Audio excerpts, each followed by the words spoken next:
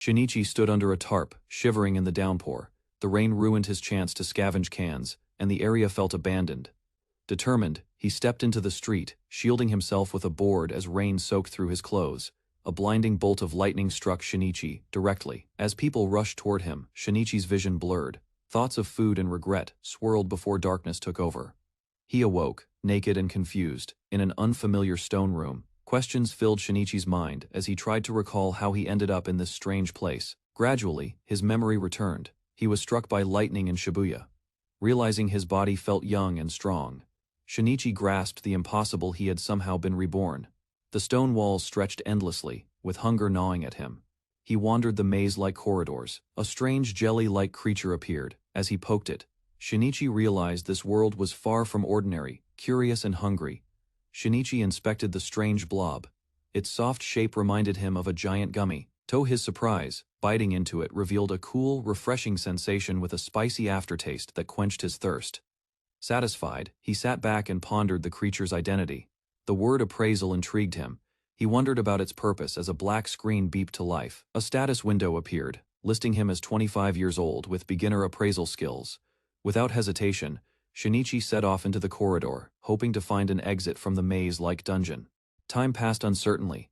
Whether it had been days or weeks, he was now running for his life from a wolf. Eventually, he managed to defeat it. Hungry, he scavenged the area for food or useful remains.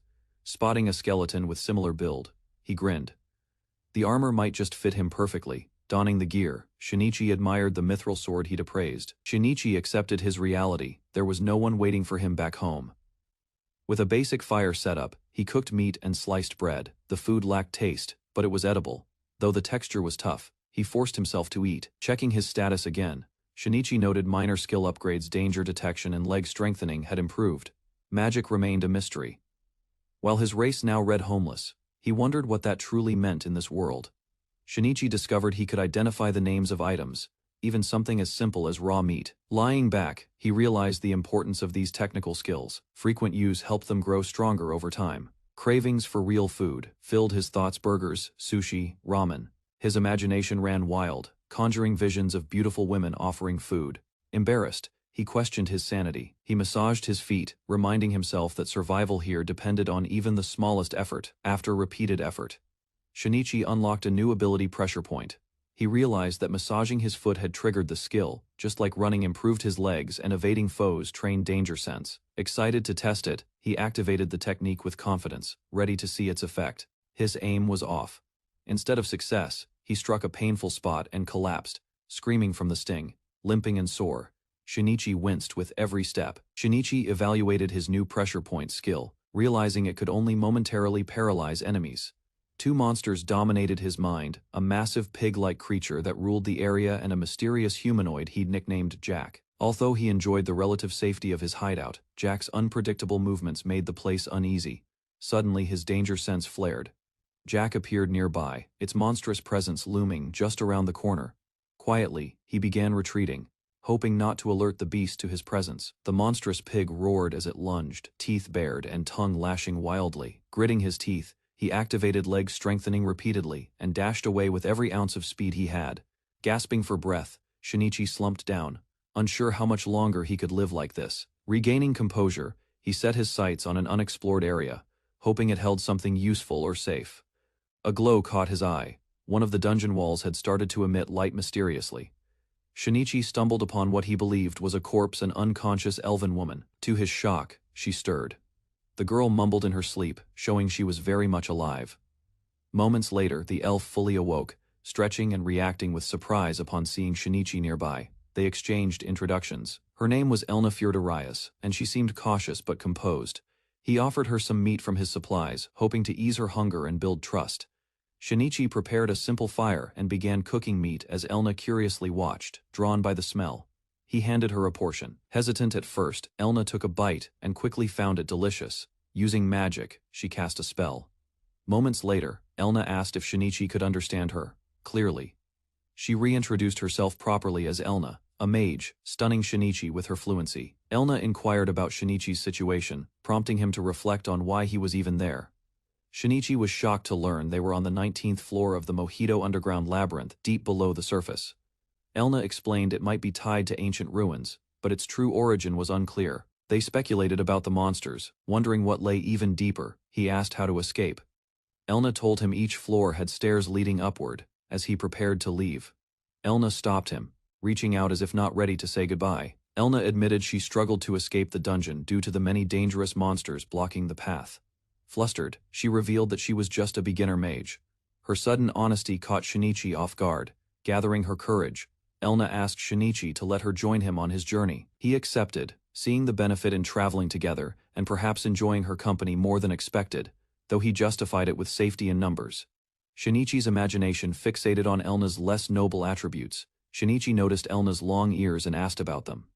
She explained it was natural for elves. During their exploration, Shinichi swiftly defeated a skeleton, clearing the hallway without much effort. He humbly noted that while skeletons were weak, many still struggled with them.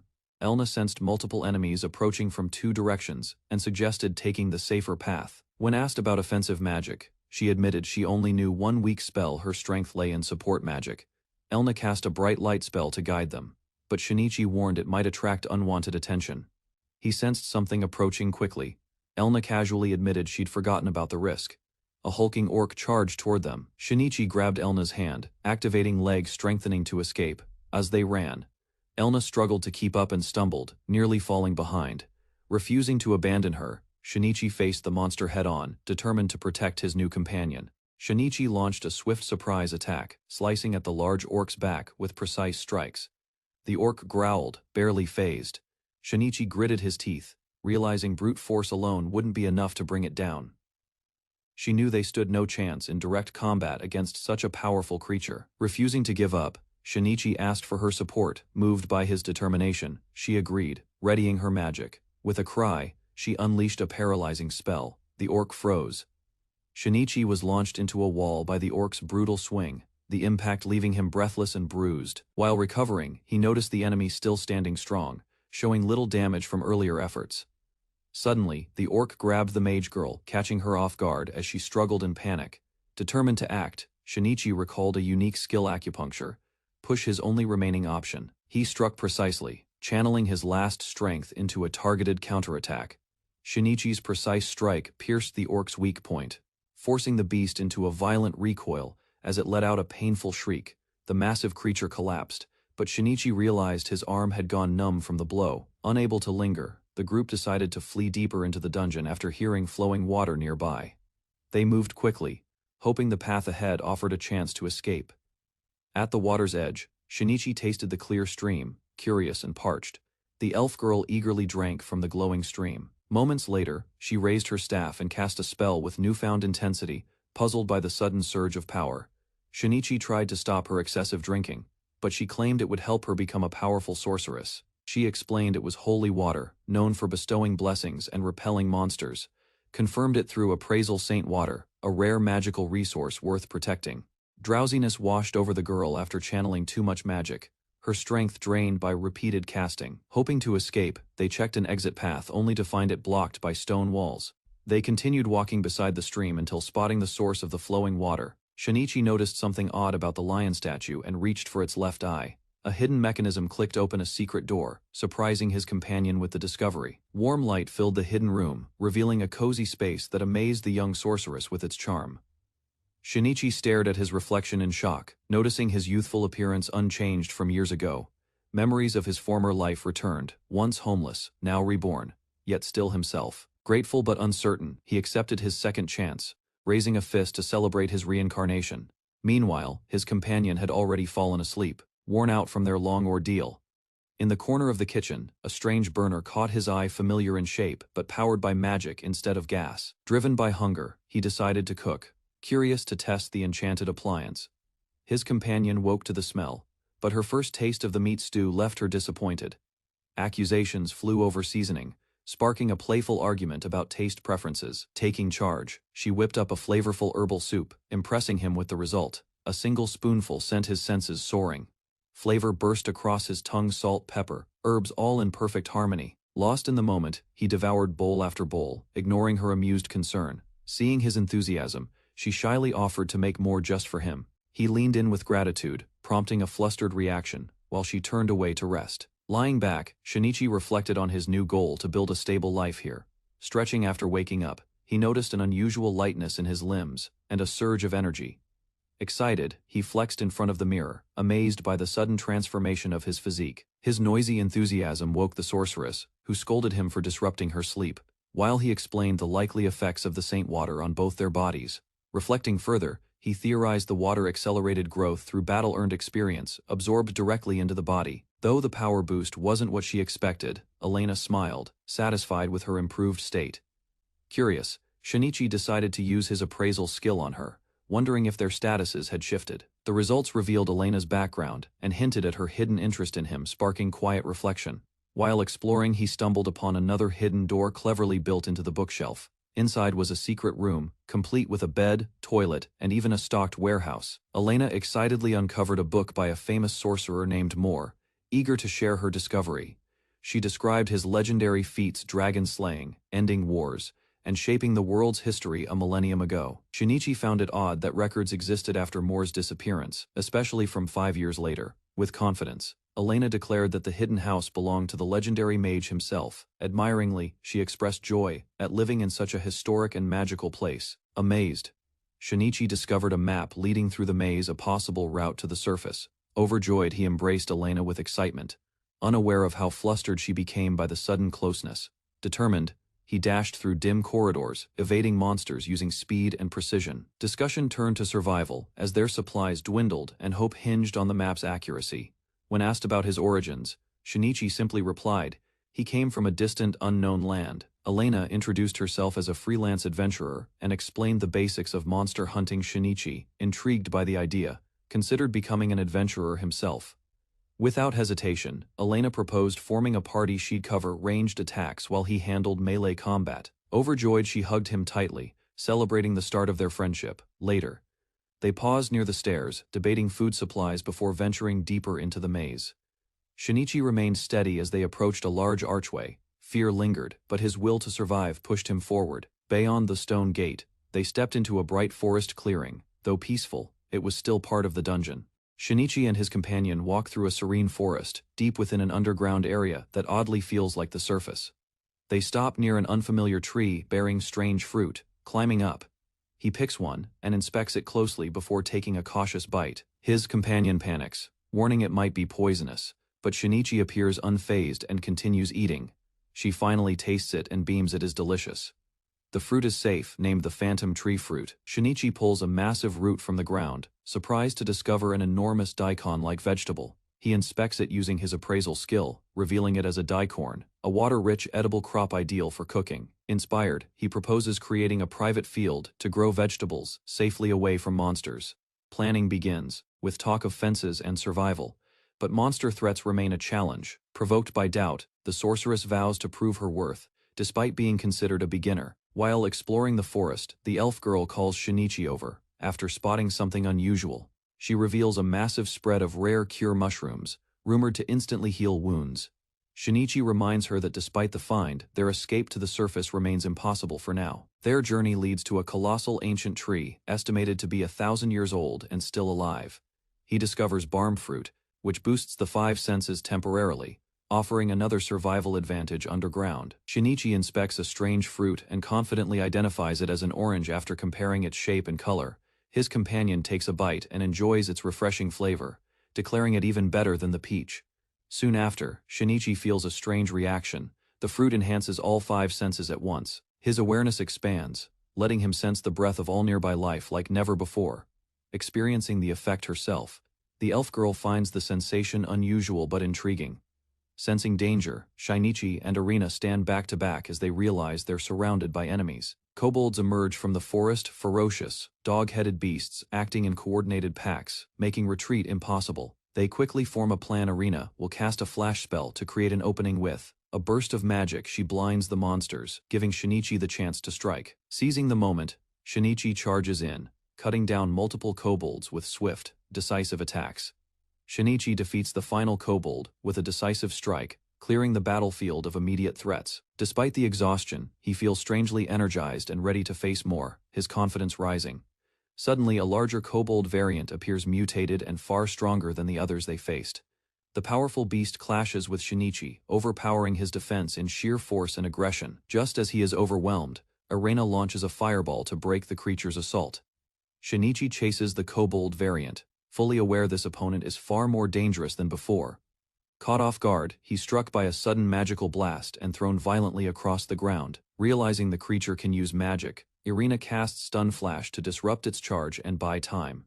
She quickly pulls Shinichi away while he struggles with temporary blindness. Later, while recovering, Shinichi reflects on his overconfidence, and Erna scolds him for underestimating magical monsters. Erna explains that Shinichi survived a direct hit from a dangerous flame bomb, an intermediate fire spell strong enough to sever limbs. Grateful and humbled, Shinichi thanks her for saving his life.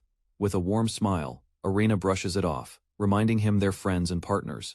Her words linger in Shinichi's mind, sparking a quiet resolve to grow more dependable. Renewed with trust, they agree to support each other moving forward as true comrades. Erna suddenly remembers the cure mushrooms and brightens up with excitement. Without hesitation, she pushes one into Shinichi's mouth, urging him to eat it quickly. His injuries begin healing instantly, and he's amazed by its effects. Erna, however, laments she can't sell them for clothes. As they prepare to return, Erna suddenly collapses while calling Shinichi's name. Concerned, he searches for her voice and follows her glowing magic deeper into the corridor. Shinichi finds Erna safe, but slightly embarrassed after her sudden fall down the stairs. Continuing through the corridor, they reach an area not shown on More Map and decide to investigate. To their horror, they stumble upon a massive pile of armored corpses. Nada sees the bodies haven't decomposed and questions why they're still fresh. Erna theorizes the dungeon itself is collecting the dead, confirming long-standing dungeon rumors. Erna concludes that monsters aren't responsible, and Shinichi speculates the dungeon itself must find the body pile useful. Ignoring her protests, he begins collecting gear, calling it scavenging, which she finds shameful.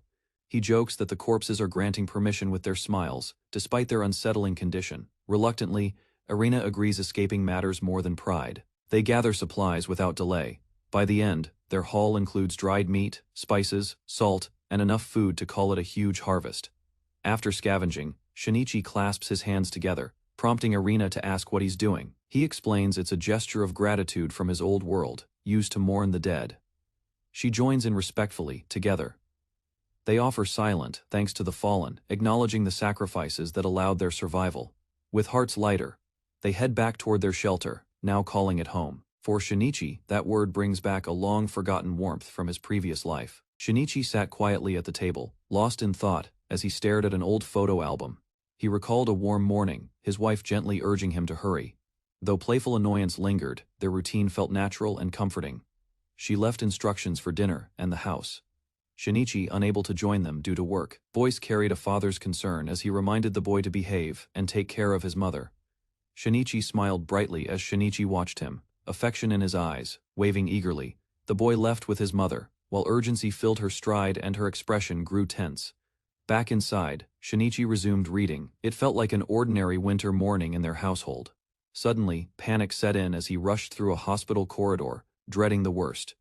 The tragedy struck hard. His wife and son, victims of a sudden accident, were already gone. Grief overwhelmed Shinichi as he faced the still bodies of his loved ones. Moments later, he awoke in a strange place, pain lacing his head and confusion clouding his thoughts.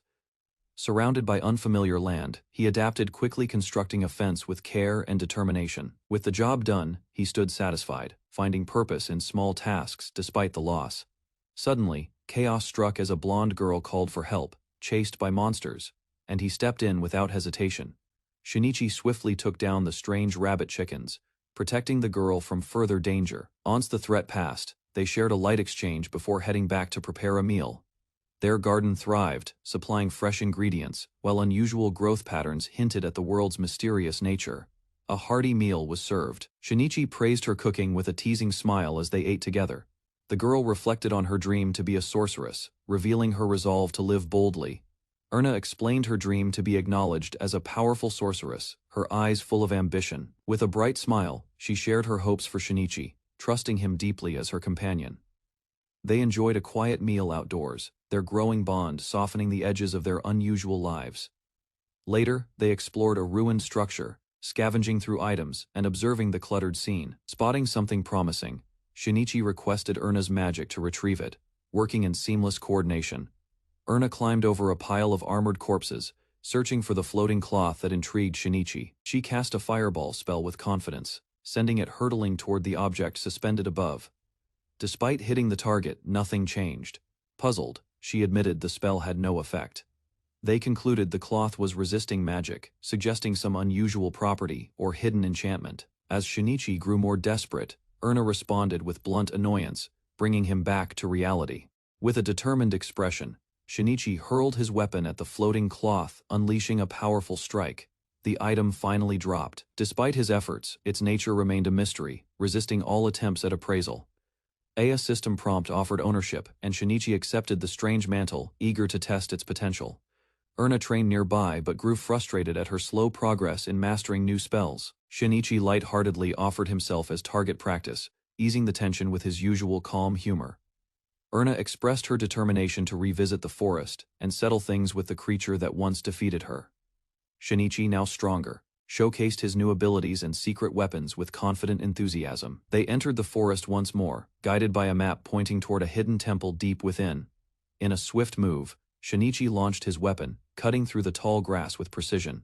Proudly, he revealed a self-made magical sword, astonishing Erna with his unexpected craftsmanship. Shinichi revealed the sword's structure, explaining how different elemental stones could be inserted into its handle.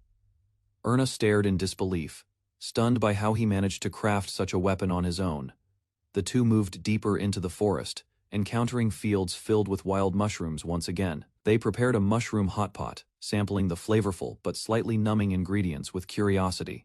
Erna enthusiastically gathered herbs while Shinichi appraised their properties, ensuring their safety and usefulness. Shinichi explained the detailed cooking process for wild herbs while Erna found it overly complex. They strolled through the woods, discussing food, family memories, and plans for hunting rabbit chicken. Suddenly, Erna detected the cries of a child and the presence of a dangerous cobalt variant. A young beastkin clung to a tree in terror as a monstrous predator closed in. With quick coordination, Shinichi called for a spell, and Erna unleashed a fireball to strike. Shinichi charged at the beast, unleashing a fierce strike, but the creature's swift movements kept him on edge. He unveiled his second secret weapon bolas and swung them with precision and confidence. The spinning cords wrapped around the enemy, restricting its limbs in a tight bind. Seizing the chance, Shinichi lunged forward, landing a powerful slash that dropped the beast. Despite the blow, the enemy rose again, revealing it had only feigned weakness. As the beast advanced again, Shinichi called out to Erna, signaling the moment to strike. She cast an electric spell, paralyzing the enemy just long enough to expose an opening. Shinichi readied his blade, activating a lightning stone and using a precise acupuncture technique. Determined to end it, he pushed forward, knowing this was their final opportunity to win. Before he could land the finishing blow, the beast retaliated with explosive force, wounding him, charged forward with a final, determined strike, ready to end the battle, with all his strength. Electricity surged as his weapon connected, paralyzing the beast in a violent burst of energy. The creature collapsed at last. Shinichi, unharmed, wondered if the mysterious mantle had protected him. Meanwhile, Erna comforted the injured beastkin child, offering a cure mushroom to aid his wounds. Relieved, Shinichi examined the silent boy, curious about his condition and grateful the fight was over. Shinichi discovered the child was a holy beast, once abandoned and now wandering the forest alone. Shinichi encountered a small, mysterious beast with animal ears. Erna examined it calmly. She described it as a sacred being respected, like a god in some places. Shinichi listened closely. Memories surfaced as he looked into the child's face, stirring quiet emotion from his past. With a composed tone, he clarified they were strangers, not companions. He turned to walk away. Their journey continued into the forest where Erna pointed out rare mushrooms growing nearby. Shinichi identified a mushroom, wondering if it was safe. Erna warned him it was poisonous. They spoke of origins. He revealed his homeland, the Rogus Kingdom, and hinted at reincarnation. As they walked, Erna noticed movement in the bushes. Something large was approaching. A beast lunged from cover, catching her off guard in an instant. Before the attack struck, the sacred beast child intercepted it, slashing the monster mid-air. The beast child collapsed from exhaustion. Shinichi caught him and checked his condition. He offered dried meat after fruit failed to help. The child quickly devoured it. Erna observed the child growing attached. They both questioned what should happen next. Shinichi suggested bringing him along, confident the boy could be useful if fed properly. While the child rested, Erna asked about a name. Shinichi quietly accepted the task. After a moment of thought, Shinichi named the beast child, Perot, earning a skeptical look from Erna. Eventually, the group arrived at a temple hidden deep within the forest, its purpose unclear. Both of them examined the ancient monument. The design sparked a vague familiarity in Erna's mind. Upon touch, a system message revealed it was a transfer temple, but Shinichi lacked a destination. Erna suddenly recalled a matching temple near the maze entrance, confirming its link to surface travel. Shinichi triggered the monument again, but the system still denied access without a transfer point. With no other option, he decided they would climb back to the surface on foot. Erna hesitated but acknowledged their chances. Together, they began preparing for the journey ahead. They planned food rations carefully, estimating 2 to 3 days of travel. While cooking, Erna noted Perot's deep sleep, concerned by his sudden weakness despite earlier strength. Shinichi noticed something near Perot's mouth. An appraisal revealed a piece of poisonous red mushroom. Realizing the child had eaten it, Shinichi recalled the earlier battle and felt partially responsible. Erna cast healing magic, successfully drawing out the poison as Perot coughed weakly. Shinichi reflected on his past and vowed to be more cautious guiding Perot later. He questioned the poison's effects, but remained confident the mushroom was edible. Steam rose from the pot as Perot bolted toward the food in excitement. Shinichi called him back. Chairs scraped as they gathered around to eat. Perot's joy lit up the table. After burning his tongue, he mimicked Shinichi's method and tried again, smiling with satisfaction. She suggested teaching him words. Responsibility for that quickly shifted to Shinichi. In return, Erna requested new clothes upon reaching town and offer. He accepted without hesitation. Erna encouraged Perot to study, holding his hands with cheerful determination. While discussing clothes, they realized nothing in their supplies would fit a child. Resourcefully, she stitched a set using discarded materials, and it fit him just right. In the following days, Perot helped around the house, proudly completing simple tasks. His efforts impressed them both. Speech began forming, and his growth became undeniable. Erna returned victorious, holding up a chicken she had defeated using electric magic. Even with their efforts, food remained scarce. Both Erna and Perot had shown steady growth. Danger emerged when a tiger bison appeared nearby. Shinichi stepped forward without hesitation. A single strike brought the beast down, impressing his companions and securing fresh meat. During rest, a sharp remark from Erna suggested it was time for a bath. Warm water filled the tub as preparations wrapped up. Steam rose gently as the firestone activated. Curious eyes watched from the side. Though hesitant, Erna admired the effort put into the bath. Laughter echoed as splashes turned into a full-blown water fight between the two in the tub. Supplies packed and weapons ready. The group gathered at the door with firm expressions. 2 months had passed. Determined steps marked the beginning of the journey toward the surface. 20 floors beneath the surface were finally behind them. Departure had come at last. Curious about the outside world, Perot listened as Erna described its light and abundance. Meat dominated everyone's thoughts. Bellies rumbled as they pressed forward toward the next floor. Stillness filled the corridor until claws scraped and growls echoed. Danger approached at speed. Without waiting, Perot charged ahead, declaring he would handle the threat alone. Claws flashed as Perot launched forward, tearing through the beasts in swift, brutal strikes. Moments later, blood stained the ground, and his enemies had fallen. Pride shone in his stance. Confidence remained strong as they moved on until a hulking boar-like figure blocked the path. Heavy steps echoed through the hall. Eyes narrowed at the sight of a towering threat. Recognition followed. Jack, once familiar, now stood as a looming enemy on the 19th floor. A sudden burst of speed surged through his legs as the spell activated. Charging ahead, he narrowed his focus, closing the gap between him and the enemy. Both allies stood in awe. The threat was no longer a match. With the path cleared, the group prepared to ascend to the next floor. While exploring the dungeon, the group came across a hidden staircase. Shinichi examined the body and joked about its resemblance to pork, prompting puzzled reactions from his companions. Wasting no time, he knelt down and began slicing into the corpse with practiced ease. Horrified, the elf objected, stressing that orcs and other humanoid monsters weren't edible. Unbothered, Shinichi explained, he skipped kobolds not for ethics, but because he genuinely liked dogs. A new skill called Skill Pickup appeared on Shinichi's menu. The skill failed on the elf, leaving her disappointed but still intrigued. They ventured deeper into the corridor and discovered a large treasure chest tucked in the corner. Seeing her chance, the elf greedily reached in, eager to claim the loot before anyone noticed. Suddenly, the chest sprouted teeth and bit down hard, startling everyone as Shinichi rushed toward the chaos. Trapped in the mimic's jaws, the elf cried out desperately, struggling to break free from its grip. Shinichi approached calmly, pointing out that her greed had triggered the ambush. Guided by her instructions, he drove his blade into the creature's weak spot, delivering a precise finishing blow. Afterward, they treated her wounds while discussing the mimic's traits and possible skill benefits.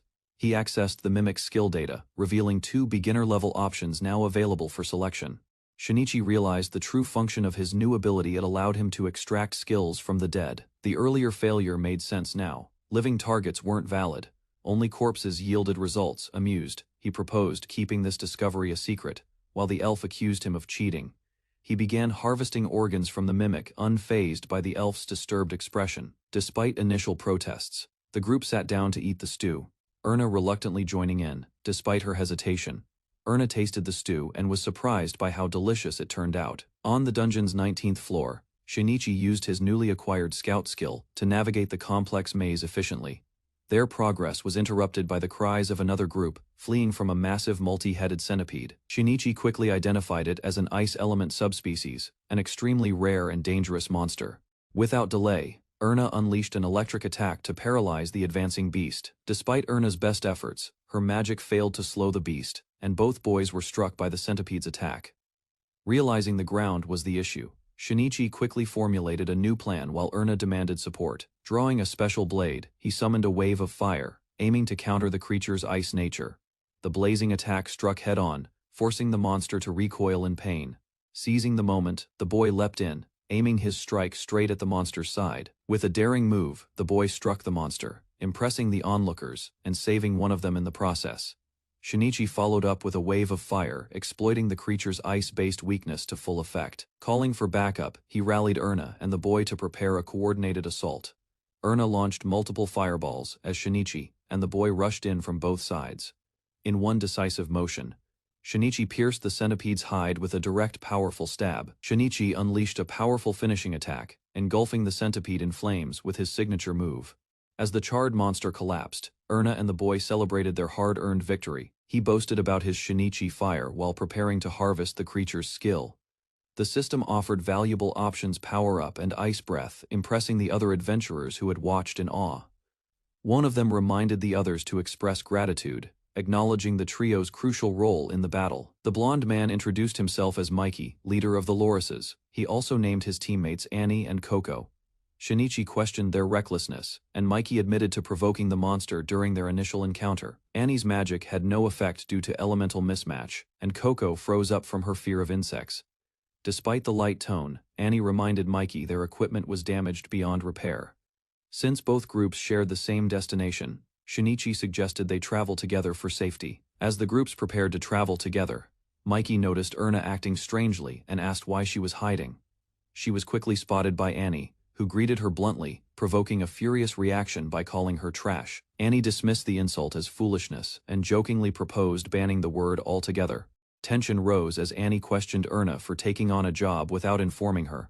Anger flared when Annie revealed Erna had been missing for an entire month without contact. An emotional reunion unfolded as Annie embraced Erna, expressing deep relief that she was safe.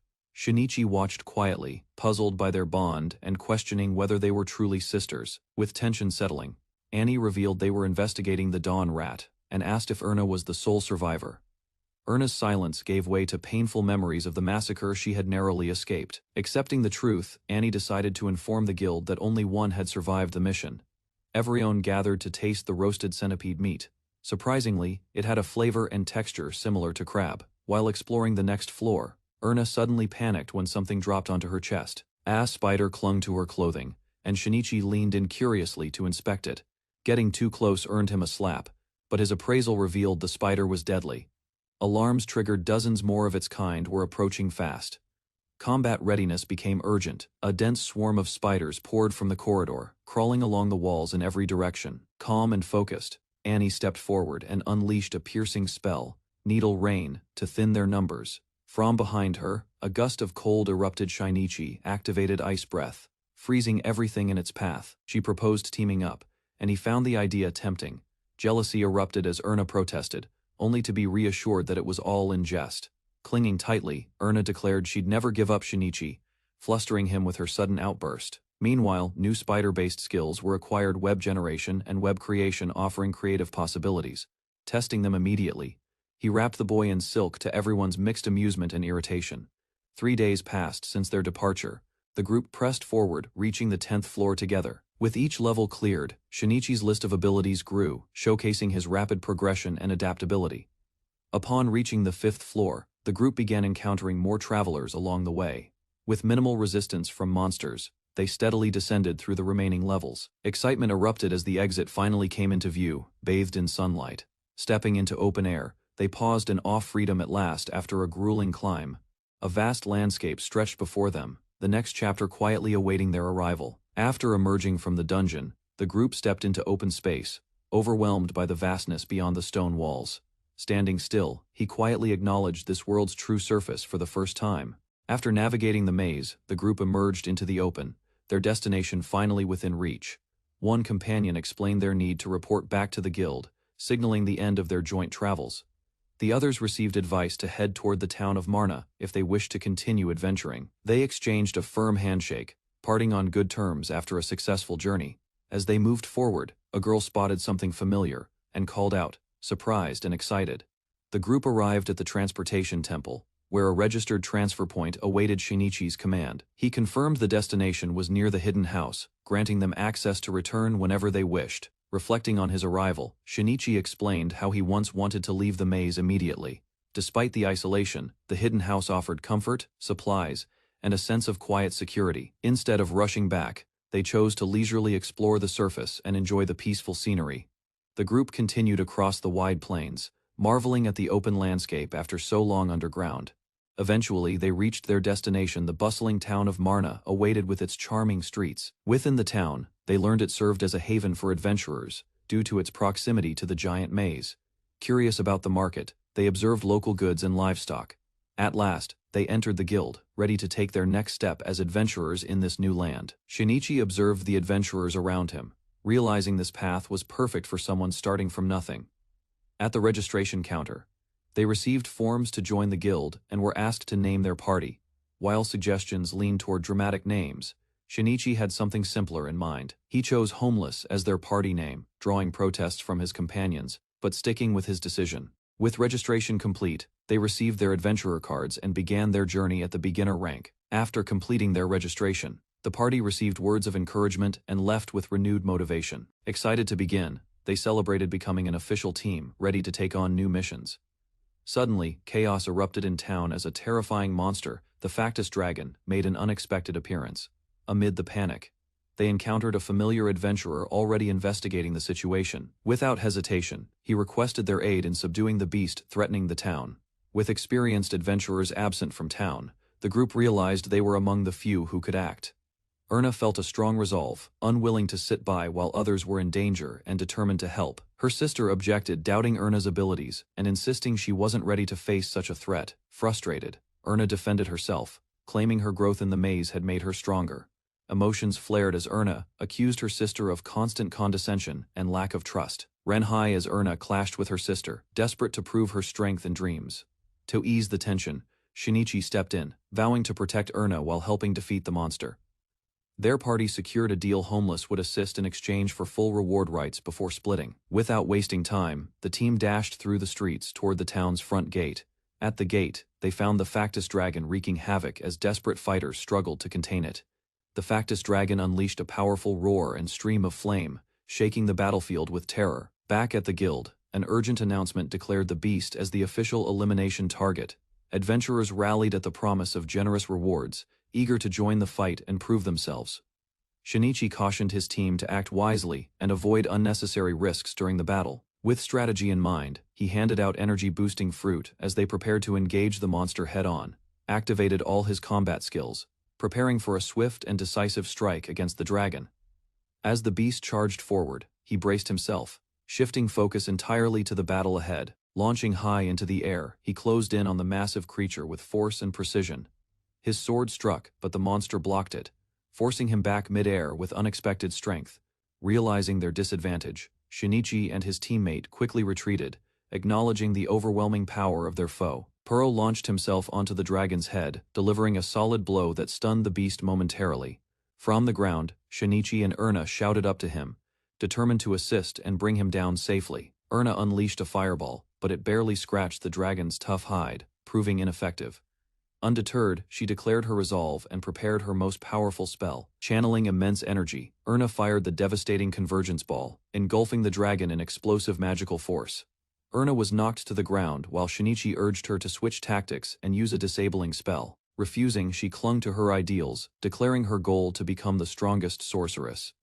Shinichi noticed unusual glowing spots on her back and began a magical appraisal. The result revealed a healing acupoint, unlocking her potential for higher-level magic. While examining Erna's body, the man discovers a hidden acupuncture point. He realizes that Erna's latent magic is blocked due to a mysterious affliction, visible as a mark on her back. Trusting the results, he prepares to treat her condition using acupuncture. Erna questions his method, unsure if it will heal her. Before they can proceed, a powerful beast charges at them, with urgency in her voice.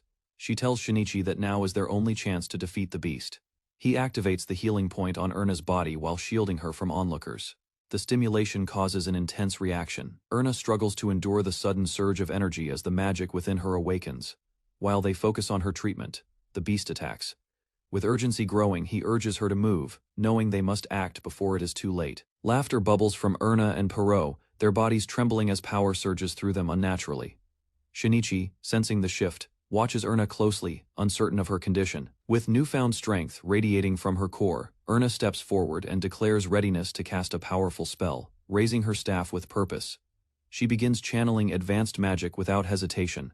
A massive pillar of flame erupts, her unleashed power crashes down upon the charging beast. Memories of failure echo in Erna's mind, her father's rejection, and her desperate apology still haunt her. Determined to prove herself, she recalls her vow never to return home until becoming a true sorceress. Now standing over the fallen beast, she claims victory, declaring her long-sought power finally awakened.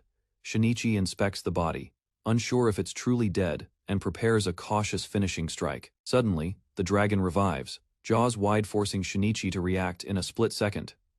Erna steadies herself, her expression sharp and unwavering, preparing for another round of magic. Without delay, she casts Flame Wall, creating a blazing barrier that shields them from further harm. She calmly explains the spell's function and intermediate technique that absorbs fire-based attacks. The monster begins to flee.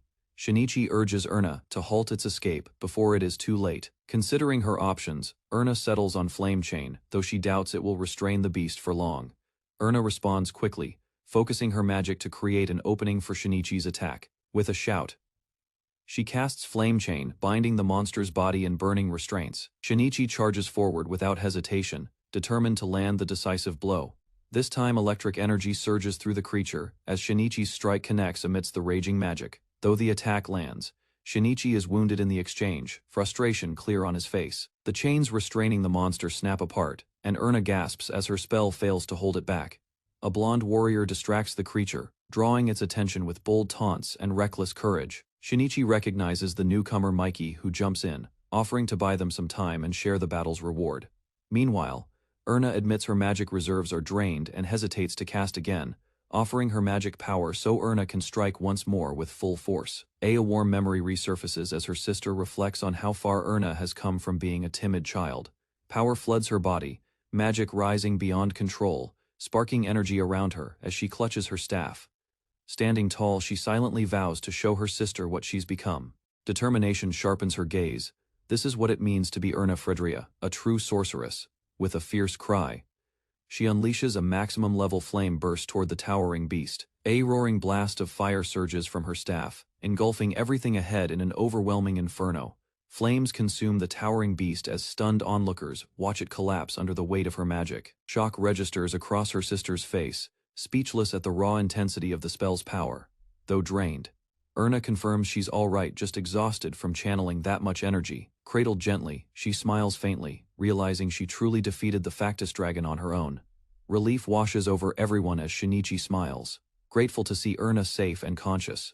Pero runs up overjoyed, praising her victory while noticing her battered condition. She embraces him gently, recognizing his courage during her absence from the battlefield. Nearby, Mikey teases the group, while Shinichi quietly acknowledges how they've consistently exceeded expectations. Kneeling before her, Shinichi thanks Erna, sincerely crediting their hard-won victory to her strength. Warmth fills her chest as a gentle hand rests on her head. Exhaustion fades, replaced by quiet satisfaction after the long battle together. They prepare to return. Laughter breaks out as she proudly claims her new title, spirits high after the hard-earned victory. The day begins with calm outside the newly built home in the otherworld. Suddenly, the elf girl barges in, clutching a bundle as she searches for Shinichi. Without warning, Shinichi steps onto the wall and begins walking across it effortlessly. While reflecting on the dragon he defeated, Shinichi reviews a list of acquired skills, debating which to unlock next from the magical interface.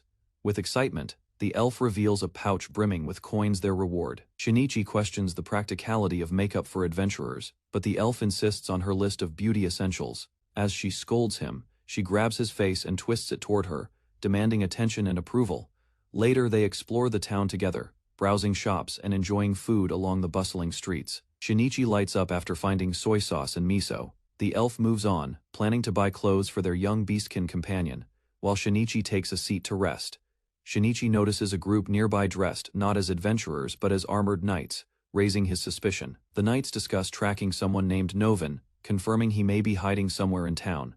Searching proves difficult as the area is wide, and the woman expresses concern over the challenge. Approaching calmly, Shinichi addresses the female knight directly, curious about their intentions. She glares back at him, standing firmly with her weapon, ready to confront the unexpected inquiry. Shinichi observes the knight with a calm stare, noting her beauty but finding her tone unnecessarily haughty. Angered by his attitude, she scolds him for remaining seated during their exchange, demanding respect. Without hesitation, the knight raises her weapon, threatening to attack unless he identifies himself. Remaining relaxed, Shinichi introduces himself bluntly as Shinichi, unbothered by the tension.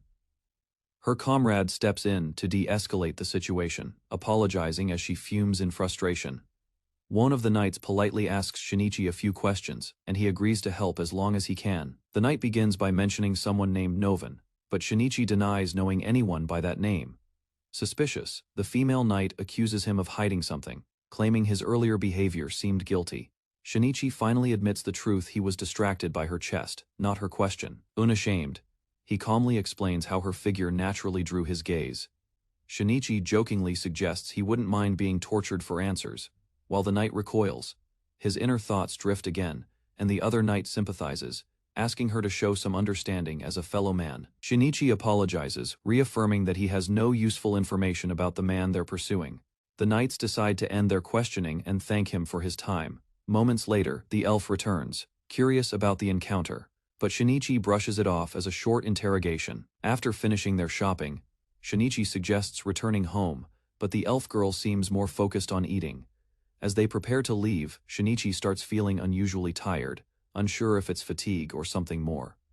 A mysterious system prompt appears before him, offering the chance to evolve into a new form. Confused, he shares the prompt with the elf, who reacts with surprise and concern. News of the evolution spreads quickly, drawing excited onlookers eager to witness the transformation. The crowd gathers around Shinichi, cheering him on after hearing he's about to evolve. Surrounded by smiling faces, he feels overwhelmed and asks for someone to explain the situation clearly. The elf girl explains that evolution is a transformation to a higher biological class. Shinichi realizes he could change his race from homeless to something more powerful or rare. Smiling warmly, the elf promises to stay by his side, no matter what form he takes. Shinichi makes his decision with confidence, accepting the evolution process without hesitation. A system message warns him that the evolution will begin in 5 minutes, and urges him to rest in a safe place. He returns to the inn and falls asleep, marking the start of a significant transformation. Waking up later, he feels drained, his throat parched and body sluggish. Despite sleeping for hours, an intense thirst overwhelms him, leaving him puzzled as he gulps down water. Shinichi wonders if his unusual thirst is a side effect of the evolution process. As he peers into the water, he's shocked to see a reflection with a third eye on his forehead. He recoils, questioning whether the monstrous image was truly him. Upon closer inspection, he confirms the red eye is real, a clear result of his transformation. Though startled, he notices enhanced vision and power, embracing the changes his evolution brought. Shinichi checks his status and discovers his new race homeless variant, leaving him both confused and curious. Though unsure of the meaning, he bursts into laughter, feeling an undeniable surge of strength. Energized by his transformation, he jumps and kicks in excitement, amazed by his enhanced physical abilities. He races across rooftops, moving with unnatural speed and agility, fully embracing his newfound power. Suddenly, he spots a woman being threatened by armed men and prepares to intervene.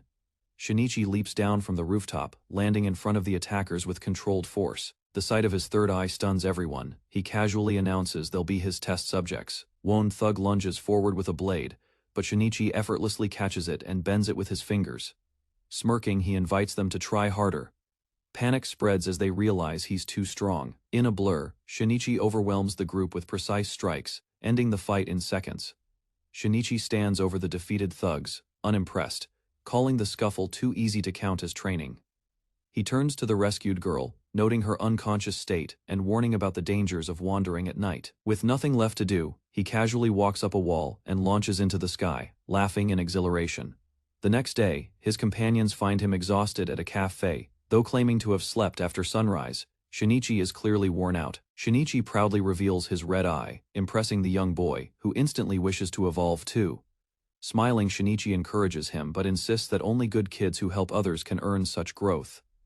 As plans shift, Shinichi suggests returning to their hidden home, though the elf girl enjoys staying in Marna. Suddenly, two knights confront him, one accusing Shinichi of causing trouble in town. They slam down a wanted poster depicting a pervert, claiming it's clearly him. Shinichi realizes the town views him as a threat due to a misunderstanding. Living here might become difficult. He quickly decides to retreat, telling his group they'll hide at the hidden house for safety. As they hurry to leave, Erna apologizes, and the group rushes out while others call after them. After returning to their hidden house, the group enjoyed a brief moment of peace, gathered around a table, planning their next steps. A discussion arose about food supplies, prompting a disagreement. The idea of starting a farm was firmly rejected, especially with livestock involved. Despite objections, a layout for pigs, cows, and chickens was proposed. Resources and land planning were mapped out in detail, showing serious intent to proceed. To secure livestock, Shinichi negotiated with a professional and planned to raise rabbit chickens in a compact garden. Though clearly annoyed, the elf girl was asked to design the garden's interior rather than assist with construction. Surveying the open field, she questioned the idea of farming in such an empty place. But Shinichi remained confident. With a decisive move, he unleashed magic to clear the overgrown grassland. Hours passed, and the team collapsed, worn out but satisfied with their effort. Fatigue and hunger slowed their progress. Shinichi realized they needed more hands if the project was to continue. Before they could regroup, a pack of tiger bisons appeared. Provoked by territory intrusion, the situation escalated. Without hesitation, Shinichi blocked the leader's charge, bracing himself for a fierce confrontation. A powerful strike followed, overwhelming the beast with sheer force and determination.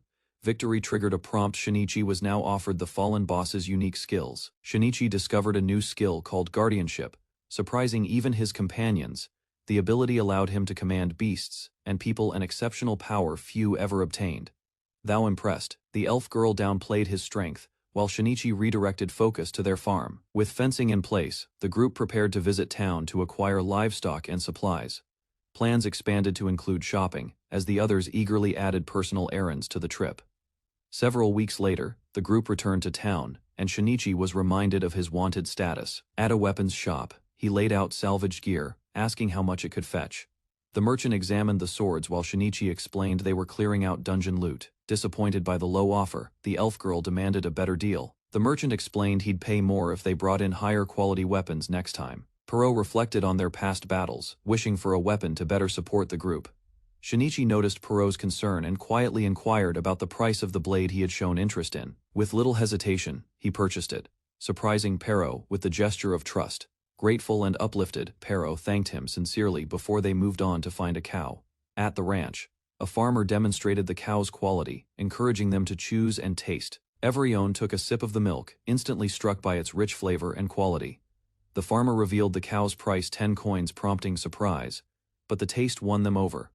Despite the steep cost, Shinichi agreed to the purchase, understanding its value for the farm. He was advised to keep the cow on a pasture as it reacted poorly to stress.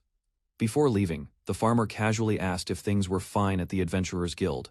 The merchant explained the guild leaders had been absent for days, distracted by foolish behavior. Even the feudal lord had grown negligent, allowing monsters to swarm the road to the next town. Rumors pointed to a girl named Karen, an influential figure possibly manipulating local leadership. The warning left Shinichi cautious, while the elf girl confirmed Karen was a threat. When asked, she brushed off her unease and suggested they continue shopping as planned. As they returned from shopping, the group struggled with supplies. The elf girl suggested using the cow to help. Pero objected, concerned for the cow's health, urging them not to overwork it. Just ahead, a strange parade marched through town, citizens cheering wildly for Karen. Shinichi realized this bizarre event must be the gathering they were warned about.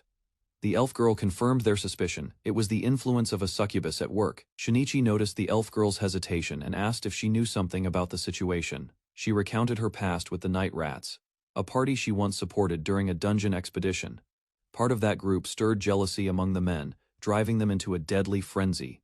Only by hiding did she manage to survive the bloodshed. Karen's true nature was revealed. She was a succubus, manipulating others for unknown motives. Under the full moon, Karen took flight, her goal clear: to seize control of Marna and wipe out adventurers. Advancing through the streets, concern grew as suspicion turned to certainty about her tactics. A hostile crowd soon blocked the way, shouting threats and demanding punishment under Karen's influence. Blind loyalty drove them to call for blood, eyes void of reason. Blades drawn, the group stood surrounded, unsure how to break through the madness. A group of civilians, weapons in hand, advanced with blank stares and tense bodies. Without hesitation, Shinichi rushed in and swung his blade.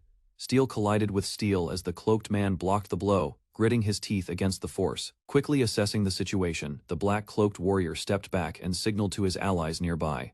Lightning surged across the square as the female mage cast a paralyzing spell. Bright arcs danced through the air, crackling as they struck. Taking advantage of the opening, the swordsman moved in. He struck Shinichi cleanly in the chest, then followed with a powerful kick to the ribs. The manipulated civilians were thrown back by a sudden force, landing hard on the stone pavement. Shinichi pushed himself up slowly, his body shaking. His vision blurred as he tried to remember what had just happened. Sitting among the others, a man with long hair held his head. He introduced himself as Novan, clearly confused. Grimacing, Novan clutched his skull as memories flickered back. The mention of attacking others left him stunned and speechless. Panic set in as Novan reached out. He pleaded for help, revealing the terrifying truth: something, or someone, had taken control of their minds. Novan suddenly tightened his grip, eyes wide and trembling. His body tensed as a new wave of control surged through him, catching Shinichi off guard.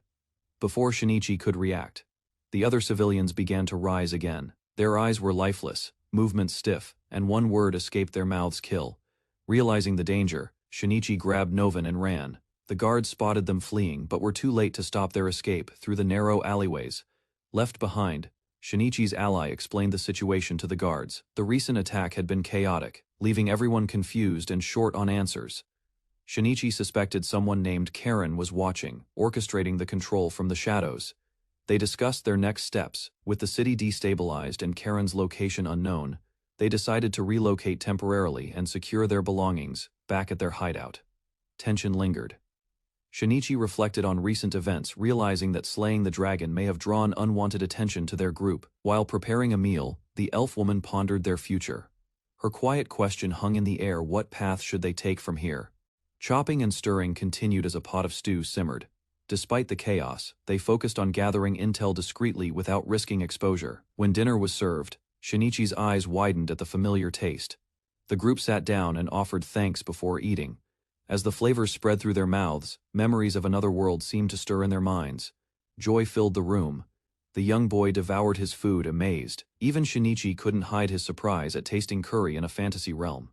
As he took another bite, a message suddenly appeared before him, asking whether to evolve Elena Fredria. Elena noticed the shift and asked what happened. When he shared the question, everyone turned to her in shock. With curiosity and hesitation, Shinichi confirmed his decision. His finger pressed yes, sealing an unknown change that was now set in motion. A new message appeared in front of Elena, announcing that her evolution would begin in 5 minutes and warning of intense drowsiness. Shinichi calmly pointed out the message, confirming he hadn't been joking. Elena, now startled, finally understood the seriousness of what he triggered. Rather than resisting, she accepted the situation with curiosity, wondering aloud about the cause, perhaps the dragon, or the sacred water. Moments later, thirst overwhelmed her. She stumbled to the counter, guzzling water, as the transformation drained her strength. When it ended, Shinichi used appraisal magic. The result revealed Elena's true nature, an evolved elf with command over multiple elemental attributes. Shinichi looked puzzled, questioning Elena's unusual magical attributes, and what being a pure blood elf truly meant. With manic excitement, Elna declared her power had increased, laughing triumphantly. Shinichi tried to calm her, while Puro watched nervously from behind. Elna explained the history pure blood elves were the original race, dominant due to their unmatched magical abilities. Their strength declined after intermingling with others. If pure bloods were superior, then Elena's evolution seemed more like a return to origin than progress. To prove her new strength, Elna summoned water magic. A glowing orb formed in her hand as she launched a refined aqua ball with precision. Elna proudly displayed her enlarged aqua ball. Its size had doubled, bouncing with power. Shinichi speculated whether it was a new enhancement skill. The young boy watched in awe, wondering when he would gain the chance to evolve. His frustration surfaced as he imagined controlling power that large. Trying to ease his doubts, Shinichi explained that Elena's earlier evolution was only due to her age. Smiling brightly, he raised his arm with renewed determination, vowing to become stronger and prove himself too.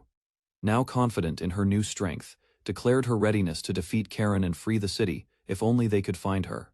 The party entered a quiet part of the city. Though peaceful on the surface, a tense atmosphere lingered as they advanced toward their next lead. Elna wondered if others were staying alert. Shinichi observed that everything seemed calm, but he remained cautious. With the guild closed, they had no choice but to gather information by asking around. Shinichi paused, sensing something unusual nearby. A heated exchange broke out nearby. A frustrated woman accused someone of entering the dungeon. Shinichi encountered a familiar man who admitted things were getting harder. He finally introduced himself, suggesting cooperation was now necessary to move forward. Introductions were exchanged swiftly. Shinichi identified his group as homeless, while Gale revealed his position as commander under Duchess Medill. Recognition sparked. Gale recalled hearing about a party that defeated the factus dragon. Homeless fit that description. Without delay, a request was made. Gale needed support with a task he wasn't supposed to speak of openly. The mission involved tracking down someone important. Novin, the missing son of Duke Medill. Cooperation was crucial. Rather than rejecting it outright, Shinichi listened, considered the situation, and agreed to assist in the search. Orders from the Lord demanded Novin's return. Gale admitted the young noble had slipped away alone, driven by his craving for adventure. New intelligence suggested he'd reached the 30th floor of the Mojado labyrinth. Traveling with a skilled adventurer, immediate action was needed. Both guards acknowledged homeless as frequent visitors to the labyrinth, and the ones who slew the factus dragon. Details about Novin surfaced. 17, slim, with parted dark hair. Gale hoped for help in tracking him down. Recognition flashed. Shinichi realized they had already encountered someone matching that description just the day before. Reactions grew tense. Shinichi revealed Novin had fallen under a succubus's influence, and basic protection wouldn't be enough to break the spell.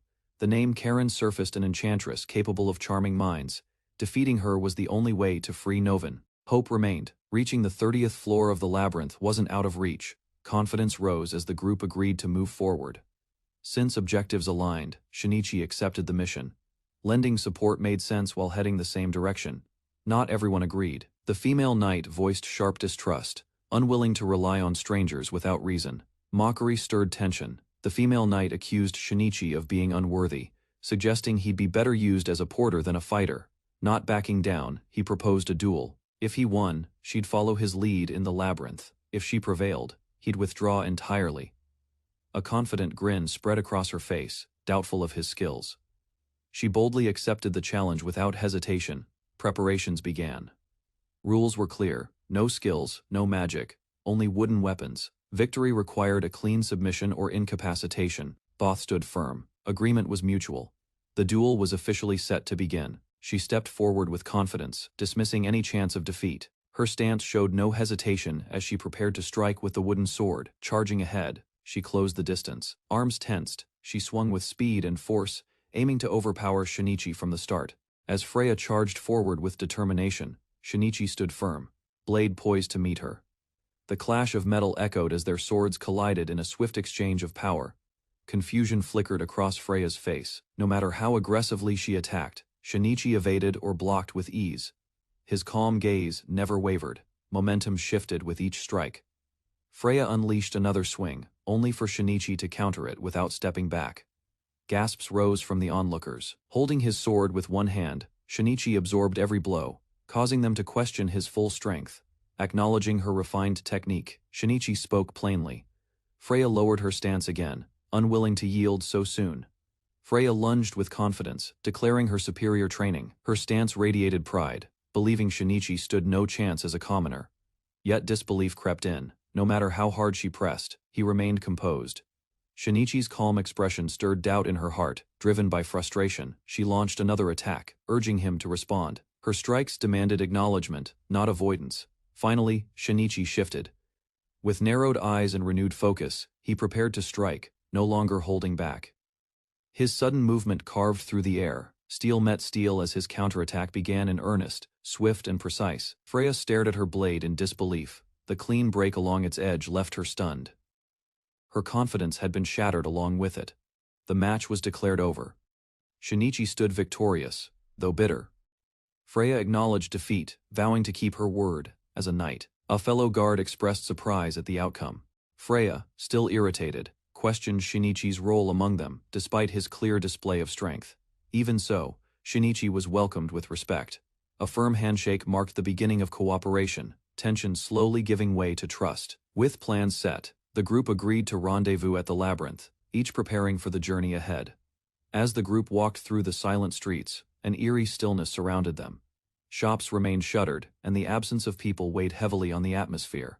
Concern shadowed their faces. The elf woman questioned their chances of success, but Shinichi offered quiet reassurance, confident despite the unease.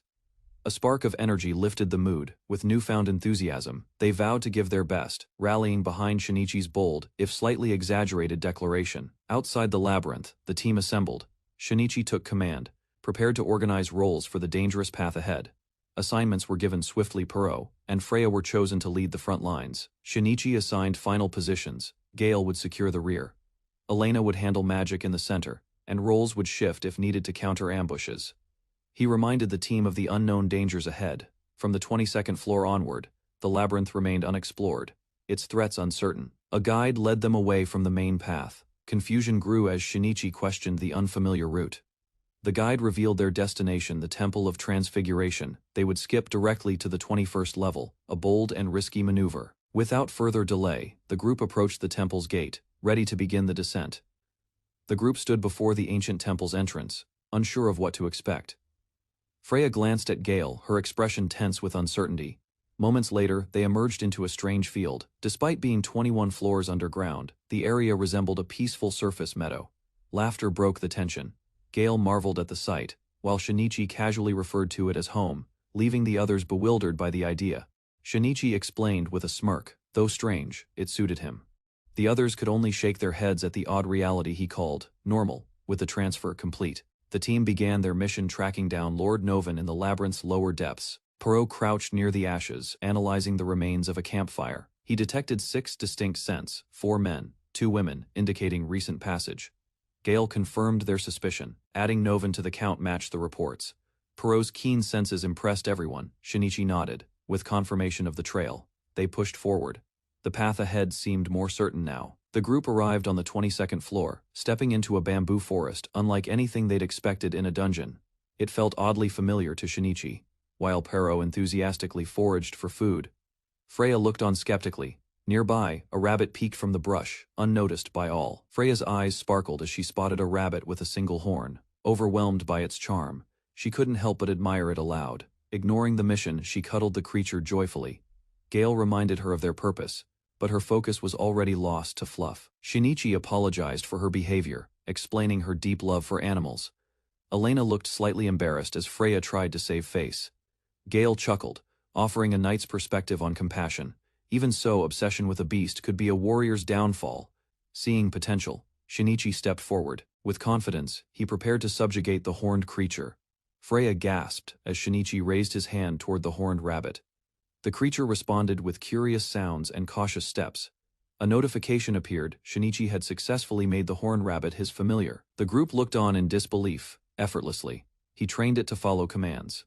The rabbit obeyed, hopping and placing its paw gently in his hand. Freya was stunned. Despite its obedience, Shinichi noted its limited usefulness. Freya, however, was shocked by his ability to tame it so easily. As awe turned to confusion, Gale questioned Shinichi's true nature. Freya, unwilling to part with the creature, protested in dismay. held up a skull, and innocently asked if it was edible. Shinichi and Elna quickly shouted in alarm. Those were human remains. The bones began to stir. A swarm of skeletons rose from the ground, weapons in hand, and empty eyes glowing with menace. Elna prepared a powerful spell, disgusted by the undead. Before she could act, Shinichi intervened, catching her off guard with an unexpected grab. As she reeled back and kicked him in frustration, Shinichi calmly mentioned he had a different idea he wanted to test. Laughing to himself, he ignored Elena's glare. She sighed, realizing she wasn't actually dying, just stuck with someone unpredictable. Shinichi extended his hand toward the undead, commanding them to become his familiars. Elna watched in disbelief, realizing his intention. The process proved more difficult than with the rabbit. Beads of sweat formed as he continued the subjugation ritual, urging patience. A moment later, the skeletons bowed in submission, newly bound by Shinichi's magic. They transformed into a unique class, homeless skeletons, far stronger than before. Gale, startled, asked for an explanation. Shinichi admitted he possessed a skill to turn monsters into allies, something he hadn't revealed earlier. Freya and Gale struggled to accept it. A beast as a companion was strange enough. Undead servants were beyond their expectations. Frustration bubbled in Freya despite her praise, unable to hide how much she envied the rare ability she had just witnessed. Without warning, a strange sensation stirred within Shinichi. The eye on his forehead activated, reacting to the skeletons nearby. A surge of energy passed through him. Before long, a new form emerged: golden skeletons, imbued with light and dark, unlike anything seen before. As realization dawned, he linked their transformation to the power of his third eye, which seemed to trigger during familiar bonding. His new undead companions stood ready, voices united in loyalty. Whatever orders awaited, they were prepared to serve. One skeleton stood out with its golden shine. Recognizing its presence, Shinichi named it leader of the group. After some playful debate, he settled on the name Skeletor. While Gale approved, Elna remained unconvinced and uneasy around the undead companion. Deeper in the bamboo forest, a monstrous brute attacked. Freya and Gale immediately engaged, weapons striking in sync. From the shadows, wolves lunged only to be intercepted by a storm of bones. Skeletons launched into action, clubs swinging without mercy, thou effective. Their loud rattling annoyed Elna. Gale acknowledged their strength, but couldn't deny the chaos they brought with them. The group reached the 23rd floor after navigating the dense bamboo terrain. Perot called out, having discovered a descending staircase hidden in the overgrowth. Stone steps led into a darker area below. Signs of past movement littered the ground, raising concerns about what lay ahead. At the bottom, a vast swamp spread out beneath the open sky. Oversized insects hovered across murky waters. None expected a terrain shift so drastic. Progress continued into unfamiliar, uncharted territory. A group led by Shinichi approached the wooden pier, ready to descend into unexplored territory. To identify the threat, Shinichi used his appraisal skill. The result revealed the insects as mojito dragonflies, a species exclusive to the Great Labyrinth. Shinichi pondered the reliability of his appraisal, suspecting his accuracy had improved. His companion questioned the rarity, but there was no time for debate as the swarm grew hostile. One of the elf mages stepped ahead, raising her staff without hesitation while others waited for her lead. A rapid series of fireballs erupted from her magic, colliding with the incoming dragonflies. Explosions burst across the dock as fireballs struck the incoming dragonflies. Wings burned mid-air while some creatures plummeted into the lake, unable to withstand the assault. The aftermath left the team stunned. One warrior questioned the elf's immense power, comparing it to spells from the royal court. A glowing interface appeared before Shinichi. It offered him a choice of skills: clairvoyance or flight, both at intermediate level. New energy surged through him as the flight skill activated. Shinichi launched upward, wings of magic lifting him effortlessly into the air. Floating just above the ground, he stabilized his posture. Confidence settled in his eyes as he prepared to test his new power in full. Shinichi hovered above the ground as his companions gathered around him. Some were impressed, while others were surprised by the subtle effect of the flight skill. He observed the altitude and noted its low lift. While analyzing, a large frog crept nearby, its wide eyes locked on him. Suddenly, the frog lashed out its tongue, aiming to catch him off guard. Shinichi swiftly reacted and grabbed it mid-strike. Using appraisal, he confirmed it was a mojito frog, adolescent stage. Though classified as D rank, it held culinary value in some regions. The girls recoiled in shock, but Shinichi didn't hesitate. He struck the frog with precision, neutralizing the threat in a single blow. Shinichi acquired another skill, this time unlocking underwater adaptation. Though surprised by his own rapid growth, He recognized its potential usefulness. He knelt beside the defeated frog, preparing to dismantle it for materials. As they prepared to leave, an unusual shape nearby drew their attention. Its size and stillness made it look like an oddly shaped boulder. Realization struck. Shinichi and the others froze as a strong odor revealed the truth. This was no rock, but another frog, far larger and alive. Rising before them stood a towering frog, dwarfing the previous one. Its looming form cast a shadow over the group, signaling a new threat had arrived. Faced with the towering frog, panic set in. Shinichi and the others turned and sprinted down the dock, driven by instinct to escape at a safer distance. They regrouped. Shinichi questioned why magic couldn't drive the creature away, frustrated by the obstacle blocking their path. The elf explained the risk. A misfired spell could damage the bridge, and falling into the swamp would expose them to more danger. Instead of fighting, Shinichi proposed a retreat strategy. They didn't need to defeat the frog, only make it leave.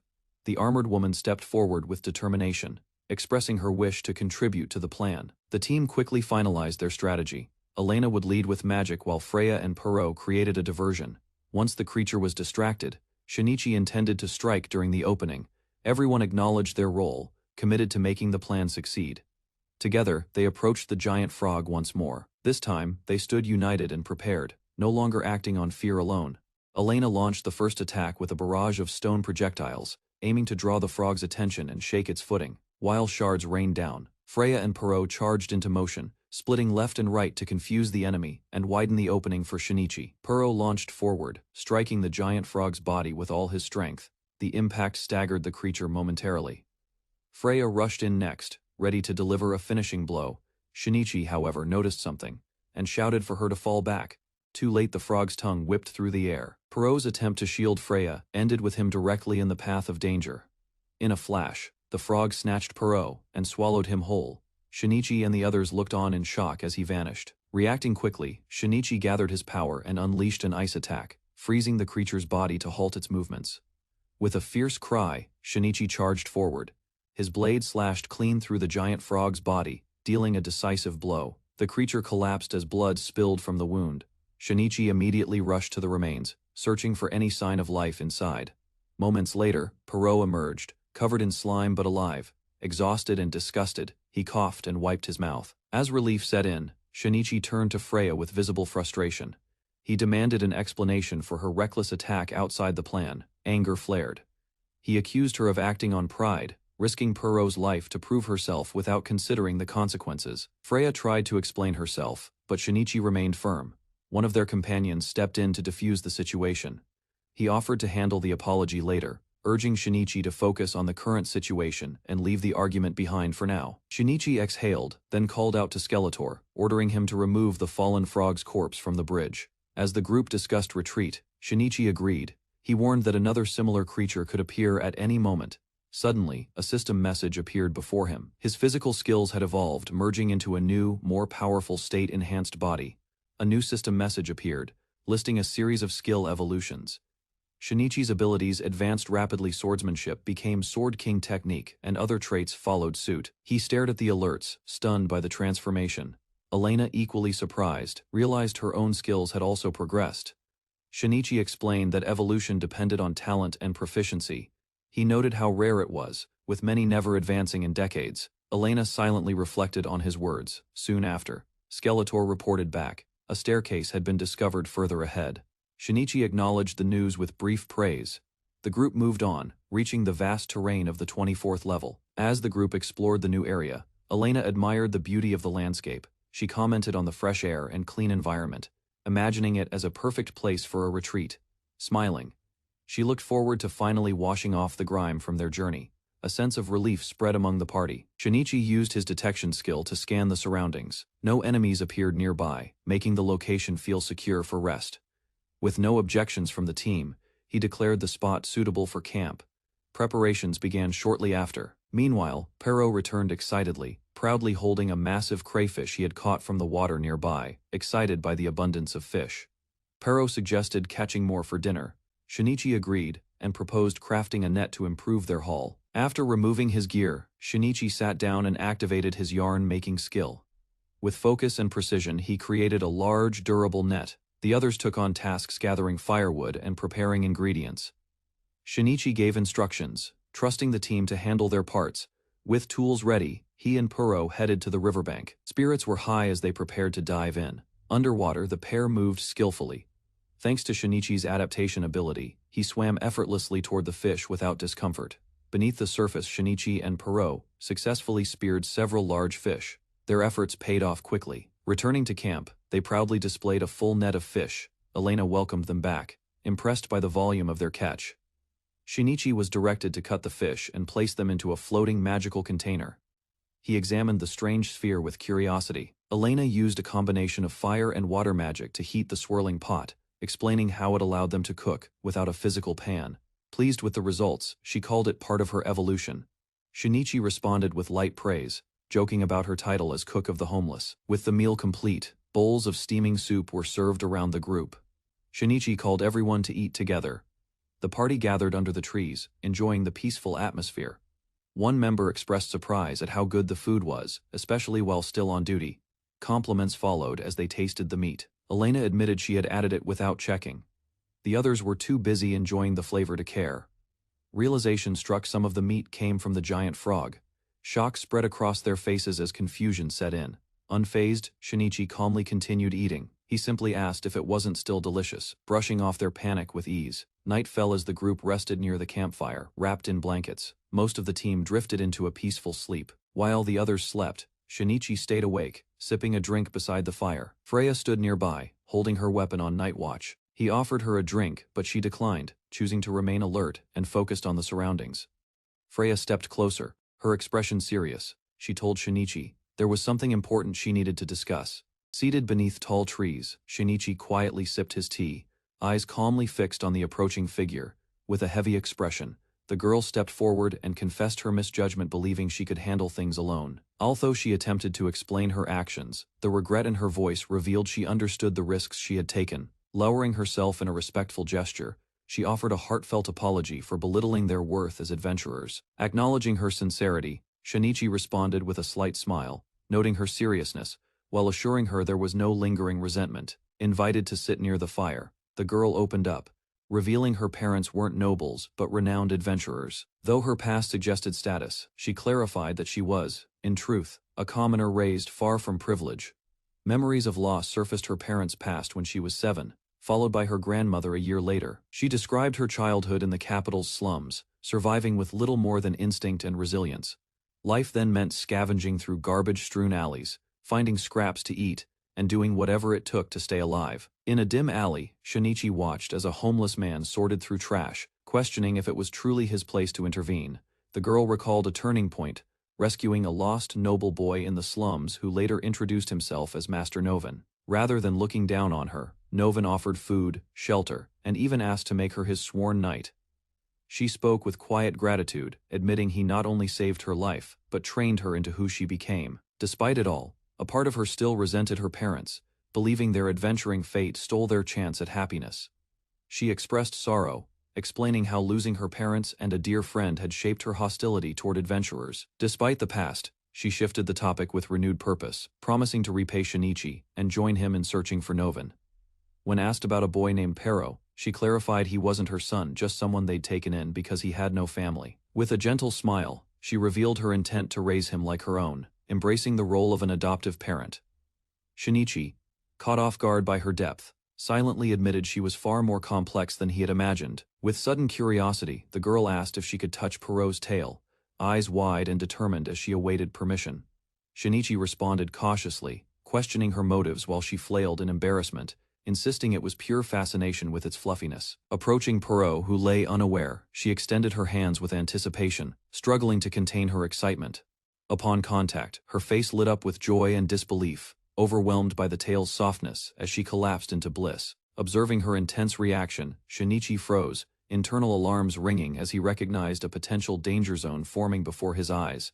Shinichi issued a sharp command as the skeleton servant handed him his gear nearby. The girl alerted others of incoming enemies. He scanned the area urgently, searching for the threat until his eyes locked onto movement reflected in his crystal. Above the treetops, massive wings cut through the sky, a group of feathered beasts descending rapidly from above. A fierce griffin landed before them, its talons striking the ground as Shinichi stared it down with focused resolve. Despite warnings, he stepped forward calmly, unleashing magic that engulfed the beast in a blazing, effortless counterattack. Shinichi gave a decisive order, commanding his skeletal familiars to restrain the beast before it could attack. Chains of dark magic lashed out from bony hands, wrapping tightly around the griffin as it roared in frustration. While allies observed with interest, he speculated on the spell's origin, amused by how effectively his summons carried out the subjugation. Despite warnings, he remained calm, assessing the creature's reaction and noting the slow progress of the taming gauge. Choosing an unorthodox method, Shinichi patted the griffin gently, coaxing it with soft words and careful strokes to win it over. While others doubted his method, Shinichi offered the griffin daily pats in exchange for loyalty, and to everyone's surprise, it worked. AA system prompt confirmed success. He had tamed the beast, now designated a new species with immense potential, the homeless griffin. The group reacted in awe. One girl melted at the griffin's fluff, while others wondered if she'd grown overly attached. Questions followed about Shinichi's ability. Could he command other magical creatures? He explained, it came down to skill and control. Considering future plans, he smiled at the suggestion of using more griffins as a mode of transportation for the team. Excited by their success, Shinichi rallied the group to hunt for another griffin, catching some of them off guard with the sudden decision. Hers into their trek, exhaustion set in. The group wandered deeper into the forest with no clear result, frustration building. Suddenly, one of them discovered something odd: scattered, wooden wheels resting among the trees, signs of recent activity.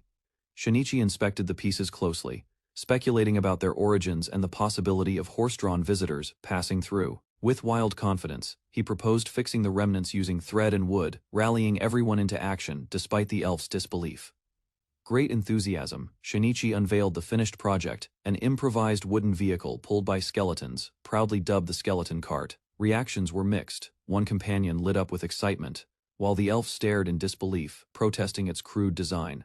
Ignoring her resistance, Shinichi insisted she get aboard, dragging her onto the rattling cart as the others looked on. As the skeletons began pulling them forward, panic overtook the elf while Shinichi and the boy enjoyed the chaotic ride. They rumbled through the forest, the cart shaking wildly behind them, complaints of sore hips echoing down the trail. Shinichi and his group reached a stairwell hidden deep in the woods, leading them down to an unexpected lower level. They emerged onto the 25th floor, a vast open field, filled with swaying crops that took Shinichi completely by surprise. Overwhelmed with joy at the sight of rice, he celebrated loudly, thrilled by the chance to eat his favorite food again. His companions, however, stared in confusion, unsure why a simple grain sparked such childish enthusiasm. As he eagerly called them over, they questioned if rice even existed in their world, or if Shinichi had gone mad. Deeper in the dungeon, the group came across an ancient structure, columns rising high, nestled between trees and stalks of grain. Gathering at the front, they examined a large stone monument, etched with unfamiliar writing inside the temple's entrance. The elf confirmed it was the Temple of Transference, a place said to connect dungeon floors. Shinichi proposed trying it out. A system message confirmed activation. Shinichi now had a transfer point and could revisit the floor whenever he pleased. Overjoyed, he explained to the confused elf that this meant unlimited access to rice, a discovery more important than any treasure. With a connection to the surface now established, the group prepared to continue their journey, skeletons pulling the cart forward once more. As they followed the most efficient route, the elf wondered aloud if they were close to catching up with Novan. Shinichi remained focused. A moment later, the skeletons notified him of a stairway ahead, signaling the next phase of descent. They entered the dungeon's 26th level, an expansive, ancient stone chamber cloaked in eerie stillness and shadow. Reorganizing their formation, the Knight Commander stepped forward, ready to take point in the deeper, more dangerous levels ahead. A dark hallway stirred with movement. Shinichi's alert triggered danger approached fast, and action was required immediately. From the shadows emerged a horde of zombies, their grotesque forms staggering forward, like an eerie welcoming committee. Reactions varied: disgust, fear, and frustration. While the elf panicked, Gale explained the harsh truth: only headshots would stop the undead. Shinichi leapt into action, igniting a magical flare that unleashed a massive elemental blast into the enemy ranks. As more zombies closed in, he ordered Skeletor and his minions to respond, struggling to stay ahead of the relentless assault. Shinichi's skeletons held back the zombies, but the elf warned of another wave closing in from the opposite corridor. More undead marched forth in overwhelming number. Concern grew as they realized this level was crawling with enemies. Unfazed, Shinichi smirked. The creatures were weak enough for him to control, and he began casting his subjugation spell. With a gleam in his eye, he rapidly added enemy after enemy to his growing undead roster, rallying them like recruits. Seated triumphantly in a wooden cart, Shinichi cackled wildly, now the proud commander of a 200-strong skeleton army. While some questioned Shinichi's enthusiasm and the eerie presence of skeletons, others admired his energy and leadership. Shinichi remained focused, proposing a new formation that placed the undead in the lead for safety and strategy. With confidence, he commanded the skeletal army forward, determined to continue their expedition with overwhelming numbers on their side. Shinichi stood proudly before an army of skeletons, having amassed an undead force deep within the dungeon. With a commanding gesture, Shinichi ordered the skeletons forward. His companions followed closely, determined to sweep the floor of hostile corpses standing in their path. Reaching the 27th level, the dim surroundings forced the group to pause. Shinichi crouched to assess the area while one ally conjured light to pierce the shadows. Together they advanced cautiously. One elf sensed something along the wall, halting suddenly as unease settled in. The fox-eared youth sniffed the air, alerting them. The corridor ahead loomed vast and ominous. A piercing scream echoed through the corridor, freezing Shinichi mid-step. His companions sniffed the air and reported multiple human scents ahead, mixed with something else. They turned a corner and spotted a grim scene. Unconscious bodies lay scattered across the floor, while a winged woman held a man upright by his collar. Grinning confidently, the winged woman revealed herself to be no ordinary foe. Shinichi's team reacted with alarm. One of them identified her as the cause of recent chaos in Marna, her infamy now confirmed. With a smug expression, the woman confessed she'd grown impatient and descended from the 30th level to greet them early, her tone laced with menace. Freya and her comrades reeled in shock as the truth became clear. Novan had been used as bait, his fallen form lying motionless on the cold stone floor. Without hesitation, Shinichi issued orders.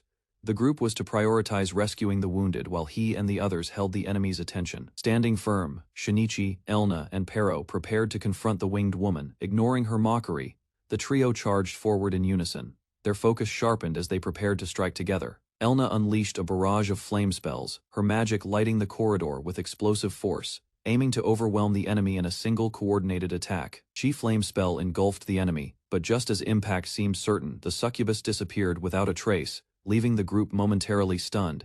Suddenly, she reappeared behind Elna with a grin. In a swift motion, she reached for her target as Shinichi reacted with a shout and rushed in. Shinichi dove forward and pushed Elna aside, narrowly saving her from the incoming strike. The succubus smiled, amused by his timely intervention. Realization set in she was using teleportation, a racial trait unique to succubi. With resolve regained, the team surged forward. The fox-eared boy called for Shinichi's support as they launched into their next coordinated assault. Puro launched a rapid assault, his gale strike pounding the succubus with a flurry of blows. She weathered the attack but quickly broke away to counter.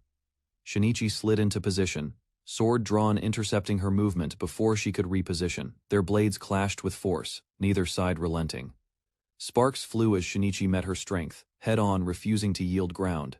As she tried to retreat, Shinichi closed the gap and landed a solid kick to her midsection, knocking her back before she could react. From behind, Elna began casting advanced magic. The ground rumbled as stone rose around her, preparing to unleash a decisive spell against their elusive foe. With power gathered at her command, Elna cast Ground Hammer, sending a massive slab of stone crashing down toward the enemy with explosive force. The impact shook the floor as debris settled. A wall of rubble now stood where the succubus had once been, sealing off the area. Shinichi watched cautiously. Elna, confident in her magic, declared the battle over, certain her spell had finished the job. Elsewhere, Shinichi checked on the wounded. Gale reported that 5 of the rescued group were unconscious, but Novan was still breathing. As relief spread, a teammate passed over a cure mushroom. Instructions were given to use it when Novan awoke. With the battle seemingly over, Shinichi relaxed. Elna mentioned taking a bath back home, while the group began wrapping up their affairs in the dungeon. When asked about the skeletons, Shinichi casually stated they'd be put to work tending fields. As they debated the skeleton count, a voice echoed from within the rubble. The source, still hidden, warned them of an unwanted transformation. Stone shattered outward as a massive figure emerged, revealing a familiar but terrifying form. Shinichi and Elna stared in disbelief. Amid the falling debris, the succubus reappeared, smiling darkly. Her voice dripped with contempt as she declared their efforts insufficient to bring her down. Hovering above the rubble, the succubus revealed her transformed form demonic, powerful, and no longer hiding her true nature. Her gaze intensified, and an overwhelming pressure radiated across the chamber. Shinichi's team staggered, stunned by the surge of magical force now suffusing the air. Recognizing the danger, Shinichi ordered Freya to retreat with the wounded. His mind raced, unable to comprehend how she could still stand after everything they threw at her. Appraisal activated, revealing a terrifying truth. She was a vampire-succubus hybrid capable of wielding multiple elements and ranked among Calamity-class monsters. With a calm, almost smug expression, the woman confirmed the assessment. She declared herself a fusion of vampire and succubus. Hovering high above, the vampire succubus raised her hand and channeled dark energy. Her voice rang out with sadistic promise she intended to drain them alive. Magic circles glowed across the floor as she summoned a line of human-shaped figures. Her call had revived more than just beasts. A massive group emerged, silent, weapon-wielding humans under her control. Their vacant expressions sent a chill through the room. Shinichi's group recognized them at once. These were the missing villagers of Marna, now bound to her will through dark summoning. Mocking laughter echoed above. With twisted delight, she commanded the enthralled villagers to fight, forcing them to battle their own kind for survival. Within the torchlit dungeon, adventurers draw their weapons as a grotesque demoness makes her entrance. Her sadistic laughter echoes off the walls, signaling the start of a merciless slaughter. Tension grips the gathered fighters as they face an overwhelming horde. At the far end, the winged enemy watches smugly from above, relishing their uncertainty. Unshaken, Shinichi takes command. Flanked by his loyal undead lieutenant, he prepares for a counteroffensive with eerie calm. Without hesitation, he raises his hand and issues a decisive command to engage in unison. Countless skeletons surge forward, silent, relentless, and ready for battle. Shinichi ordered Gale to withdraw with the others, urging them to avoid being caught in the conflict. The knight hesitated but acknowledged the command with a firm nod. Freya stepped forward, determination burning in her eyes. Despite being told to retreat, she pleaded for the chance to join the battle. Gale warned her of the risks, pointing out the vast difference in strength between them and the enemies ahead. Even with danger looming, Freya's resolve didn't waver. She chose to stand and fight proudly as a knight. With weapon in hand, she joined Shinichi, ready to contribute. Though unsure of her impact, she vowed to support him with all she had. The demoness hovered above, shouting for her followers to prove their loyalty. With weapons raised, her possessed soldiers charged forward in a frenzy. Across the hall, Shinichi gave his undead troops a crucial order not to kill, but to stall and buy time. Clashing steel rang out as the first attackers met the skeletal defenders. A swordsman recoiled, startled by the unexpected resistance. Despite the chaos, the undead held their ground.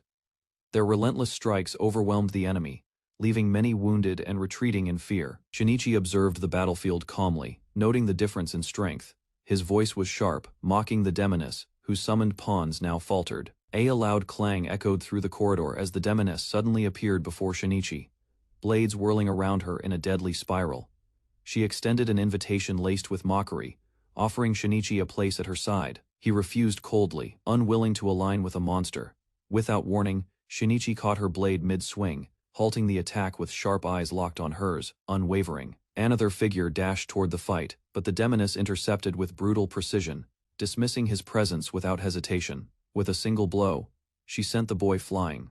Her expression twisted with disdain as she sneered, declaring her hatred for children. Freya, burning with rage, charged the demoness after witnessing Perodono fall. Her weapon raised, she dashed forward without hesitation. Turning her back with disdain, the demoness muttered her annoyance, clearly unfazed by the charging knight. Shinichi stood ready, watching the exchange closely. Before Freya could strike, a sudden blast erupted.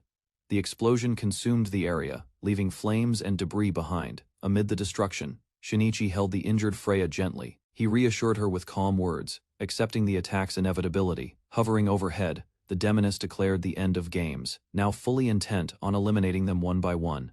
Elna reappeared and swiftly landed a devastating slash across the demoness's back. Her sudden entrance shifted the battlefield's momentum, if only briefly. But the demoness recovered quickly, mocking Elna's foolishness before anyone could react.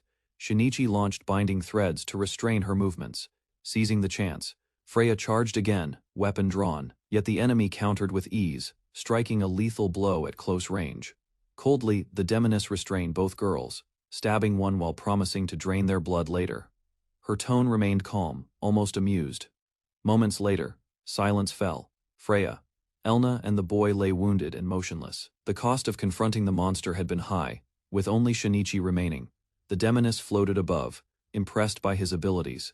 She acknowledged his magic nullification and versatility with growing interest.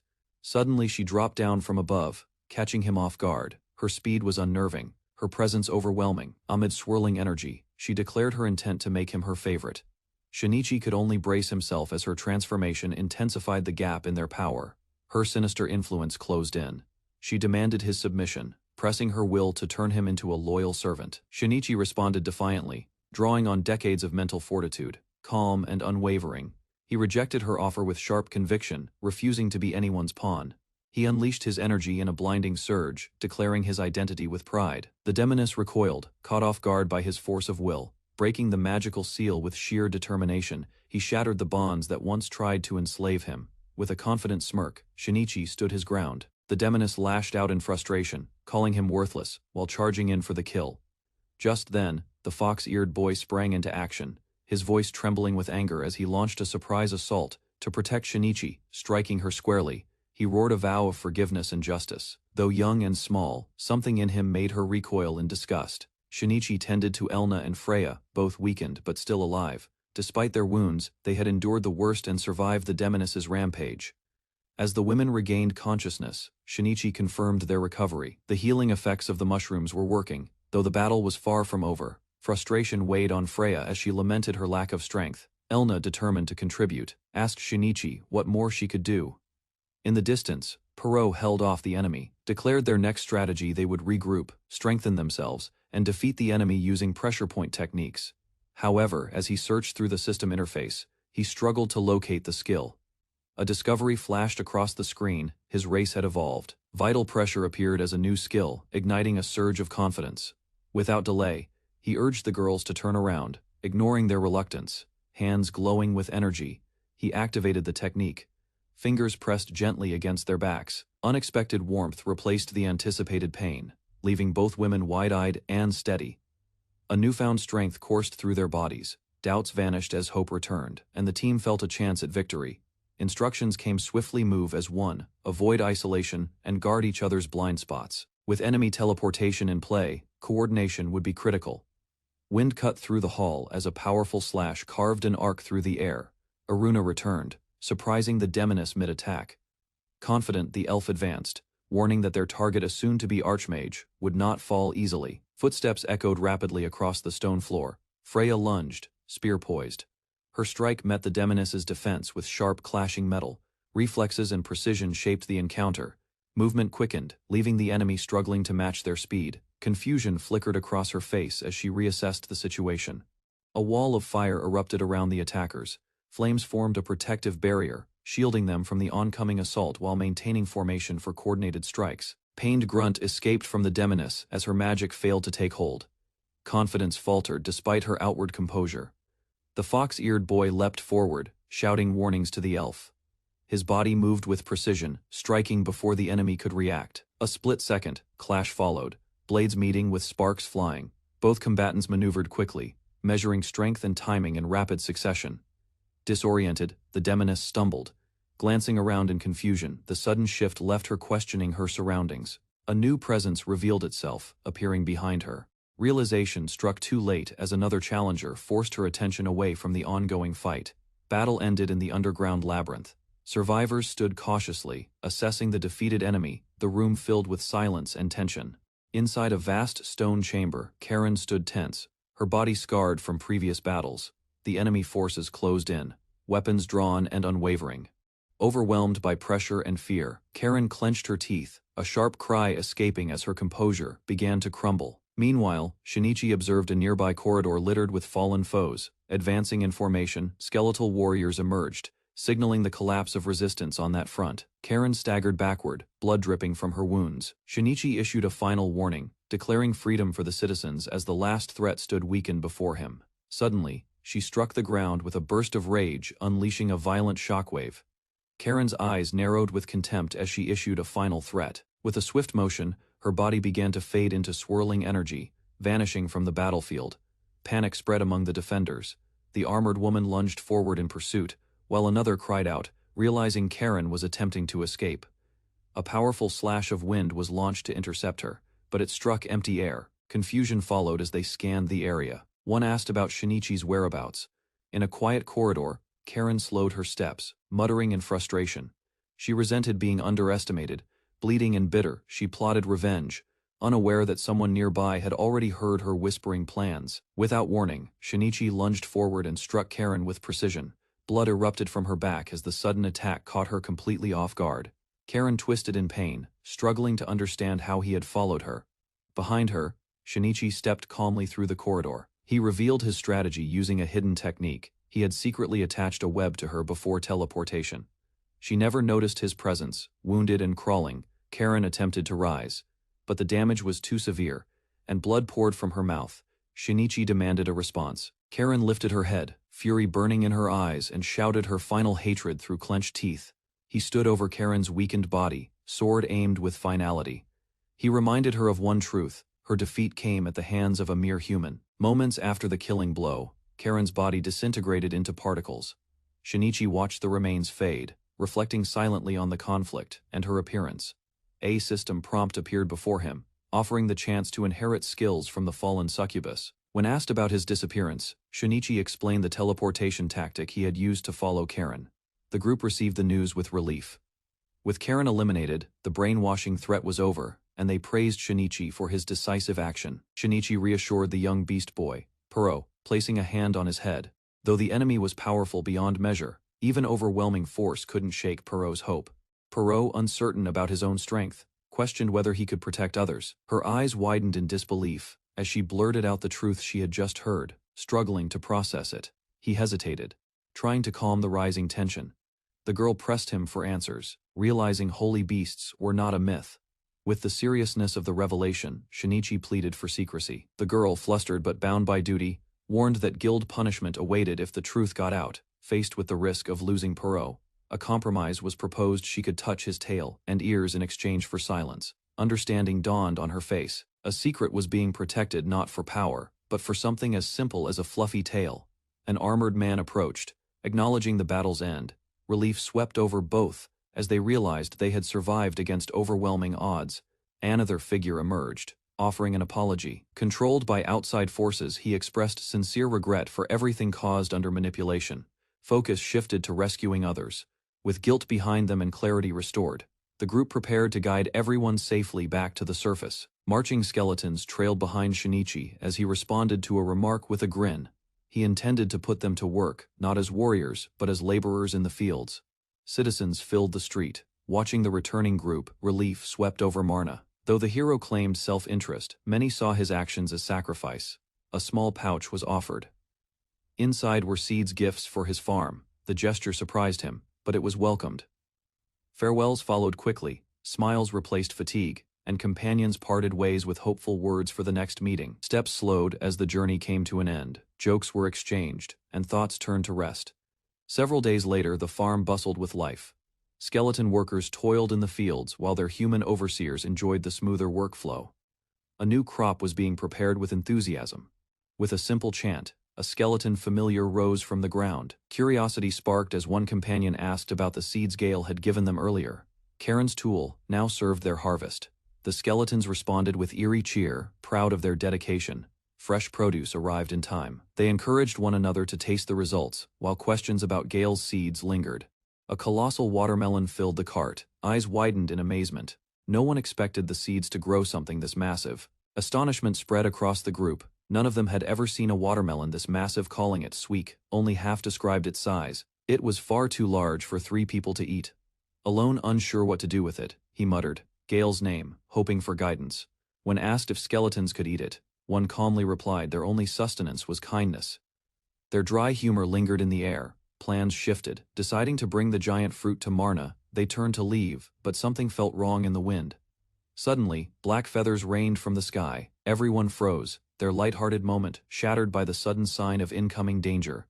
Ground trembled beneath their feet. Confusion spread quickly. How could an earthquake occur on such a high floor before anyone could react?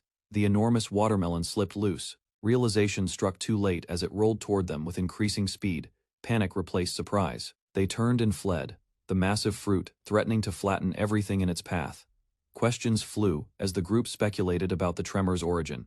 Returning to Marna seemed inevitable, despite just escaping chaos. With the watermelon in pursuit, frustration boiled over. Shinichi shouted Gale's name, convinced this disaster was no coincidence. A second tremor rolled through the area, stronger than before. Though confused, they noted how little the town had changed since their last visit. Curiosity briefly overtook caution. Eruna lit up at the sight of shops, eager to explore, only to be met with a firm refusal. Familiar voices interrupted. Yuz and another girl greeted Eruna with open arms. Hugs were exchanged, albeit with awkward sniffing that earned swift protest. Playful bickering followed. Eruna struggled to break free, while being scolded for making others worry so much. As the reunion settled, Shinichi stepped aside quietly. For once, he allowed himself a moment to breathe and observe it all. Freya arrived unexpectedly, calling out to Shinichi. She revealed her mission: an order from the capital to locate someone known only as the Homeless. With a calm smile, she clarified her task came directly from Duchess Medill. The invitation was official, and the deadline had arrived. Shinichi questioned the purpose. An invitation from the Duke sounded far too grand for someone like him. Freya insisted he come along. Attention shifted to Perot. Freya insisted he too should visit the royal capital, sparking worry in Eruna over proper clothing. Confusion spread. Shinichi voiced what everyone thought. Why would a noble want to meet a boy like Perot? Shinichi exploded in disbelief, cursing Gale for reporting Perot to the Duke behind his back. Freya, however, confirmed it was already done. Visions of Gale's smug expression filled Shinichi's mind. Between the eavesdropping and the watermelon fiasco, he swore vengeance at their next meeting. Despite frustration, he relented. The offer to visit the capital, he was told, came with no hidden motives, only goodwill. With unanswered questions piling up, he agreed to go. Earthquakes, holy beasts, and secrets demanded answers only the capital might hold. Their minds still buzzing. The group accepted Freya's invitation. A carriage was ready, and so was the road ahead. Talk of the royal mansion sparked excitement. Eruna and Perot imagined grand meals and luxury, their eyes fixed on the thought of endless delicious food. Joy dimmed when a friend tearfully clung to Eruna. She had hoped for more time together and was heartbroken to see her leave again. Reassurance came with a heartfelt embrace. Despite the distance, they promised their bond would remain strong. Soon after, the group departed by wagon. Inside the carriage, Freya quietly indulged herself, burying her face in Perot's fluffy tail with blissful satisfaction. Shinichi's voice cut in, calling it what it was: fluffy harassment. Perot begged for help as Freya continued without shame. Freya apologized earnestly for her earlier behavior, while Perot looked unimpressed. Shinichi and Eruna sat nearby trying to rest. As the wagon rolled forward, Freya mentioned they were nearing the royal capital. Shinichi agreed it had been a long journey from Marna. The capital walls came into view. Excitement rose as the city finally appeared before them. Passing through the gate, the party entered the capital home of King Logus. Towering spires and bustling streets welcomed their arrival. Crowds bustled through the capital's lively plaza as Shinichi and his companions made their way past market stalls and watchful townsfolk. Inside the moving carriage, the group observed the towering architecture with wide eyes. Compared to Myrna, everything felt massive and full of energy. Their journey ended at an elegant estate surrounded by sculpted gardens and marble steps. The mansion stood tall, radiating authority and wealth. A companion explained it was merely the Duke's secondary home. His primary residence was even more extravagant and vast. Walking toward the entrance, Shinichi marveled at the fortune behind such grandeur, silently comparing it to the life he once knew. Guards welcomed the group into the estate, though their stern warning made it clear that disrespect wouldn't be tolerated. Shinichi remained composed, despite the tension. As they walked deeper inside, a butler guided them through the ornate halls. Shinichi took quiet note of the formality and grandeur surrounding him. Within a grand chamber, the head of the Medill family awaited. He acknowledged Shinichi's role in saving his son, and wished to learn more about his guests. Each member introduced themselves. Frederica's name, however, triggered an immediate reaction from their host. Recognition flickered in his eyes. Frederica stood silent, her expression clouded with emotion. Frederica finally revealed her true identity, a noblewoman from Santa Luzia. Her words left the head of the household stunned and speechless. Visibly shaken, the man expressed his sincere apologies. He hadn't realized he had been addressing a duchess from a prestigious nation. Shinichi and the others were floored by the revelation. Confusion turned into disbelief as they struggled to process the unexpected truth. Tea was soon served, easing the atmosphere. Courtesies were exchanged as the Medill family expressed gratitude for Frederica's presence. She gently explained her decision to leave home and pursue her path as a grand mage. To everyone's surprise, the Medill patriarch revealed that Lord Frederia had stayed at the mansion just the night before. The news left the group stunned. Frederica was shaken. Learning her father was nearby stirred a rush of nervous anticipation. Concerned, one companion asked if she was feeling unwell.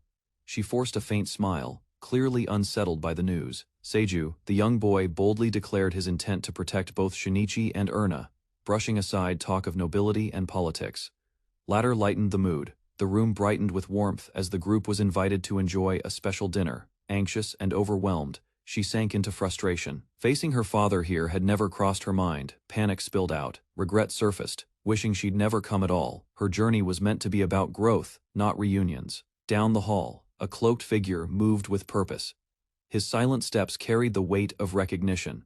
A door creaked open. On the other side, a familiar presence called out, stirring long-buried emotions. Her voice cracked. Words fumbled between surprise and disbelief after all this time.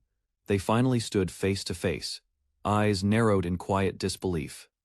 After all these years, the daughter was truly under the same roof again. Without another word, he turned and suggested they move to the dining hall, postponing the real conversation for later. Tension hung over her like a shadow. Smiles faltered, and uncertainty brewed behind forced composure. Dinner arrived, ornate and refined. Plates were filled, but no one touched them with ease. Across the table, a question pierced the silence. 9 years of absence compressed into one moment. Her father's eyes waited for an answer. Praise echoed across the table. Her achievements in magic were formally acknowledged, sparking respectful nods from those present. Memories of her homeland's prestige resurfaced. Expectations tied to the Frederia lineage loomed silently around her.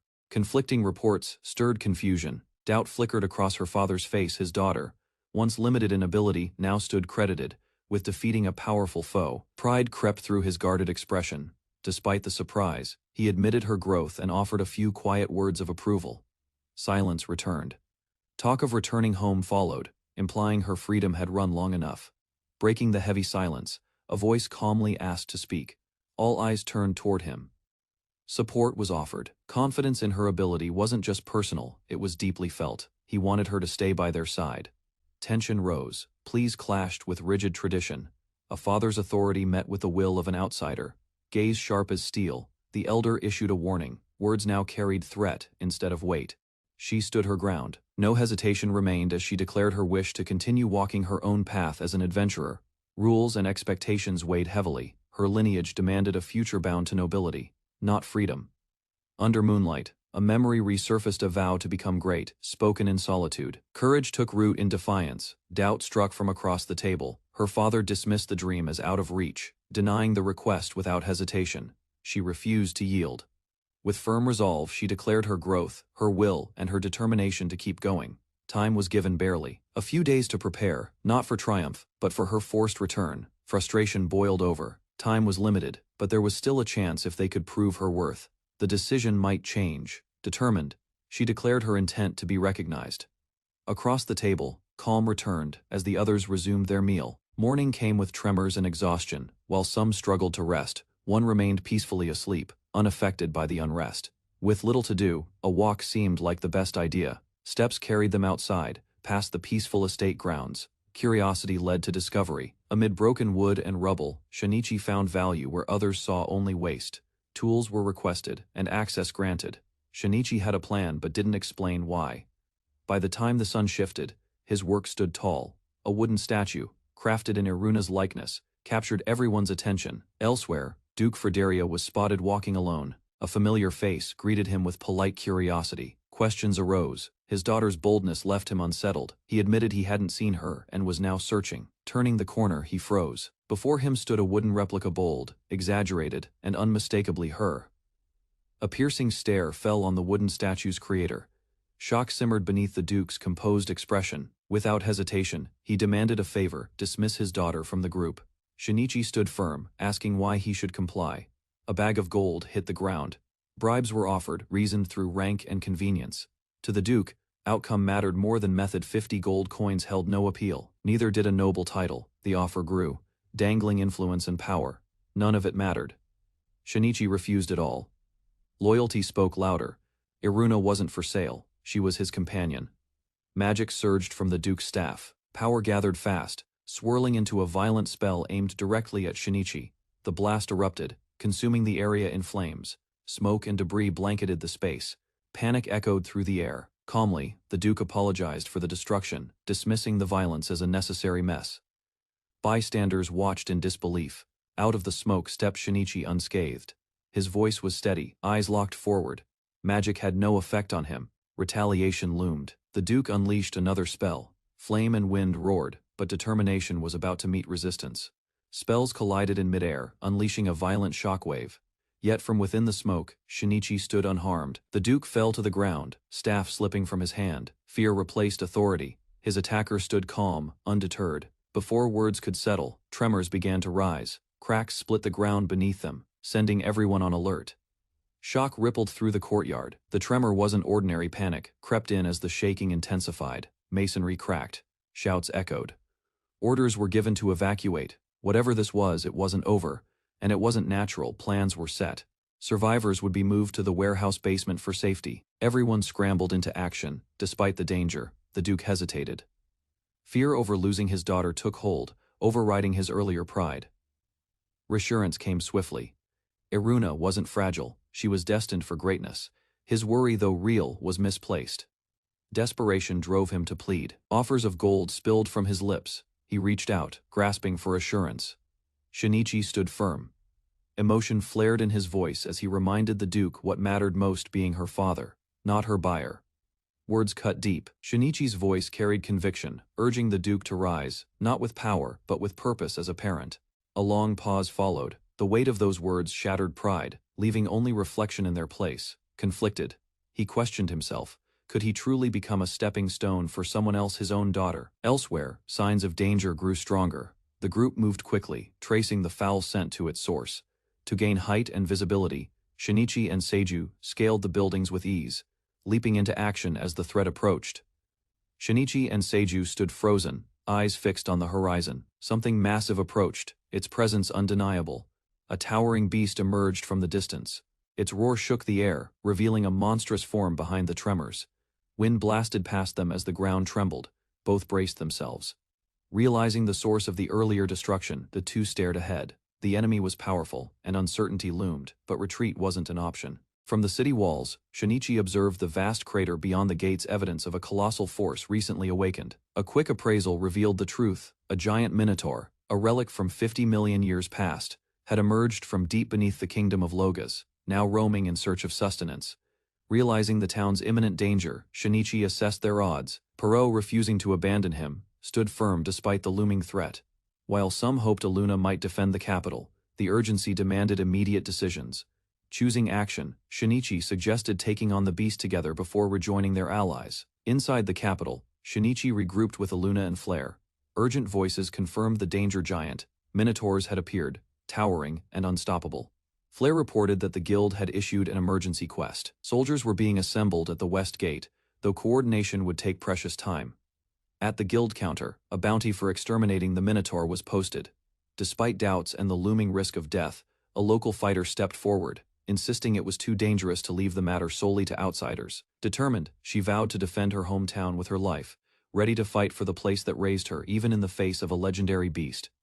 Elna joked about earning the title of Archmage if they succeeded, while Shinichi acknowledged her past heroics in saving the capital. Their group, now united in purpose, marched out with determination.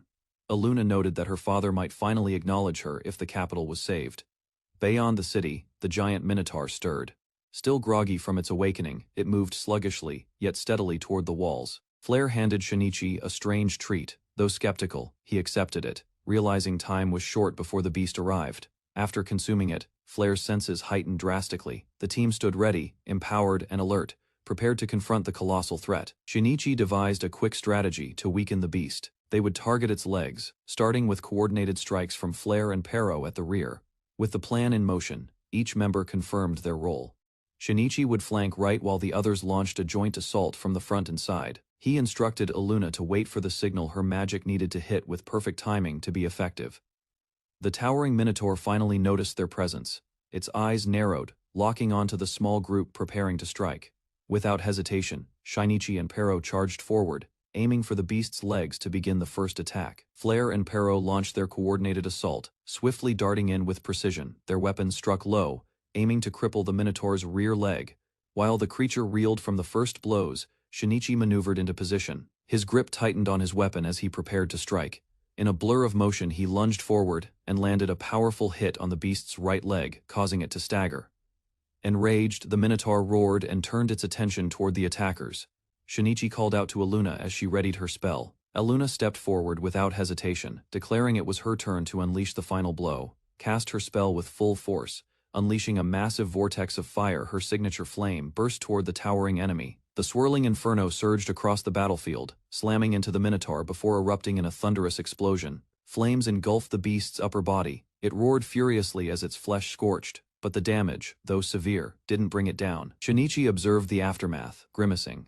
The attack hadn't finished the creature. It remained standing, angrier than ever. Suddenly, the Minotaur raised its massive fist. Shinichi's eyes widened as the giant blow came crashing down toward him. The Minotaur's massive fist slammed down, but Shinichi managed to catch the blow with his sword, holding it back with sheer force. Straining under the impact, he cried out, barely keeping the crushing weight from overwhelming him. Perot rushed in, deflecting the fist just in time. Shinichi collapsed back, relieved to find his arms still intact. The team regrouped, frustrated by their ineffective strikes. They questioned whether the creature had any vulnerabilities at all. Noticing a glowing black gem embedded in its forehead, Shinichi deduced it was the beast's weak point. Its color changing based on hostility confirmed it. Faced with the challenge of reaching the Minotaur's weak point, the group debated their options. Shinichi regretted not having a flight skill. Unexpectedly, a prompt appeared offering him the chance to activate a flying vampire ability. Without hesitation, he accepted and rallied the group for one final blast. Despite concerns from Elna about the risks, Shinichi knew there was no other way to strike the fatal blow. Calling on the skill, he triggered the transformation. Dark energy engulfed him as his form began to shift. The vampire transformation completed, with new wings and power surging through him. Shinichi stood ready, uncertain if this strength would be enough. Shinichi's new wings drew gasps from his companions. Shocked yet impressed, they watched as he adjusted to his transformed body. With a surge of energy, he launched into the sky, flying freely for the first time. The group below could only look up in awe. Soaring high, Shinichi circled the battlefield. Confidence surged as he now had a direct path to the Minotaur's weak spot, mid-air. He raised his hand, casting a summoning spell. Magic circles spread beneath him, pulsing with energy. From the glowing sigils, a skeletal army emerged, rising in perfect formation to join the fight. The summoned skeletons marched into formation, responding instantly to Shinichi's mental command to flank the enemy from both sides. Hovering in the sky, Shinichi eyed the battlefield below. With renewed resolve, he announced the start of a new offensive as the Minotaur stared up at him. Towering and unyielding, the beast stood ready, its breath steamed in the cold air, muscles tense for another clash. Shinichi raised his hand and issued a direct order to his familiars: bind the giant Minotaur without delay. Chains conjured by the skeleton army wrapped around the monster's limbs, momentarily restraining its strength and halting its advance. He encouraged his summoned army to keep pulling.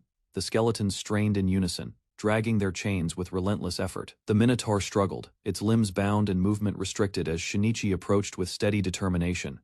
In a fit of rage, the beast roared loudly, thrashing against its restraints. Shinichi stood firm, unshaken by the fury. With the enemy distracted, he realized the moment had come. Everything rested on his next strike. Drawing his blade tightly, Shinichi soared high into the air and dove headfirst, aiming directly for the monster's exposed weak point. Shinichi dove at full speed, his blade aimed straight at the glowing gem. The Minotaur's eyes widened just before impact. With a deafening crack, the sword shattered the crystal. The beast roared in agony as energy burst from its forehead. Momentarily stunned, the Minotaur staggered. The others watched with hope, but Shinichi knew the battle wasn't finished yet. Despite its weakened state, its hide remained too tough for magic alone. Elna's flame burst wouldn't be enough to bring it down. Called upon his skeletal army once more, ordering them to launch a final, coordinated assault from all sides. Elna admitted she had no spell stronger than Flame Burst. Shinichi, realizing they still lacked a finishing move, resolved to buy time. At that moment, a voice interrupted. Elna turned in surprise to find her father approaching, staff in hand, offering his help. He calmly asked her to stand beside him for one spell. Despite her shock, she complied, recalling how he once taught her magic. Together, they began channeling their power. Her father warned it was a gamble, but Elna focused, gathering energy carefully. With hands united, they prepared to unleash a rare and powerful incantation, special class magic. Elna's magic began to surge uncontrollably, Her father urged her to endure the spell they were casting required surpassing their limits. She hesitated, questioning her strength. He reminded her of her ambition to become an archmage. With calm certainty, he declared that a parent should not bind a child, but elevate them. Shinichi, sensing danger, ordered his skeletons to retreat from the blast zone. She asked if living freely was acceptable. Her father encouraged her to make the world know her name as a great mage. Together they released a wave of powerful magic flames roaring as their combined spell surged toward the enemy. Elna and her father unleashed the Megiddo Strike, a torrent of devastating special-class magic. The overwhelming blast surged forward, aimed directly at the restrained Minotaur. The impact exploded on contact. Shockwaves shattered the earth, engulfing the Minotaur in a blinding burst of force and flame.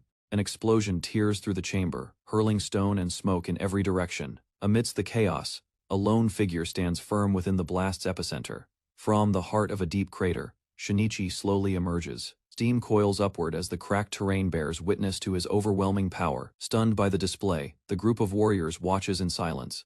Unease settles among them as the magical aftershock lingers in the air. Nearby, a sharp-eyed elf assesses the damage. She recognizes the technique as high-level magic proof of advanced mastery and potential. Recognition hits suddenly. Her voice rises, trembling, as she realizes the mage before her is none other than her own father. The elf woman urges her father to rest, reminding him of his age. Meanwhile, Shinichi approaches from the distance, wings unfurled and gaze fixed ahead. A massive smoldering beast lies collapsed at the center of the crater. Shinichi surveys the scene, recognizing the fallen creature's terrifying size and power. Suddenly, the monster stirs. Shinichi watches as it pushes against the ground, rising again with burning eyes and renewed force. The beast locks eyes with him. Though visibly weakened, its presence remains threatening. Shinichi braces himself for what's to come. Despite its injuries, the creature stands tall once more. Its strength may be fading, but the fight is far from over. Shinichi calls out to Flare, requesting her spear, knowing his sword won't be enough. Without hesitation she agrees, offering her weapon with a calm nod. With the spear in hand, Shinichi launches forward. Determination burns in his eyes as he vows to end the threat once and for all. He ascends rapidly, wings spreading wide while his body aligns with the strike. Below, the wounded beast struggles to regain footing. Sensing danger, the monster roars and hurls a massive boulder upward in desperation. The sky becomes a battlefield of force and instinct. Undeterred, Shinichi narrows his path. Spear drawn and heart steady, he aims to pierce through the falling stone and the enemy waiting below. With a powerful roar, Shinichi charges headfirst into the final assault. Determination fills his face as he prepares to strike the fatal blow. Closing the distance in an instant, he drives the spear directly into the monster's forehead. The beast reels, unable to react in time. Blood erupts from the wound as the creature howls.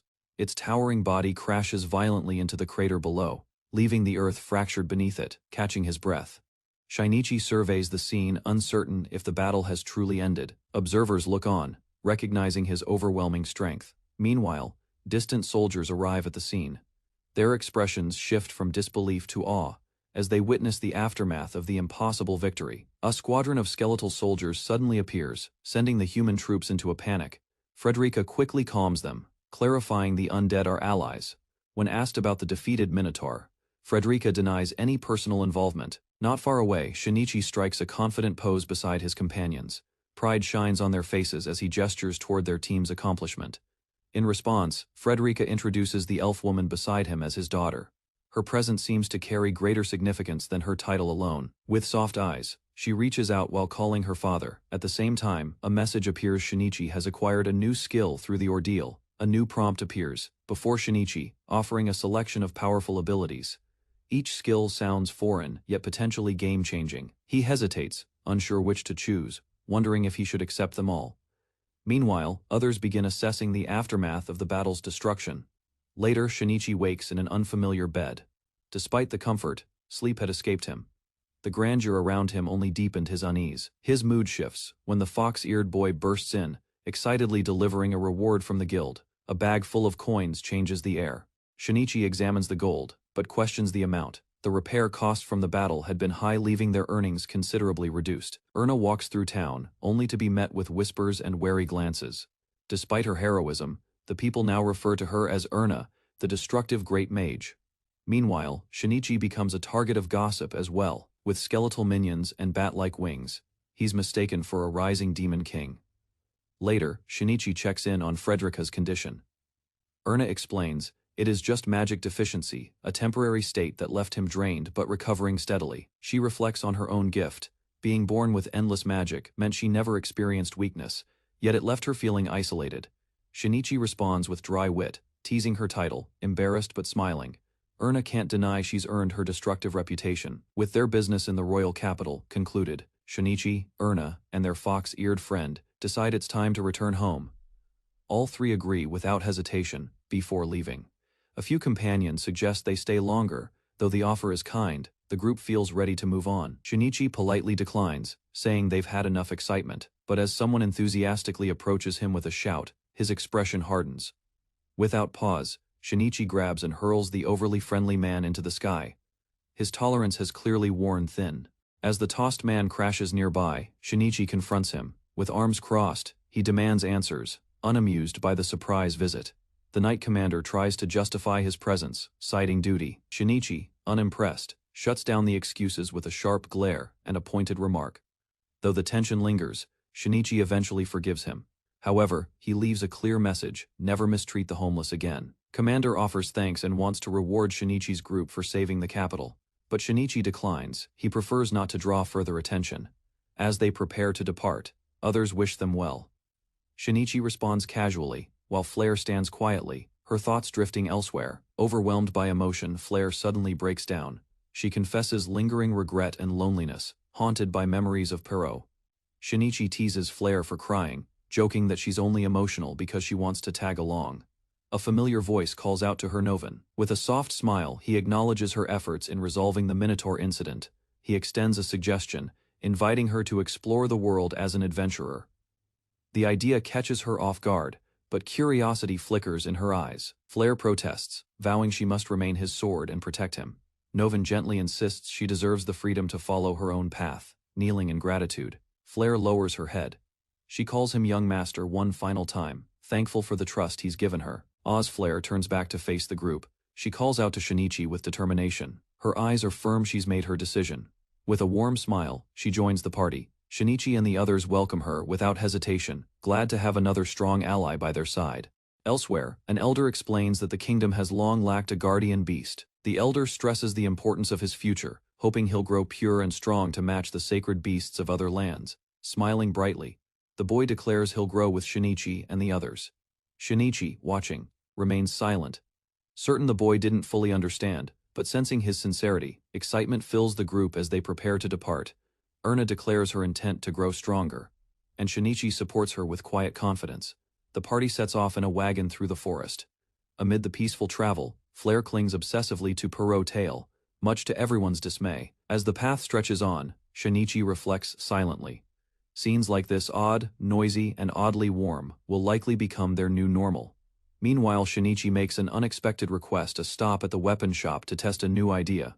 He reveals a crystal from the Minotaur's head. Curious, he wonders if it could be crafted into something powerful and useful for what lies ahead. Inside the weapon shop, Shinichi places the crystal on the counter and asks the blacksmith if a sword can be forged from it. The blacksmith inspects the piece curiously. Upon learning it came from a Gigantominotaurus, his expression stiffens in surprise. Despite the rare material, the blacksmith agrees. With the right effort, he says both a sword and knife can be made from the stone. Shinichi accepts the weight and steps out, promising to return when the mood strikes. Meanwhile, the rest of the group enjoys a peaceful meal together. Erna, glowing with newfound energy, attributes her motivation to her father's encouragement. She confidently declares her hidden potential, claiming her father expects great things. Nearby, others listen with varying degrees of amusement and disbelief. In another conversation, Shinichi explains the origin of the stone taken from a massive monster. The soldier listening is stunned by the creature's size. While the group enjoys a meal together, the fox-eared boy suddenly freezes mid-bite, his expression shifting to confusion. Panic sets in as he realizes his hot dog has vanished. He exclaims in shock, drawing everyone's attention to the empty plate. More food is missing. Accusations begin to fly as others discover their meals gone, turning the peaceful lunch into a light-hearted mystery. Erna grows suspicious and blurts out the name Shinichi, wondering if he's somehow involved in the food theft. Turning his attention to the table, Shinichi notices something strange. A piece of food begins to float mid-air, seemingly vanishing on its own. He narrows his eyes as the food slowly fades into transparency. The sight confirms his hunch something, or someone. With a sharp tone, Shinichi calls out to the hidden presence. Erna and the others freeze, startled by an unfamiliar voice echoing in response. Shinichi reaches forward and grabs at the air. His hand finds solid form. A shimmer breaks, and a hidden girl begins to appear before him. He holds up a disheveled girl caught mid-theft. Her clothes are torn, eyes vacant. She was the true food thief all along. Shinichi grabbed the blue-haired girl by her collar and dragged her forward. Her body was weak, her clothes torn and face dirtied, still holding her up. Shinichi questioned her intentions. She whispered her willingness to go, though her voice trembled and was hard to hear. He wondered aloud if she was even capable of speaking. She eventually answered, hesitating, struggling to form her words. Later, the girl was seen scrubbing the floor. Exhausted, she spotted food and snatched it before running away. The group stared silently. One of them mourned the loss of her hot dog. Shinichi glanced at the girl, recognizing the hardship in her eyes. Still, he dismissed the moment and proposed they focus on eating instead. A strange screen appeared again. It signaled another transformation, one that would permanently alter his form. He hesitated but knew the answer. His announcement startled the group. Most had never seen anyone evolve more than once. While they voiced surprise, he calmly declared his intent to return home, leaving the others behind. Shinichi waved casually. Unfazed by their concern, a yawn slipped out as he walked away without regret. Later, he lay in bed, his body worn from change. Transformation brought exhaustion, but he had expected it. AA system notification revealed that Shinichi's ability, King's Vessel, had evolved. He pondered whether the transformation affected it directly, recalling its origin from a past battle. Facing the mirror, he tested his posture. Muscles tightened, revealing his enhanced physique after the change. Pleased with the result, he struck poses with confidence. A bold declaration followed. He was ready to grow stronger. Unexpectedly, a woman walked in. She seemed unimpressed, asking if the transformation had ended. Her blunt reaction cut the mood. Their exchange continued. She criticized him, unimpressed by the lack of visible changes. Shinichi analyzed the evolving message on his status board. The phrase "King of the Homeless" puzzled both him and the woman. Still, he sensed power surging within. Confident and energetic, Shinichi felt like he could take on a minotaur. The woman, unfazed, reminded him to get dressed. She then proposed a welcome party for Freya, their newest companion, smiling brightly with excitement. He agreed wholeheartedly. Together, they decided to gather ingredients from the labyrinth to prepare a special meal. By the lake on the 29th floor, Shinichi sat in silence, waiting alongside his comrade as their task began. As they waited on the dock, Shinichi confidently told his companion to watch. A sudden splash erupted in the water, drawing their attention. From the depths, a massive creature emerged. Shinichi quickly identified it as a Modhide tile, an insectivore native to the labyrinth, with edible flesh and low rarity. Without hesitation, he faced the beast, fists clenched. His body shifted into combat stance, ready to strike. With a swift punch, Shinichi launched the monster off the pier, landing a decisive blow. Victorious, he claimed the crocodile meat, then turned to assist his ally nearby. A bizarre creature surfaced the Dougal, its form unknown to scholars, its existence debated. Shinichi and his companion stood stunned by the discovery. Without warning, the Dougal sprayed a black liquid, coating them in a dark, foul mess as it thrashed violently before retreating.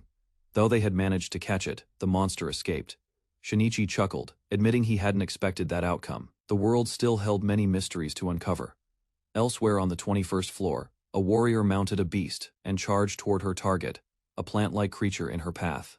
With precise force, she launched her spear, striking with confidence and ending the encounter in a single blow. The girl proudly held up a daikon mandora, smiling brightly. She asked what target should come next. Eager to keep going, her companion suggested the next catch, a rare magical beast called the Violent Tomato. She acknowledged the challenge with confidence. With everyone's efforts combined, a wide variety of ingredients had been gathered. Shinichi, satisfied, prepared for the next step. A large iron plate was set up, surrounded by stones and firewood. The feast was about to begin. The group gathered around. Together, they grilled their bounty, ready to celebrate their success. Shinichi prepared the meal with care, presenting a savory sauce made from miso, soy sauce, sugar, and garlic. He demonstrated how to dip the meat before eating. First bite lit up his face with satisfaction. He savored the taste, following it up with a generous helping of white rice. The others joined in. They complimented the flavor. Curious about the delicious meat's origin, he casually revealed it came from a giant minotaur, shocking the group. They hadn't expected something so rare. Despite the surprise, they couldn't stop eating. The legendary meat was simply too good. While still eating, the fox-eared boy tried to speak with his mouth full. Shinichi reminded him to swallow first, clearly unamused by the messy enthusiasm. After the feast, the group sat back, completely stuffed. Plates lay empty, the massive grill barren. Groans of fullness echoed in the quiet field. Despite the discomfort, the girl with short dark hair smiled softly. For the first time, she had genuinely enjoyed a meal. She expressed her gratitude, admitting her lack of skill, and asked to rely on them. Shinichi welcomed her to the team. As leftover ingredients remained, concern grew over excess, though the sentiment behind gathering them endured. Lying on the grass, Shinichi reflected on the vast amount of food they'd gathered. The labyrinth's abundance had made it all too easy. His sudden change in demeanor caught the others' attention. They gathered as he sat up, deep in thought. Then he proposed an idea, starting a small business using the ingredients they had collected. The suggestion surprised the group. He assured them that adventuring wouldn't stop. The business would simply provide stable income alongside their usual quests. With determination in his eyes, Shinichi declared they'd turn their harvest into food worth selling. Shinichi shared his next idea, launching a food cart. The group reacted with surprise, startled by the sudden business ambition. Shinichi prepared ingredients with practiced hands, quietly focused in a stone-walled kitchen. He cooked a single dish with care, one he claimed no one else could match. On the plate, a glistening mix of fried rice and herbs shimmered. Presenting it proudly, Shinichi named the dish Shehan. He asked if it looked marketable. The girl examined the plate, likening it to cooked rice. After one bite, her expression lit up. It was delicious. But they both agreed Shinichi couldn't always be the one cooking. Outside, a group of skeletal familiars stood by a cutting board. To Shinichi's surprise, they had already mastered his cooking technique. Hearing that familiars could remember tasks, Erunia grew uneasy. Shinichi casually mentioned they might even manage housework, sparking visible distress in her expression. Grabbing Shinichi in a panic, Erunia pleaded desperately not to lose her place. She vowed to cook better and take care of everything herself. Dropping to her knees, she begged him not to take her duties away. Shinichi, caught off guard, tried to calm her. Touched by her sincerity, Shinichi reassured her gently. He clarified that only the stall would be managed by familiars, not her role. Later, he pondered the dish's commercial potential. While the fried rice impressed, he realized it needed soup to be a complete meal. Shinichi informed the group that the stall's preparations were nearly complete. The familiars had been tirelessly practicing recipes in anticipation. Erunia pointed out that their party's reputation was growing, and it would be a waste not to take advantage of the opportunity. With a confident smile, Shinichi revealed the stall's name, Homeless Demon Beast Stall. He presented the signature dish with pride. His announcement was met with shock and doubt. The others questioned if such a name would even attract customers. Later, Shinichi scouted a location near a labyrinth, planning to draw in adventurers who passed through the area.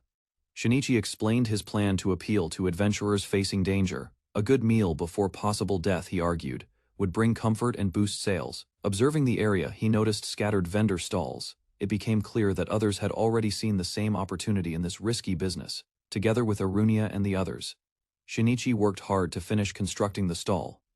With sweat on his brow, he finally declared the work complete. The Homeless Demon Beast stall officially opened, manned by a skeleton chef. Shinichi stood proudly beside his creation. Calling out to nearby adventurers, he invited them to taste Shahan found nowhere else. While Erunia held out a fresh plate. To draw attention, Shinichi offered a special grand opening price, 3 bronze coins instead of the usual 5.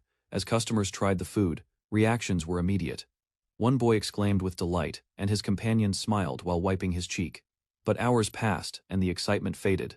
The stall stood quiet. Shinichi and Erunia sat in silence, their energy drained by disappointment. Erunia questioned the supposed popularity Shinichi had predicted. He admitted not even a single adventurer had approached since the morning. Later, overheard remarks revealed the issue: many adventurers had eaten before arriving. The stall's location near the labyrinth may have been a mistake. Shinichi overheard chatter about a rival food stall, Tiger's Skewers. Their beefsteak skewers were well known and incredibly popular among the adventurers. Erunia suggested that the chahan lacked flashiness. Though it smelled good, it didn't catch attention like grilled meat on skewers did. Just then, a familiar group of adventurers approached the stall. One of them asked for 3 portions of chahan without hesitation. They explained they were about to head into the dungeon, but changed plans upon spotting a familiar face running a food stand. The moment the warrior tasted it, his expression shifted in pleasant surprise. Something had finally clicked. While eating, The adventurers admitted the chehan tasted better than expected. It wasn't bad, but it didn't amaze them either. They explained that good taste alone wasn't enough. Adventurers preferred hearty, satisfying meals that looked impressive at first glance, especially before facing danger. Shinichi accepted their feedback with a heavy heart. He thanked them sincerely and admitted he needed to start over. One adventurer encouraged him, requesting something more mouth-watering next time, perhaps with juicier meat to leave a lasting impression. Reflecting quietly, Shinichi realized the challenge to create food both filling and memorable. Arunia reassured him not to lose hope. Arunia offered a warm smile, holding out a plate of chehan. She encouraged Shinichi to eat, reminding him he must be hungry too. Nearby, others showed their support. A skeleton held a sign asking him to cheer up. Suddenly, a dish floated away mysteriously.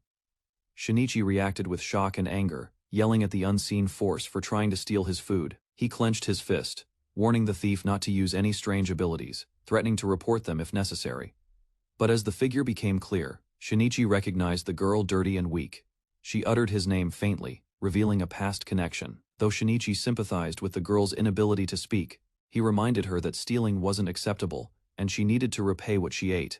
He lifted her up gently and stated that if she had no money, she should work to earn her food like anyone else. Sighing, he offered her a deal she could eat until full, but in exchange, she had to work off the cost. She weakly agreed. Shinichi asked Sukskadaru to prepare kahan using leftover rice. The skeleton chef silently acknowledged the request. As the chehan sizzled, Shinichi reminded Sukataro he didn't need to write everything down to serve customers. The girl's eyes sparkled as a steaming plate of chehan was placed before her. Her hunger was unmistakable. As she devoured the food, others nearby took notice. Perot covered his nose, complaining about the overwhelming odor. Shinichi observed quietly and agreed. He suggested she take a bath before working, noting her tattered clothes weren't helping either. Moments later, a loud voice insulted the stall, calling the place disgusting. Even the skeleton chef reacted in shock. Rivals from Tiger's Skewers mocked the food, claiming it was worse than trash and unworthy compared to their grilled meats. Shinichi demanded to know who they were. The tall man introduced himself as Rasrai, owner of Tiger's Skewers, and his brother Nunui as the vice-owner. Feigning hospitality, they claimed to be greeting the newcomers and sarcastically told Shinichi to be thankful for their visit. Their true intentions became clear. They demanded payment from anyone doing business in the area, calling themselves the Dustin Brothers. More of their gang appeared, intimidatingly warning Shinichi to pay up or face the consequences. Calmly, he called out their protection racket for what it was, a Yakuza-style extortion scheme. Arunia, visibly annoyed, muttered about how the critics wouldn't stop calling the food tasteless. She suddenly burst out in defense of Shinichi's cooking, declaring his chehan the best in the world. Her voice was filled with conviction. The mockers scoffed, refusing to taste it and comparing it to insect eggs. Arunia's fury rose as she gripped her staff. Without hesitation, she cast a barrage of fireballs directly at the hecklers, sending flames hurtling toward them in a fiery blast. Explosions erupted, scattering the tiger crew. Arunia shouted her warning no one would insult Shinichi's food and get away with it. Shinichi rushed in to stop Arunia. He reminded her to calm down and take in the damage she had caused. They stood before the aftermath: burned ground, scattered debris, and unconscious men. Arunia's rage had left the market street in chaos. Realizing what she'd done, Arunia froze. Shinichi tried to ease the tension with a joke, calling it a big red. Back at home, Arunia sat in guilt. She tried to explain herself through tears, blaming the mockers. Shinichi simply told her not to worry. Fortunately, no one was seriously hurt. They had covered damages and were even allowed to continue running the stall afterward. Shinichi gently reminded Arunia not to use magic so recklessly. While the provocation was real, her response had gone too far. Understanding his concern, Arunia stepped away to cool her head, leaving Shinichi to reflect on the situation. Later, others returned from a bath, visibly refreshed. Shinichi sighed, noting how incredible the bath seemed for everyone's mood. The boy offered the newly washed girl a cup of milk, insisting it tasted best after a bath. She hesitantly accepted. Once they were settled, Shinichi turned serious. Now that she was clean, he said it was time for a real conversation. In the warmth of the kitchen, Shinichi sat with the girl, observing her cautious demeanor. Though she had eaten, Shinichi reminded her that nothing came without effort. He allowed her to stay for the night, but made it clear that work would be expected in return. Without speaking, Rizu picked up a sketchpad and wrote a clear message: "I'll work hard. I want to live here." Her written words caught him off guard. He clarified if she meant a permanent role. While she nodded, silently, Shinichi glanced at the stall's modest setup. It was just the beginning, but her determination stirred something in him. At the table, Rizu clarified her intentions by writing that she didn't want to become an adventurer, she already aimed to be one. With steady hands, she revealed her true motive, joining the adventurer party known as Homeless. Hunger had pushed her to act before explaining. Determined, she declared she wouldn't accept a role limited to stall work. Her goal was clear: she wanted to be in the field. Shinichi, skeptical, yet intrigued, agreed to test her. If she failed, she'd serve at the stall for a month. Unfazed, Rizu held up her response, bold and direct, promising to eliminate every enemy without mercy. When asked about combat history, Rizu confessed she had none but vowed to begin immediately. Shinichi inquired about her motivations and strengths. Calmly, she wrote that Homeless's rising fame convinced her it was worth joining. She then declared her key asset, a rare ninjutsu skill, revealed without hesitation, expanding on her abilities. Rizu mentioned she could also use steal and throw techniques with a small gesture. She added her cuteness as a bonus. Her explanation detailed each skill: stealth, search, throwing, precision, forming a surprising combination of agility and thievery. Shinichi acknowledged her ninja background, noting she had the potential to thrive as an adventurer. His companion also remarked on her evident intelligence. He questioned why someone with such skills would resort to theft. Rizu explained her demands: 10 silver coins and 3 meals daily were too high for most to accept. He paused, then asked if that was the only reason behind her actions. Rizu's expression turned solemn as she revealed a deeper motive: she sought revenge for her parents' deaths. At last, she gave her full name: Rizu Smith, a girl driven by loss and purpose. The woman's expression shifted upon hearing Rizu's surname. She asked if the girl was the daughter of Baron Smith, while the woman confirmed the Smith family's noble status, landowners of a fief near Marna territory. Shinichi, taken aback, listened as she explained the grim rumor the entire family had been murdered during a break-in. As Rizu wrote, she revealed the truth: she alone had survived. Their land was now under Earl Destar's control. Her quiet statement left the others stunned, the air tense as the weight of her past became painfully clear. Rizu revealed the harsh truth: Earl Destar wasn't just an opportunist, he was the very man who murdered her entire household. At the table, the girl presented a blunt accusation: her entire household had been slaughtered, and the man in question was the culprit. Suspicion spread across the woman's face as she hesitated, trying to grasp the weight of such a claim. According to the girl, the killers confessed they acted on the orders of Earl Destar, a noble praised for his kind demeanor. Blood-stained memories surfaced: her family lay lifeless beneath the boots of their murderers. Shinichi began to understand her true intent. Without hesitation, she declared her goal to eliminate Destar and those responsible, seeking not assassins, but comrades in vengeance. Rather than hiring assassins, she explained, they wouldn't act without payment, and more importantly, she didn't want others to carry out her revenge. Eyes filled with resolve, she revealed her true intent: she wanted to end their lives by her own hand. Becoming an adventurer would offer her both income and experience, a path to grow stronger by hunting monsters. When asked about family, she confessed that all her relatives were loyal to Destar. If found, she would likely be sold for coin. Realizing her grim situation, Shinichi quietly acknowledged that her life had already reached its lowest point. Shinichi silently recalled the agony of his own past, grieving over the lifeless bodies of loved ones. Overwhelmed by sorrow and rage, he recognized that Rizu's heart was consumed by revenge, yet believed someone needed to guide her toward a future shaped by hope, not hatred. The rain fell heavily. As Shinichi sat by his tent, he saw his own broken self in her, left behind after losing everything. Though he knew her path was misguided, the weight of her pain stirred something within him. Standing firm, he accepted her plea. The consequences would be his alone to bear. Concern filled the room as the woman raised her voice, reminding them that targeting an earl wasn't just dangerous, it was a grave crime. Despite the warning, she recalled, Rizu's expression, eyes swollen from grief, tears like blood trailing from the loss of her family. A memory resurfaced: Rizu alone in the rain, discarded like trash, her suffering ignored by the world around her. Faced with this pain, the woman chose silence. Others voiced their readiness, shifting the discussion forward with quiet acceptance. Suddenly, a new voice cut in: an elf girl stepped forward, declaring without hesitation her willingness to aid Rizu's revenge. With gentle reassurance, the elf girl clasped Rizu's hands, promising that Shinichi could be trusted to protect her. Rizu asked bluntly if meals and sleep would be guaranteed. The elf didn't hesitate, offering her a place for as long as she needed. Satisfied with the deal, Rizu flashed a peace sign, declaring the negotiation a success. Later, Shinichi was caught off guard when she questioned his outstretched hand with a blank stare. Her demand was clear: 50 silver coins as salary. She needed funds to repurchase her family's mansion, now priced beyond reach. Shinichi agreed to Rizu's request. If her efforts proved worthwhile, he promised to help reclaim her family's mansion. The next day, Shinichi visited the blacksmith. A custom sword forged from a giganto-minotaur was finally ready. Lifting the blade, he admired its balance and craftsmanship. Though it had taken effort, the result was more than satisfactory. As instructed, he tested the magic stone embedded in the hilt. A soft click echoed from the weapon.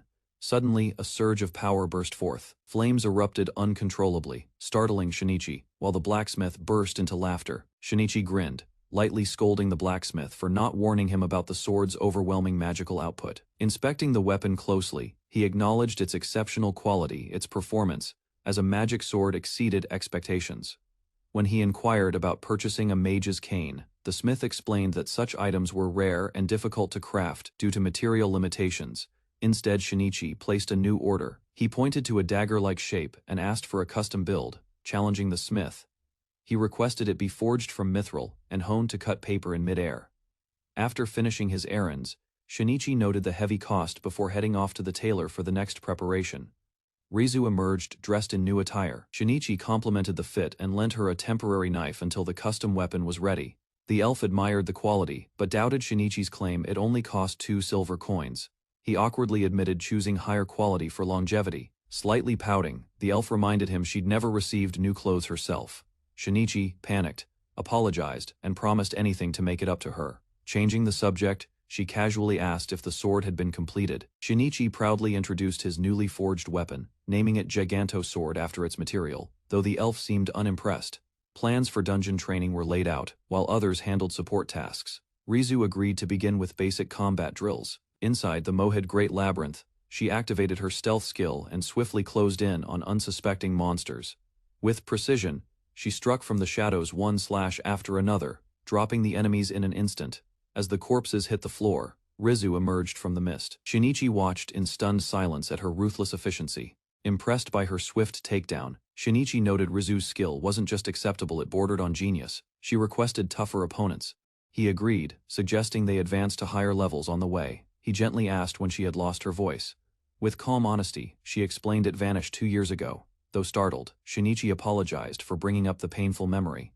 On the 5th floor, a large beast appeared. In an instant, Rizu lunged, her blade targeting the creature's neck. As the beast fell, Shinichi muttered in awe. Her ninjutsu felt almost unfair in how effortlessly it secured victory.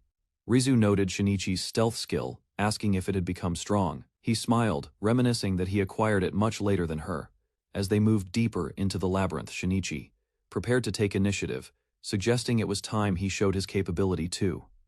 Before them stood a group of strange mushroom-like creatures. Shinichi's appraisal revealed them to be weak plant monsters with low combat ability. Without hesitation, he unleashed a powerful slash, magic flaring through his blade as energy surged forward. In one decisive blow, the entire hallway crumbled. The enemies wiped out as Shinichi stood calm amidst falling debris. Even her sharp senses couldn't track the enchanted blow Shinichi had delivered. It was no ordinary attack. As they examined the fallen enemy, a skill menu appeared. Shinichi casually selected both beginner-level plant-based skills. Curious, Rizu asked if he was secretly a master-tier adventurer. Shinichi chuckled and claimed he was only mid-tier, leaving her unimpressed. He sheathed his weapon and reminded her they hadn't eaten. She nodded, unaware of his next move. Rizu blinked in confusion as Shinichi began preparing the mushroom monster. He had already decided what was for dinner. Shinichi smirked, declaring proudly that eating anything edible, even demon beasts, was the spirit of survival. Eyed the roasting mushroom warily, suspecting poison. Shinichi cheerfully continued cooking over the fire, unbothered. Once done, he presented the seared chunk confidently. Rizu looked at it in disbelief, remarking how odd it was to see someone eat a walking mushroom. Recalling her father's words, she warned that those who eat demon beasts are of poor character.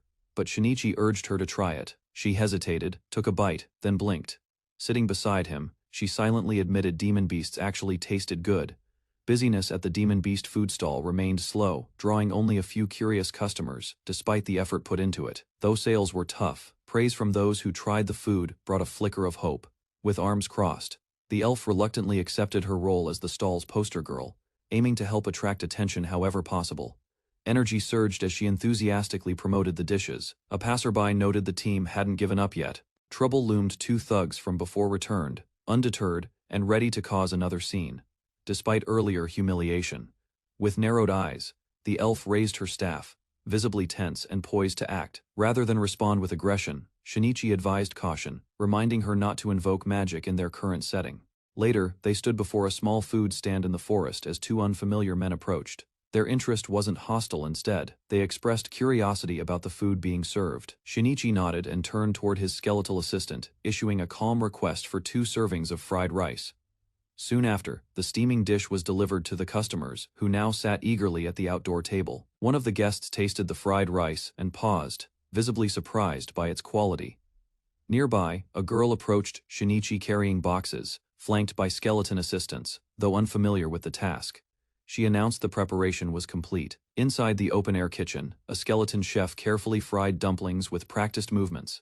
Freshly cooked, a plate of crispy gyoza was laid out, the surface still glistening with oil. The aroma hinted at savory fillings, making it clear the dish had been crafted with care. Although the visitors hadn't placed another order, the gyoza was served to them as a bonus.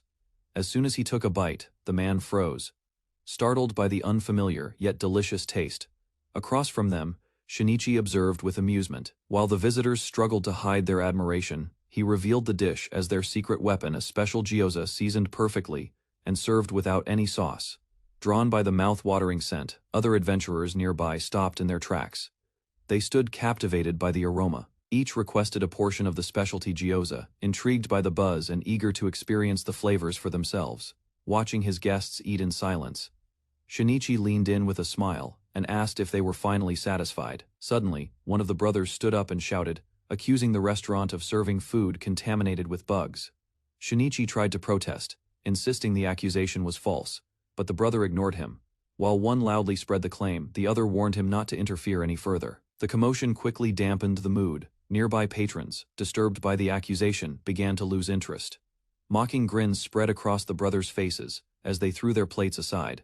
They threatened further trouble unless Shinichi and his team gave up and closed the restaurant. Outraged, the girls at the stand erupted with fury. One proposed a brutal punishment, while another readied her staff. Near the dropped dish, a young girl with animal ears knelt on the ground, staring silently at the mess. Though disappointed, she confessed her wish to see everyone enjoying Shinichi's fried rice. Tears welled in her eyes as she questioned the cruelty behind the sabotage.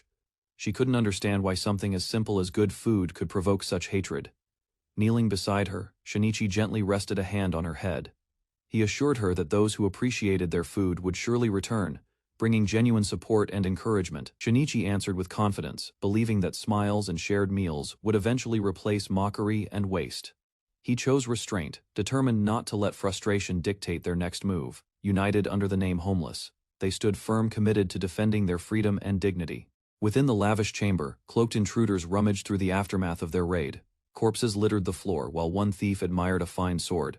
Beneath the ornate bed, a young girl trembled in silence, eyes wide in horror, her gaze locked onto the lifeless forms of her parents, unable to process the loss. Wandering the halls, the men grumbled about their failed objective. One noted the absence of any children, worried they might face consequences. They dismissed the missing child as inconsequential and spoke of rewards and future plans with ease. Without further concern, the brothers turned away, leaving the silent witness behind her existence, still unknown to them. At the quiet grave, Rizu stood beside her uncle, the only family she had left. His hand gently rested on her head, offering support in her silent grief. With a soft expression, the man assured her he would handle everything from now on. Days later, he discovered Rizu could no longer speak. Her silence and sorrow hung heavy in the air. He encouraged her to rest and treat his home as her own, leaving her alone in the vast, quiet room. Elsewhere, political talks unfolded. Her life, sadly, was just a bargaining chip. After the tense negotiation, the man bowed his head, forced to accept the demands to prevent further bloodshed. The threat hung in the air. Meanwhile, Rizu wandered the halls and accidentally overheard the cruel conversation. Fear surged through her as the reality sank in. She ran, heart pounding, knowing there were no allies left. The mansion had become enemy ground. Alone in her room, she steeled herself. Memories of her parents returned, igniting a spark. With quiet determination, she vowed revenge, the fire in her eyes, no longer afraid to burn. Inside the shop, a group discussed how to recover from a recent scandal. Changing names and relocating seemed their best bet. To prevent contamination, tighter supervision was proposed. Despite setbacks, they agreed to do what was necessary to survive in business. Dinner was served a humble dish of boiled mandra daikon. The warm meal was a small comfort in turbulent times. Suddenly inspiration struck. One man's excitement startled the elf girl, who flinched in surprise at his outburst. Meanwhile, on the 23rd floor, skeletal workers calmly prepared food. Inspections were routine, life went on underground. With reopening in mind, he handed a recipe to the skeleton cook, eager to craft a dish worthy of the new start. Confidence and trust were exchanged. The following day, the food stall stood ready. Curious adventurers gathered nearby, their expressions mixed with interest and uncertainty. Now renamed the Homeless Demon Beast Stall, the team stood proud.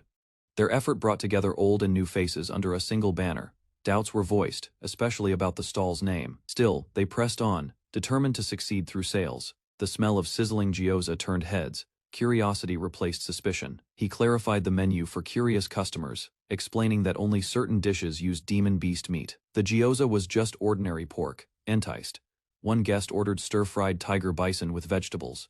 The skeletal chef began cooking with practiced skill. Moments later, the elf girl approached with a warm smile, carrying the freshly prepared dish. A bold image of a tiger flashed in the customer's mind as the exotic stir-fry was presented with flair. Though hesitant, the man took a bite, reassured. It was safe. He braved his first taste of demon beast cuisine. With hesitation fading, the customer took another bite. The demon beast meat was unexpectedly tender, rich with flavor. He praised the strong taste and crisp vegetables, noting how well they paired together. A drink seemed like the perfect companion. The skeleton chef responded quickly, presenting a mug of beer with frosty enthusiasm. Their service ran like clockwork. A mouth-watering combination of sizzling meat and cold beer formed a tempting duo no diner could refuse. With a satisfied grin, the man raised his mug. "This is the best," he declared, completely won over. A crowd gathered at the Homeless Demon Beast stall, forming a long line. Nearby competitors panicked, watching their customers disappear. Frustrated and aggressive, one shop owner stormed over, demanding answers. His anger flared as he accused the stall owner of sabotage. With calm confidence, the man explained that his success was no trick. He merely served good food to willing customers. Mocking the beer, the rival scoffed until he took a sip, expecting lukewarm disappointment. Shock filled his face. The beer was ice cold, a level of quality he hadn't matched. The rival shop owner stood frozen in shock, struggling to comprehend how the beer could be so cold and refreshing. Behind the stall, the man revealed his secret, a skill called ice breath used to chill the drinks instantly, an ability they couldn't replicate. Realizing the gap in ability, the frustrated competitors retreated, cursing their misfortune and lack of foresight. With a triumphant grin, the elf girls celebrated their overwhelming victory, ready to bring in even more profit. As the coins piled up, they laughed together, hopeful, but aware that maintaining success would take work. Concerned about interference from their rivals, the group debated a bold response. Yet caution prevailed. Those brothers wouldn't back down easily. A wild suggestion to unleash Freya nearly turned the debate into chaos. Her overwhelming presence alone could flatten a shop. Instead, hunger became the pressing issue. Freya declared training finished, and everyone loudly demanded food. Even Rizu held up a sign in protest. The skeleton chefs were called into action once more. Business was wrapping up, but a final meal was in order. Surrounded by friends and full plates, laughter filled the air. Nothing beat cold beer after a long, successful day. With the reopening a success, he felt a rare moment of peace. Confident, he entrusted tomorrow's appeal to their cheerful poster girl. But just as things calmed, his skill detected hostile presences nearby. Tension immediately returned. Enemies were closing in. Identifying them as humans, he decided to face them with Rizu alone. The others offered help, but he declined. The rival gang appeared armed and furious, ready to escalate. Their threats made clear they sought revenge. Calmly, he reminded them of his real profession: adventurer. Violence wouldn't catch him off guard. The thug smirked, boasting that he'd hired several mid-tier adventurers to secure victory. Shinichi remained unimpressed, calling it foolish. Fueled by pride and desperation, the man lunged with full force, determined to overwhelm Shinichi with brute strength. But no matter how many strikes were thrown, none connected. Shinichi's composure and speed left the attackers in disbelief. Frustrated, they charged again, cursing his agility. Their coordinated attack lacked discipline. Shinichi effortlessly disarmed one and knocked him back. Calmly, he picked up a sword. "Here," he said. The real fight hadn't even started. With a firm grip on his sword, the man parried the strike effortlessly. His expression showed neither fear nor concern as he assessed the weak attack. Nearby, One enemy dropped to his knees, groaning in pain. Another stared wide-eyed, trying to muster courage by mentioning the strength of their remaining forces. Standing alone amidst a field of unconscious foes, the girl calmly held her blade. Her work was complete, every threat had been neutralized. Shock washed over the enemy's face upon realizing only two had caused such devastation. A groan escaped the last man as a sword hovered near his throat. The girl's eyes widened as she stared at the ornate sword. A deep recognition stirred within her, as if something long buried had resurfaced. Noticing her reaction, the man questioned the blade's origin. Though unaware, he sensed there was more to the weapon than its appearance suggested. Without warning, the girl launched forward, overtaken by a sudden surge of emotion and resolve. Her target stood unprepared. Blood sprayed as her dagger struck with force. She landed silently, gripping the ground, breath heavy. The urge she'd held back had finally erupted. With a powerful strike, Shinichi brought down two enemies in an instant. Blood splattered across the clearing as he moved with deadly accuracy. Leaping onto the last opponent, he forced him to the ground and raised his dagger without pause. Before the final blow could land, a voice from behind halted the action. The order was clear: interrogate the man first before deciding his fate. Lowering his weapon, Shinichi stepped aside. A hand reached out toward the wounded man, signaling someone to stabilize him. Soon after, the attackers sat tightly bound under watchful eyes. Surrounded by Shinichi and his group, they now faced questioning with no way out. Shinichi confronted the captive, demanding the truth. Cornered, the man begged for mercy, claiming regret for the earlier assault. His plea didn't hold. One of Shinichi's companions revealed knowledge of a failed massacre targeting a noble household 2 years ago. Stunned, the prisoner stammered, realizing his secret had been uncovered. The group confirmed his involvement in the Smith family's attack. Grinning with defiance, the man admitted guilt, but hinted at powerful allies behind them. Shinichi pressed for a name. Finally, the truth emerged: Earl Destar had issued the orders. The captives warned that killing them would provoke the noble's retaliations. Smirking confidently, the prisoner issued a threat: killing him would ensure Shinichi's group faced consequences of their own. His confidence faltered when Shinichi revealed the girl beside him was Rizu, the sole survivor of the Smith family. Her presence alone shook the captives. Without a word, Rizu stepped forward and pressed her blade to one man's throat. The choice was made clear: live and serve, or die defiant. Faced with death, the man agreed to testify against Earl Destar. Shinichi offered mercy in exchange for his cooperation. Even then, the captives trembled. Rizu's intense glare kept them paralyzed, haunted by the memory of their own cruelty. Rizu raised a sign, revealing her intent: she would take revenge for her parents by ending them all. Shinichi, calm and focused, urged her to reconsider. Killing them now would bury the truth of Destar's crimes forever. Her eyes widened as his words struck her. No act of vengeance could bring back what was lost. Dropping to her knees, Rizu finally broke down. Her sword fell beside her as grief overtook her rage. The group stood in silence. Though Rizu cried openly, her allies remained nearby, offering quiet support through her pain. Rizu made her decision clear. She wanted justice, not blood. Her demand was for the attackers to be imprisoned for life. Acknowledged her choice with respect. He promised to deliver her request to the authorities. With resolve in her eyes, Rizu signaled her consent. The blade was no longer necessary. Mercy had taken its place. He affirmed the next steps. He would take charge from here and see justice properly served. Later, in a peaceful town, he recounted the events to a confidant. The tale of Rizu's restraint had already begun to spread. Shinichi made a formal request: he needed experienced adventurers. The task ahead required capable fighters, not novices. He explained that the mission was to track down and capture fugitives. Compensation would be provided, but favors came at a cost. When questioned, Shinichi revealed the job came from Duke Metal. His associate was surprised by the formality of the request. Rather than explain further, Shinichi promised someone else would provide the full details. That person was on the way. Moments later, a warrior arrived. Familiar faces reunited, hinting that old bonds might now serve a new purpose. Introductions passed quickly. Mikey, clearly impressed, expressed admiration for Gale, the seasoned commander of Duke Medill's Royal Guard. Light humor broke the tension as Gale encouraged everyone to act more like gentlemen. The air softened, if only slightly. Seriousness returned once Gale explained the mission. Adventurers were to be sent to storm Earl Destar's estate, an order from Adel Medal himself. Mikey flinched at the implications. Entering enemy territory meant real risk, yet Gale clarified that Shinichi was the client behind it all. Using knights wasn't an option. Destar's control over local forces was too tight, making independent adventurers the only safe bet. Gale outlined the risks. Any direct move from Duke Metal would expose the operation and ignite internal strife. Rather than risk open conflict, a covert strategy was preferred. Shinichi proposed that his group Homeless would carry out Destar's capture. Destar's reach extended beyond borders, and many involved might try to flee. Every associate needed to be caught. For Shinichi, this mission wasn't just political, it was personal. Capturing Destar meant honoring a friend's pain while reshaping the future. Support followed swiftly. Knowing the stakes, Gale agreed, reassured by promises of both adequate reward and lasting impact. Talks concluded with success. Before leaving, Shinichi raised a final question: who was Destar secretly aligned with? Gale explained. West of the kingdom lay the Estent Empire, ruled by the powerful Dragonute race. Destar may have been in contact with them. Surprise spread across the group.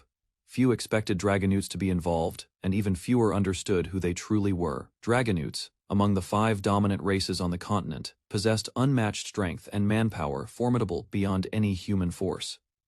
As dusk approached, Shinichi excused himself. The others acknowledged the looming threat, knowing this conflict was far from over. Back at the food stall, the team struggled to handle the growing crowd. Orders piled up faster than they could serve. Shinichi returned just in time. When asked about the meeting, he explained Gale had arrived, and the plan was set. While grilling food, he reassured her. Revenge for Rizu would be pursued with everything he had. A sudden shift in mood. Her voice softened as she called his name, catching him off guard. Teasing followed. Jokes about Rizu's charm spread quickly, leaving Shinichi flustered and the atmosphere unexpectedly light-hearted. Without hesitation, Shinichi stated his preference: he favored adult women. The word sent a jolt through the elf beside him. A flustered reaction followed. She grilled in silence before asking if he saw her as one. He deflected, but the meat began to burn. Then came the blow. He teased her, calling her a half-child. The insult didn't go unnoticed. Fury flashed in her eyes. Moments later, she stormed off, leaving Shinichi genuinely confused by the fallout. Later, the group rode in tense silence. No words were exchanged, but the air in the wagon was undeniably awkward. Before the journey continued, Shinichi turned to Rizu with a serious request: Destar must not be killed. Her reply was firm. She had let the brothers live for one reason alone: to claim Destar's life herself. Warning followed. Taking the life of a noble could mark her for execution, regardless of her motives. With calm conviction, he rested a hand on her head. He didn't want vengeance to lead her to the gallows. Silence shifted to normalcy. Shinichi suggested breakfast, trying to lighten the mood. No one protested. Shinichi reminded the group they wouldn't have time to eat after arriving. Simple, quick meals were the way forward. With that, someone suggested a hamburger, a new idea that sparked curiosity and hungry excitement across the wagon. Eventually, the group entered Banan, a well-developed town deep within Destar's territory. Its streets were clean and bustling. Locals praised Destar. He had brought prosperity, raising Banan's wealth beyond what his predecessor had achieved. Praise, however, masked a deeper concern. Despite his treason, Destar remained respected by nobles and beloved by citizens. Near the Earl's mansion, Shinichi spotted a familiar guard waving him over with urgency. Curious about any developments, he asked for a report. The guard mentioned no threats, just the usual comings and goings at the estate. Still, a hooded figure nearby caught their attention, standing too close to another man. Before parting, the guard handed over a food package Shinichi had arranged. Grateful for the help, the guard recalled hard times and quietly mentioned Annie's stinginess with money. Promising not to overdo it, Shinichi assured him he'd continue working and take another job once this one ended. Shinichi observed the heavily guarded estate from a distance, careful not to draw attention. Instead of resorting to violence, he assured his companions there was a different path forward. With steady hands, he began digging at a hidden spot near the fence. His plan was to infiltrate unnoticed. Despite the rough soil, he pressed on, dismissing any discomfort as manageable. A companion watched with curiosity as he carved the entrance. Moments later, the elf girl crawled through the tunnel, emerging below ground. Claustrophobia set in quickly. It was dark, cramped, and unbearably stifling. Crawling through the tunnel, Shinichi finally spotted light ahead, while behind him, chaos broke out among the others in the cramped space. He emerged near the mansion wall, quietly assessing the area. The spot seemed ideal for infiltration. After regrouping, Shinichi directed his team to a window. Although it was locked, he assured them he had a solution prepared. A summoned skeletal follower responded to his command and began unlocking the window from inside. Once inside, Shinichi reviewed the situation. Based on Mikey's intel, their target hadn't left. He began searching for Destar immediately. Shinichi studied the floor plan, suspecting their target was in a room occupied by 2 people, one likely being the hooded figure. He and his group moved carefully through the mansion's corridors, maintaining silence as guards lingered nearby. Before they were noticed, one of the companions swiftly disabled the guards with precise silent strikes, approached a decorated door and confirmed it as the correct location, signaling the others to prepare. Inside, two figures sat in tense conversation. As suspicion rose, one of them demanded to know the identity of the newcomer. Shinichi stepped into the room with his team, offering an apology for the sudden arrival and stating his reason for coming in person. The nobleman, visibly irritated, dismissed them as rude and made no effort to hide his disdain.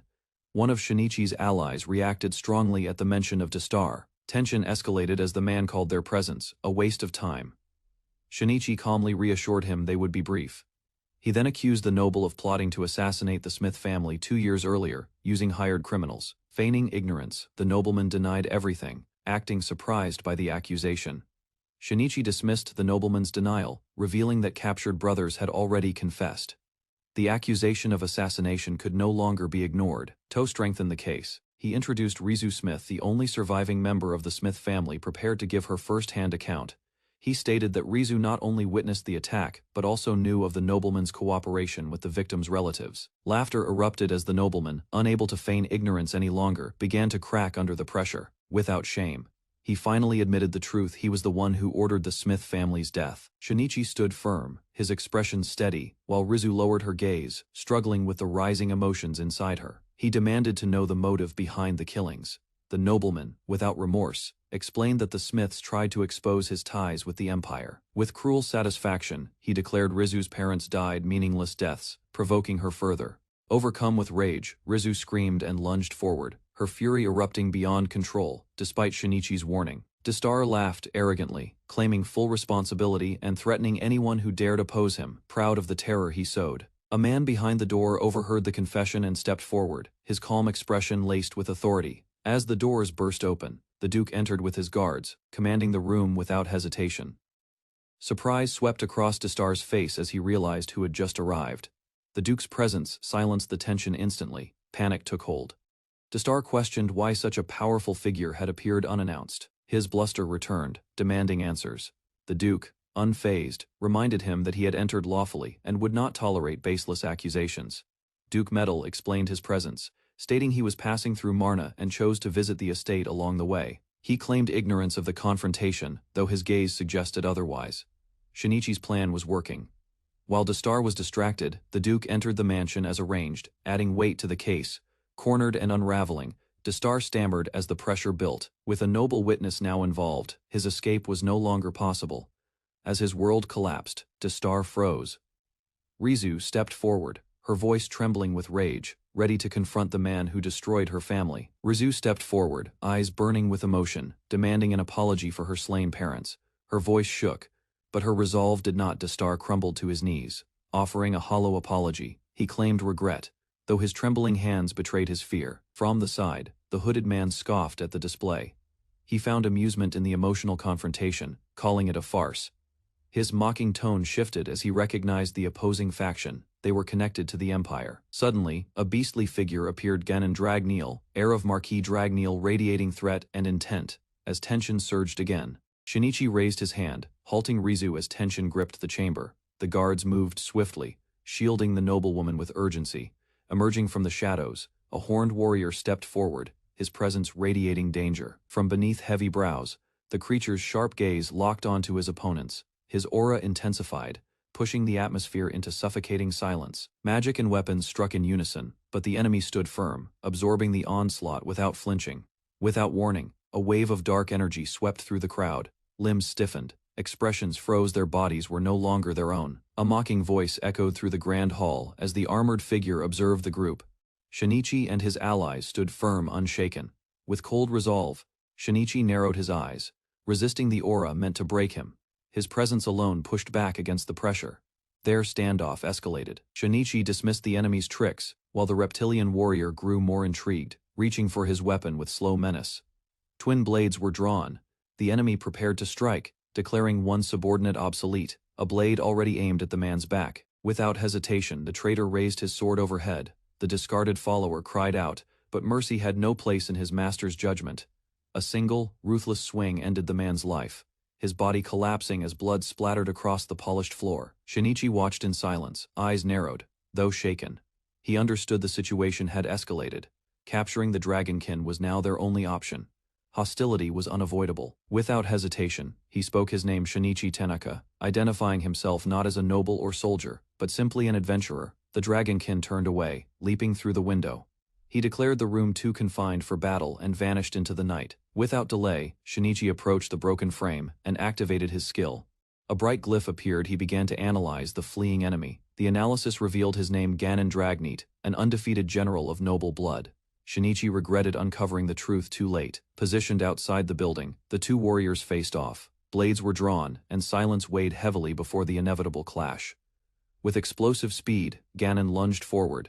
Shinichi reacted just in time, their swords locking in a powerful collision. Forced back, Shinichi crouched low, his mind racing. He studied Ganon's stance, watching for any opening as tension rebuilt. Channeling his skill, Shinichi unleashed Frozen Breath.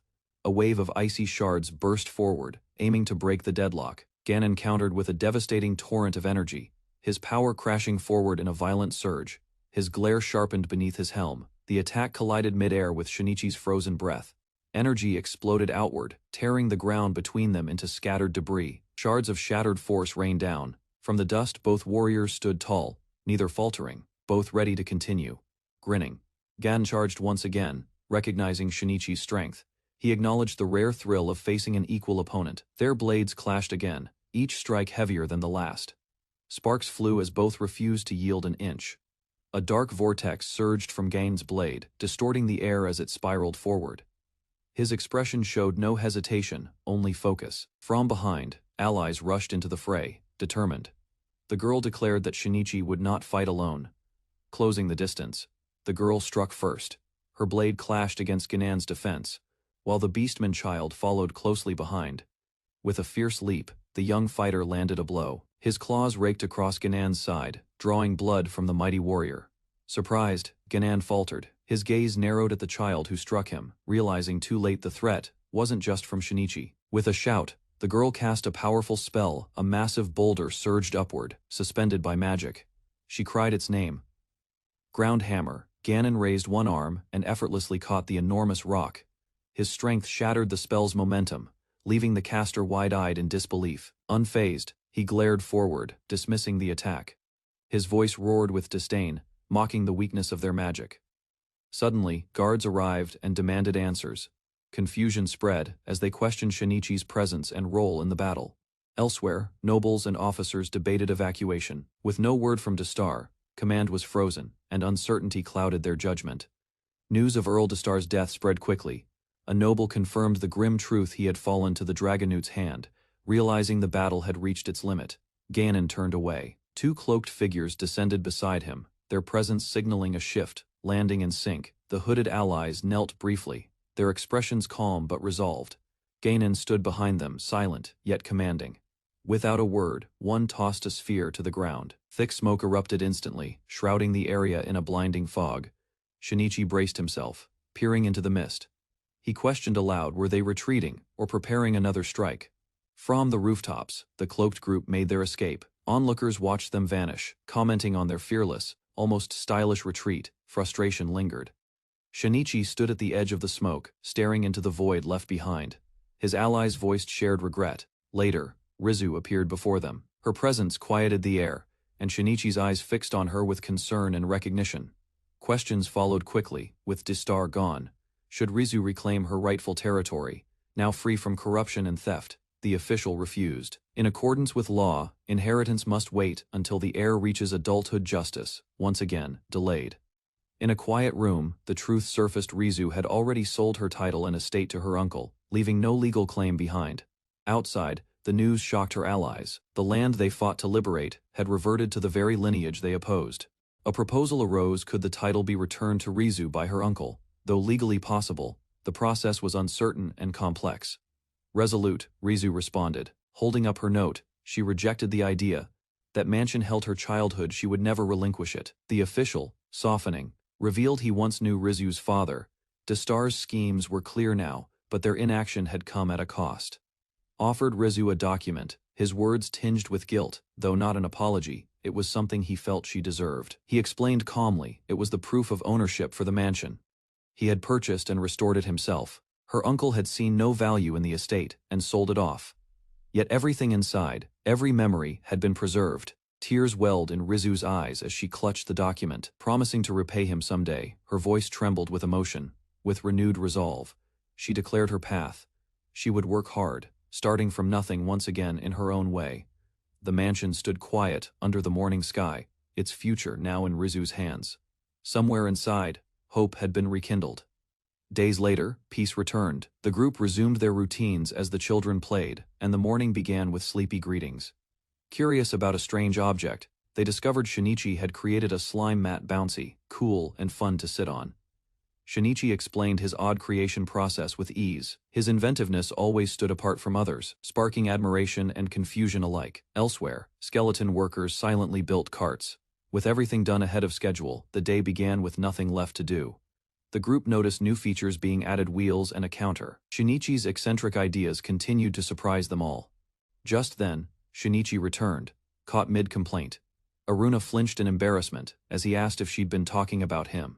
Smiling, Shinichi handed her a wrapped item. Meanwhile, at the stalls, the skeleton crew kept business running smoothly. Aruna unwrapped the item slowly. It was a brand new staff.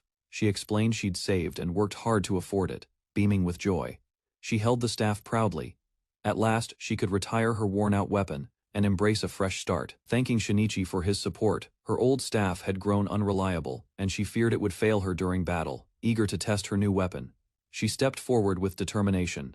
The others watched in anticipation as she took aim. With a focused chant, Aruna activated the staff. Flames gathered quickly, the orb glowing intensely in her hands. The spell erupted into a massive swirling blaze, far beyond what she expected. Her expression shifted from confidence to shock. With a boom, the flames exploded forward, shaking the ground. Aruna stood stunned, grasping the staff that held more power than imagined. Hearing the explosion, Rizu rushed over, alarmed. She questioned if they were under attack, while Shinichi calmly reassured her. They discovered Aruna lying on the ground, dazed but unharmed. Her spell had simply gone overboard. It was typical of her volatile magic. Shinichi sat beside Rizu in silence for a moment. The noise faded, but something more important lingered between them. He praised her progress. She was speaking more, opening up. She credited the others, but his presence clearly played a part. Resolutely, Rizu said the past wouldn't chain her anymore. Shinichi smiled. She was finally stepping forward on her own. Walking beneath the open sky, Rizu shared her resolve to see the world her parents never could, and to keep living forward. With a bright smile, she reached out. She didn't want to walk alone. She wanted to journey alongside everyone from homeless. Moved, Shinichi handed her a small weapon. It was a ninja tool, forged as he once promised a gift to support her path. She received it carefully. He asked for the old knife back, admitting he wanted it after all. Examining the new blade, Rizu smiled. It felt right in her hands. "I like this better," she whispered with quiet gratitude. Shinichi presented a set of crafted tools, a kunai and a shuriken, to the girl, offering them as a gift. She examined the unusual shapes with curiosity. He explained their purpose, confident that her precision with thrown weapons would make them effective in her hands. Her expression showed intrigue and understanding. In response, she extended a small pearl to him as a token of gratitude for assisting in her quest for revenge. Shinichi accepted it, puzzled. The item was revealed to be a highly refined magical stone, enduring even over millennia. Recognizing its worth, identified it as an exceptionally rare treasure. Aruna emphasized the rarity of the pearl, noting that only a handful existed in the entire world. Its value was immense enough to make someone a billionaire. Shinichi reflected on the pearl's origin and questioned Rizu about her father's knowledge. The mention of the Smith family hinted at its importance. Rizu explained that her father had labeled it as an unusable magic pearl, despite its resemblance to other usable stones. She clarified that its value had decreased because it couldn't be used, and her father, a stone collector, acquired it as a hobby. Determined to test it himself, Shinichi prepared to activate the pearl, disregarding the doubts. Sword drawn and stance firm, he began channeling the pearl's power through the blade as everyone looked on. Silence followed. Despite the anticipation, nothing visible happened. Aruna observed the sword closely, noting the complete lack of reaction. Time passed. The group started losing interest, settling on the grass in boredom. Some even grew drowsy, still focused. Shinichi activated his third eye.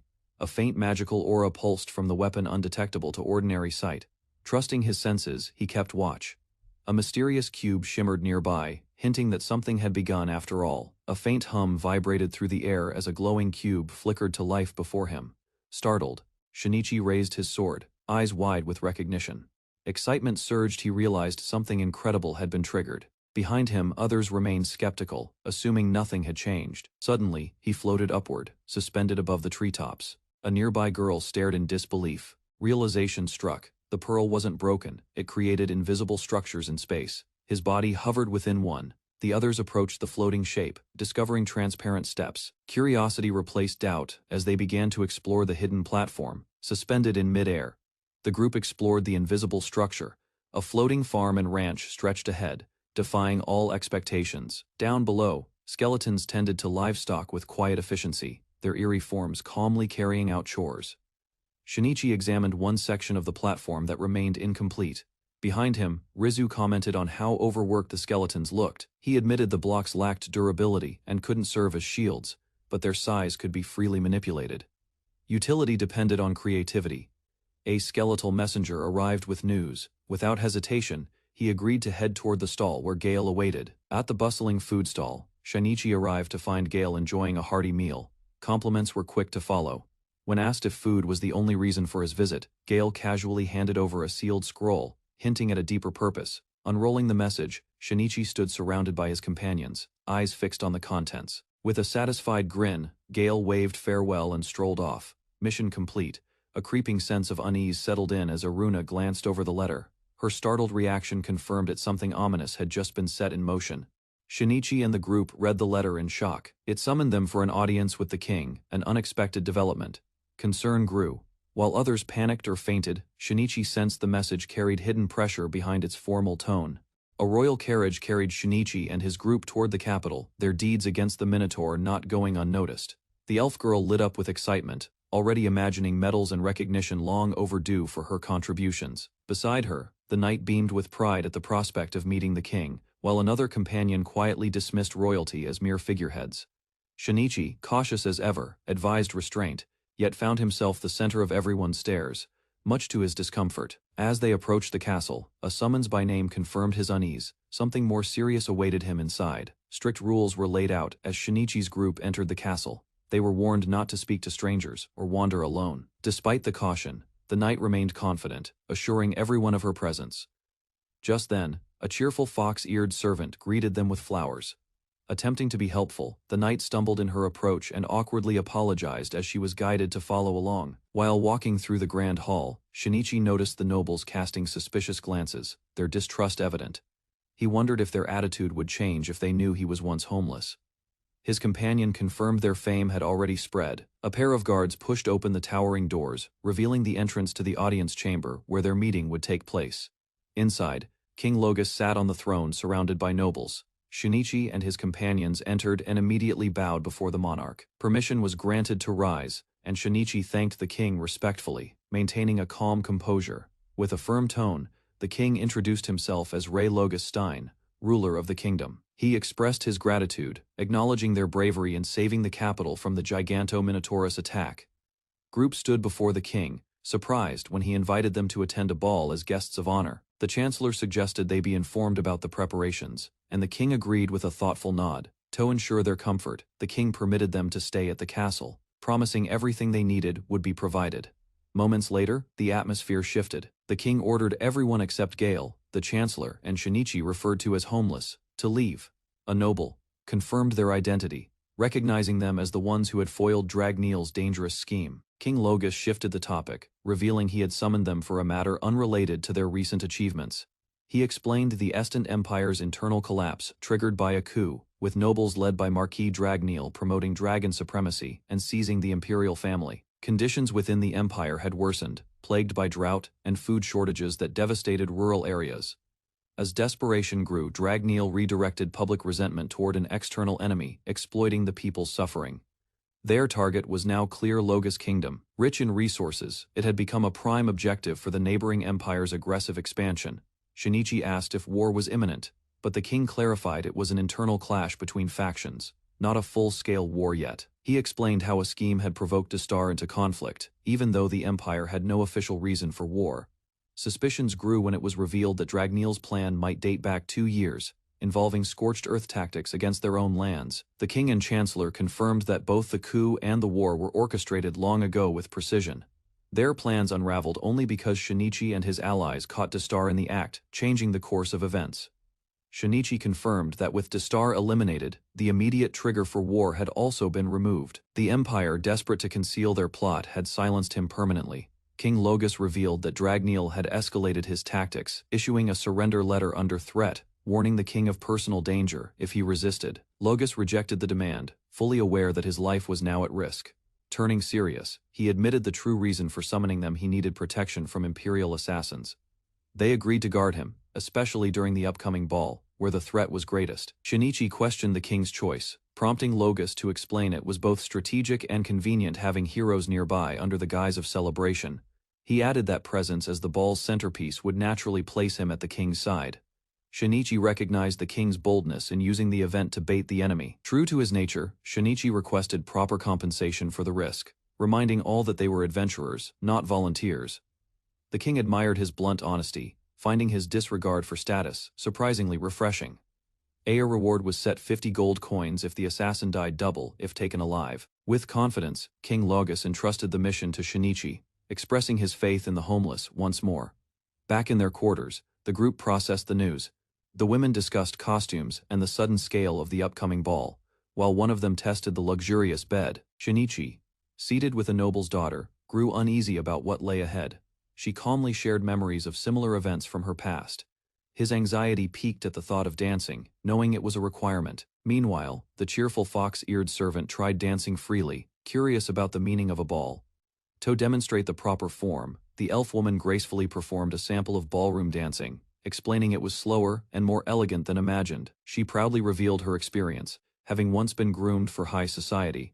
The others listened with mixed reactions, some intrigued, some overwhelmed. When she offered herself as a partner, the knight immediately volunteered instead, while teasing remarks about others' discomfort stirred the group. One companion lightly mocked Shinichi's possible lack of dancing skill, suggesting it was something everyone should know, noble or not. Cornered, Shinichi reluctantly accepted dance lessons from Aruna, who promised he'd improve under her guidance. Rizu stepped in, insisting she would be the one to teach Shinichi, arguing that regional dance styles differed. Both women stood before him, waiting for an answer. Their intense stares made the situation tense. Unable to choose, Shinichi nervously asked to be taught by both.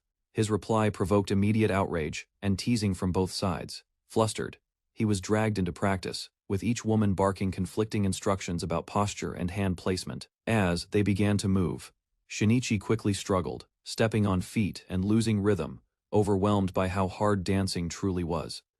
While practicing a turn, Shinichi was corrected by Rizu, who explained the kingdom's dance required a meaningful pause and eye contact. She encouraged him to hold her more firmly around the waist, making the moment slightly tense. Before it escalated, Aruna burst in to interrupt, accusing Rizu of teaching him inappropriate things. With tensions rising between the two women, Shinichi questioned if dance practice had gone too far. Nearby, others continued training with enthusiasm. Finally, the day of the ball arrived. In formal wear, Shinichi briefed his allies, setting guard duties as they prepared for the evening. Aruna and the knight appeared in elegant dresses, asking confidently if their outfits suited the occasion. Their appearance left Shinichi speechless. Flustered, he could only compliment them, admitting their beauty rendered him unable to speak properly. As they approached, he couldn't help but notice how much their dresses emphasized their features, clearly impressed. Soon after, Rizu entered in a more modest outfit, asking shyly if she looked cute. Shinichi reassured her warmly, noticing she'd styled her hair, which suited her well. Later, as he entered the grand hall, nobles turned in surprise at his transformed appearance. Descending the staircase together, Shinichi and his companions entered the ballroom, each dressed elegantly and drawing attention. Onlookers murmured in awe, admiring the trio of women as the highlights of the evening, especially enchanted by the elf's radiant presence. A noble host took the stage, praising the 5 adventurers who had defeated the Gigantominotaurus, announcing them as the stars of the event. Their official introduction as the homeless sparked a round of applause from the distinguished guests. With the formalities complete, they were invited to relax and prepare for the dance to begin. Shinichi gave final instructions to his allies, trusting them to monitor for danger, yet his detection skill showed no signs of enemy presence, raising doubts. Meanwhile, the women were approached by flirtatious nobles. Both Rizu and Eruna confidently dismissed the men, leaving them embarrassed and speechless. Whispers began to spread among the guests about the elf's true identity, rumored to be the Destruction Sage. Flashbacks confirmed the rumor. Her fearsome temper once caused explosive destruction, frightening many into retreat. Rizu approached Shinichi, curious if he had noticed. He had and wisely chose not to provoke her. Shinichi noticed two suspicious men posing as waiters. Their muscular builds and tense posture made them stand out, but they seemed too obvious to be the true threat. As the dance segment began, the host invited all guests to enjoy the evening. Shinichi stayed alert despite the festive atmosphere. Couples began dancing under the lights. Eruna invited Shinichi to join, reminding him that they were the stars of the event. Rizu gracefully accepted being second, hiding her disappointment with poise and grace. Shinichi and Eruna took the floor, dancing confidently before the watching crowd. While dancing with Eruna, light-hearted conversation shifted toward silly ideas like skeletons dancing in a garden. They shared a laugh before stepping away to rest. Nearby guests socialized as the pair took a break. Music and movement filled the grand hall. From the upper floor, a new woman observed the dancers, her gaze sharp yet curious. Something about the elegant atmosphere stirred her deeply. Confident and composed, she approached a nobleman, exchanging graceful remarks and deflecting questions about her background with a mysterious smile. Watching quietly, Shinichi activated his clairvoyance, locking his attention on the enigmatic guest. A mysterious woman revealed herself, stepping forward in a revealing outfit with a blade hidden at her side. Guests turned in shock as tension rose instantly. Recognition struck the group. She was the threat without hesitation. She reached for her weapon, ready to strike before anyone could react. A sudden strike pierced the man's chest as the woman lunged forward, blade in hand. She collapsed onto the floor, stunned and wounded. From the crowd, a girl stepped out confidently, revealing herself after remaining hidden during the chaos. Without hesitation, the newcomer reached under her skirt and retrieved a concealed weapon. Charging across the hall, she positioned herself between the assassin and her target. Steel clashed as she deflected the incoming blow with swift precision. At that moment, two men dressed as servers drew blades and began closing in. Their intent was clear. The battle was far from over. Two figures leapt into action as the attackers closed in one of them. A girl in a red dress struck first, with a forceful kick, blocking the threat without hesitation. Her heel landed clean against the enemy's face, sending him crashing backward. While she stood alert, her ally took the chance to subdue another opponent with swift precision.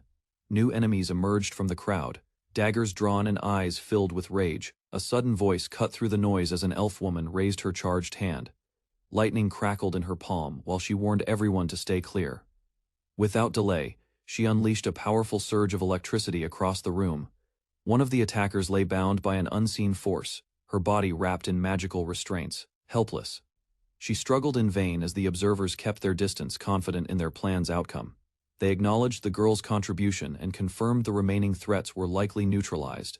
High above, Rizu faced off against a woman presumed to be the enemy leader. Weapons drawn, the two women exchanged words. Rizu aimed to capture, while her opponent showed no interest in negotiation. Suddenly, Rizu launched an attack that broke through the defense. The enemy lashed out, but Rizu identified an opening and lunged in, exploiting the narrow gap with precision. Rizu's strike landed cleanly, forcing her opponent to the floor.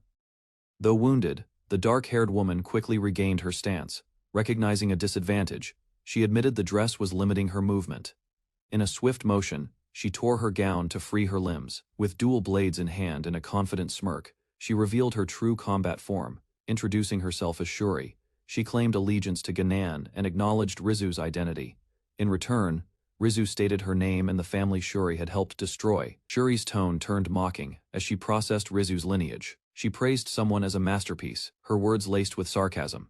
She mocked Rizu, revealing that her parents were the ones who had wounded her in the past. In a flashback, Shuri explained that while the hired brothers slaughtered the servants, she had personally dealt the fatal blow to the Smith couple herself.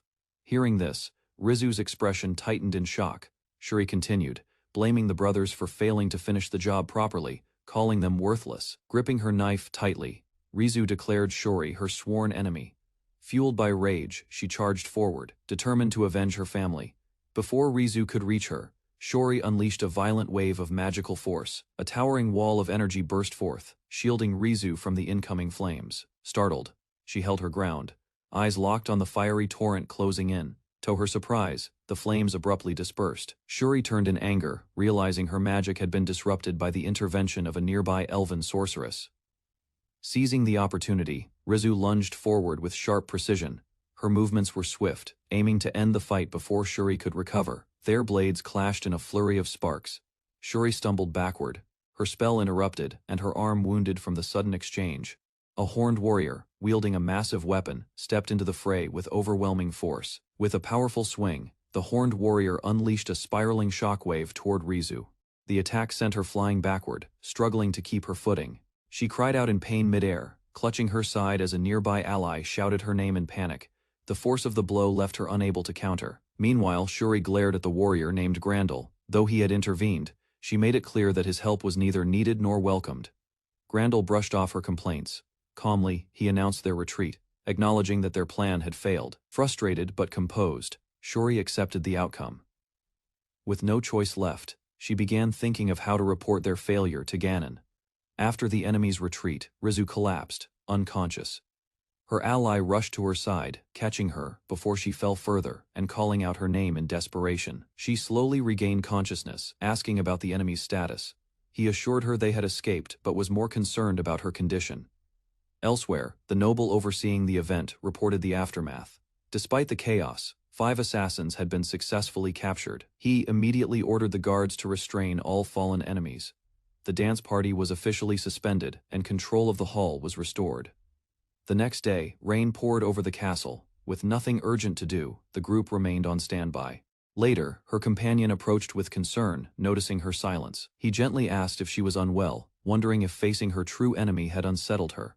Rizu admitted that after the brothers' capture and Dastar's death, she had found clarity, but with Shuri's reveal, her thoughts were once again clouded. He offered her the choice to sit out the next mission, sensing her emotional fatigue. She acknowledged her shock but insisted she would be fine. Deep down, however, her thoughts had hardened. The hatred she felt for Shuri had rooted itself deeply in her heart. Standing by the window, Rizu's gaze sharpened. Her mission was far from over. Revenge remained unfinished. The group gathered, and their leader assured Rizu that if the journey ever felt too heavy, she should speak up. He promised to support her however he could. Rizu smiled, the tension easing from her face. She thanked them sincerely, expressing how grateful she was to have such companions by her side. Suddenly the door opened. A man clad in ornate armor entered the room, flanked by 2 stern officials requesting their attention. Suspicion filled the air. The visitors acknowledged the team's readiness, prompting one of the group to ask why they were being kept there. The envoy explained that a new mission awaited them, one critical and confidential. News from the interrogation sent a shock through the room. The officials revealed that the captured assassins had exposed a looming threat. The Empire was preparing to invade. The enemy's forces, led by General Ganan, would cross the mountain range within a month. One of the officials explained that if the attack on the king had succeeded, the country would have fallen into chaos. It was revealed that the assassins had been only one piece in a larger scheme to target the king directly. The official issued a stern warning. They were now privy to sensitive intelligence. If any of it leaked, the consequences would be fatal. His expression made it clear refusal was not an option. They were to slow down the Imperial invasion force. A delay of a month was ideal. Even 2 weeks would be enough. Outraged, the leader of the group pointed out the absurdity. 5 people couldn't possibly halt an army of 50,000. But the official admitted their military had no alternative. The kingdom's forces were already stretched thin, engaged elsewhere against demonic beasts. Even calling in reserves would not match the enemy's overwhelming strength. Out of desperation, the kingdom had turned to adventurers. They were now the last defense standing between their homeland and invasion. Doubt lingered in the air as the leader questioned whether adventurers could truly buy enough time. The king explained the plan. Over the next month, they would recruit and train the necessary number of adventurers. That window needed to be secured.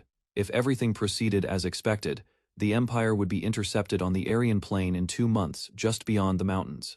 Tension rose as the envoy asked plainly, would they accept the mission? The stakes were now undeniable. Pressed further, the hero questioned why they were chosen. The official answered confidently there were 2 specific reasons. Only they could accomplish this. The envoy clarified their reasoning. A small, agile unit was necessary, and the team's powerful mage made them uniquely suited for the mission. Further pressure was added. They revealed that the team possessed a griffin, allowing them to fly over the mountain range, removing the barrier. Others couldn't cross in time. As the argument escalated, one of the guards stood nervously under scrutiny. Silence filled the room, tension thick in the air. They confirmed their expectation for fair compensation, and the officials promised double the previous reward. With terms accepted, the 2 leaders sealed the agreement with a handshake. Though some doubts remained, The mission to delay the Imperial army was now underway. After agreeing to the high-stakes mission, the leader reflected quietly, hoping they wouldn't be drawn deeper into the war. Later, the group sat down to a shared meal. Among the dishes was something unfamiliar: escargot from bottom Mai Mai. Curious and mildly horrified, one companion questioned the strange delicacy. It turned out to be a rare snail native to a northern lake near the capital. Before more hesitation could form, the fox-eared boy reached over with excitement, claiming it looked like meat and must taste great, ignoring protests from the elf girl. A bizarre image flashed in their minds: a wrestling ring, a giant snail holding a referee's hand in victory. While enjoying the escargot, Rizu shared that it was her father's favorite dish, and she was glad to try it. The group's focus soon shifted back to strategy. They had learned that the Imperial army would pass through the snowy Parton Mountains. One soldier proposed a bold idea, triggering an avalanche in the mountain pass. It could cripple the enemy force with a single well-timed blow. Plan relied on their elven mage. She would unleash a powerful spell to disturb the snowpack. The leader urged caution: it was meant to be a surprise attack, not a prolonged battle. But Rizu, filled with purpose, vowed to make the mission succeed. While the group shared a meal, strange system prompts appeared before Rizu, and flare options to evolve had unlocked, offering mysterious new potential. Startled by the notification, Flare stood up, excited. The leader speculated that yesterday's intense battle may have triggered this phenomenon. In her mind, Flare imagined fantastical forms: she might become angelic wings, feline agility, or immense strength. Without hesitation, she declared her intent to proceed. Rizu calmly responded that the decision was hers to make freely, even with the uncertainty of change. Rizu was unfazed. Her conviction was steady: whatever her appearance became, her core identity would remain. The leader selected the evolution option for Flare, confirming the decision without hesitation. The system accepted the command, initiating the transformation process. A message appeared, instructing Flare to sleep. Overcome with excitement, she prepared herself, knowing a major change was coming soon. As drowsiness took hold, Flare said her goodbyes. Rizu also began to drift off, both girls entering rest as the evolution began. A wagon raced through the canyon, flanked by flying beasts overhead. While the speed thrilled some, others sighed at the thought of soaring on a griffin instead. Mounted together, two girls showed no visible change despite their recent evolution. Their calm demeanor masked the silent shift in their power. No longer classified as ordinary humans, the pair moved with heightened precision. Their race and abilities had surpassed prior limits. Freya, once a knight in service to Duke Metal, now bore the traits of a neo-human. Her path diverged from nobility. In a quiet demonstration, she levitated a mug without contact. Alongside her physical prowess, this new telekinetic gift marked a deeper transformation. Despite the impressive display, her power had clear limits in range, quantity, and weight. Meanwhile, Rizu unlocked a new skill known as Shadow Cloud. The dark mist responded to her will, bending and reshaping as she desired. The shadow cloud could expand to the size of a house, though it vanished if sent too far from her. Still, its versatility made it a formidable asset. During their discussion, the group faced a new problem: crossing the Marseille fort within the Parthon mountain range. That fort, built by the Empire, blocked their path. It had to be passed before they could enter the mountain beyond. Shinichi proposed an aerial route, suggesting they bypass the fort by flying over it from the front. He considered multiple options, including taming another beast or lifting the cart himself. However, the group lacked the means to match his flight capability. Despite the griffin's speed, the skeleton-drawn cart lagged behind. Rizu pointed out they couldn't reach the destination on time at this pace. He made a decision. With a swift motion, he triggered a hidden mechanism, their trump card. Engines roared to life, propelling the cart forward at extreme speed. The sudden thrust flung its passenger into a chaotic tumble. Shinichi explained the cart's hidden upgrade: an aero boost powered by wind magic stones. Although fast, the mechanism risked overloading the cart's structure. The modified skeleton cart surged ahead, leaving a trail of smoke and sparks as it accelerated far beyond its limits. Above the endless range of jagged peaks, the group began to glimpse the formidable terrain of the Parthon Mountains. As they flew closer, they spotted a silhouette in the distance. Freya's gaze sharpened, recognizing something unusual in the sky. A massive wyvern appeared, its wings slicing the air as it roared over the mountains. Startled by the sudden appearance of the wyvern, Shinichi decided without hesitation they would pursue it. He turned to Aruna in the cart, urgently instructing her to strike it down using electric magic. From the window, she spotted the flying beast in the distance. Doubt filled her as she questioned how she was supposed to handle such a creature. Shinichi's resolve didn't waver, driven by instinct. He insisted that she paralyze it. Capturing the dragon became his singular focus. Though confused, Iruna raised her staff. Sparks crackled as she channeled power, determined to act despite not fully understanding the situation. A burst of lightning struck the wyvern as Iruna unleashed her spell. The beast recoiled mid-air, overwhelmed by the sudden shock. While it struggled, Shinichi set his sights on capturing it. Owning a dragon had always been a childhood fantasy he never let go. The memory of buying a dragon-shaped keychain resurfaced now. The real thing stood before him. This world gave him a chance to fulfill that dream. As he approached, the wyvern growled and countered with a blast of flame, forcing Shinichi to act quickly. The fire attack surged toward the cart, prompting a swift order dodge and bind the beast using magic before it could strike again. Chains of flame erupted, wrapping around the wyvern's limbs and wings in an effort to halt its movement. Iruna spotted the creature's attempt to dodge and redirected the cart. Concentrated, she prepared a follow-up spell to reinforce the assault. Another set of flame chains struck true, fully restraining the dragon. Shinichi raised his hand and began the taming process. As the beast weakened, he called out, commanding it to become his subordinate. The system confirmed the bond affiliated. Though the capture succeeded, Shinichi noted its strong mental resistance, far tougher than any creature they had encountered before. Shinichi gently approached the wyvern, assuring it there was no threat. He spoke calmly, attempting to earn its trust. Despite his words, the dragon roared in rejection. The taming attempt failed, and the bond dissipated once more. Undeterred, Shinichi took charge. With no better plan, he called on the group to follow his lead into a new approach. Together, they began an odd ritual dancing and singing in unison. The wyvern lay still, confused by the display. To everyone's surprise, the charm took effect. The wyvern's expression softened, signaling a slow but sure shift in its attitude. With the bonding incomplete, Shinichi encouraged everyone to keep dancing. Embarrassed, Iruna hesitated, while the others grew tired and stepped back. The wyvern's expression dulled again, and Shinichi wondered if it had lost interest in their performance altogether.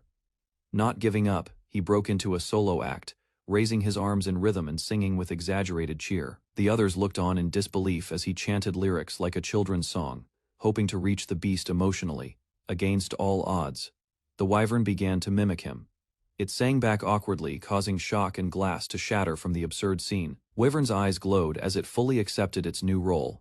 Now classified as a homeless wyvern, its strength surpassed ordinary dragons.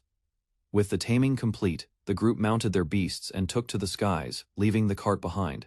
As they soared, admiration grew. One girl silently viewed Shinichi as someone truly capable, with their path now clear. They flew beyond the fort, heading straight for the mountain range ahead.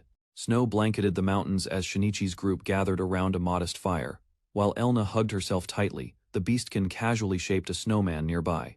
Shinichi remained calm, observing how the kingdom-born struggled with the freezing air. Silence lingered until someone questioned the weight. Shinichi responded bluntly. The mission wouldn't start until their enemies made a move. Noticing her fatigue, he gently suggested a break.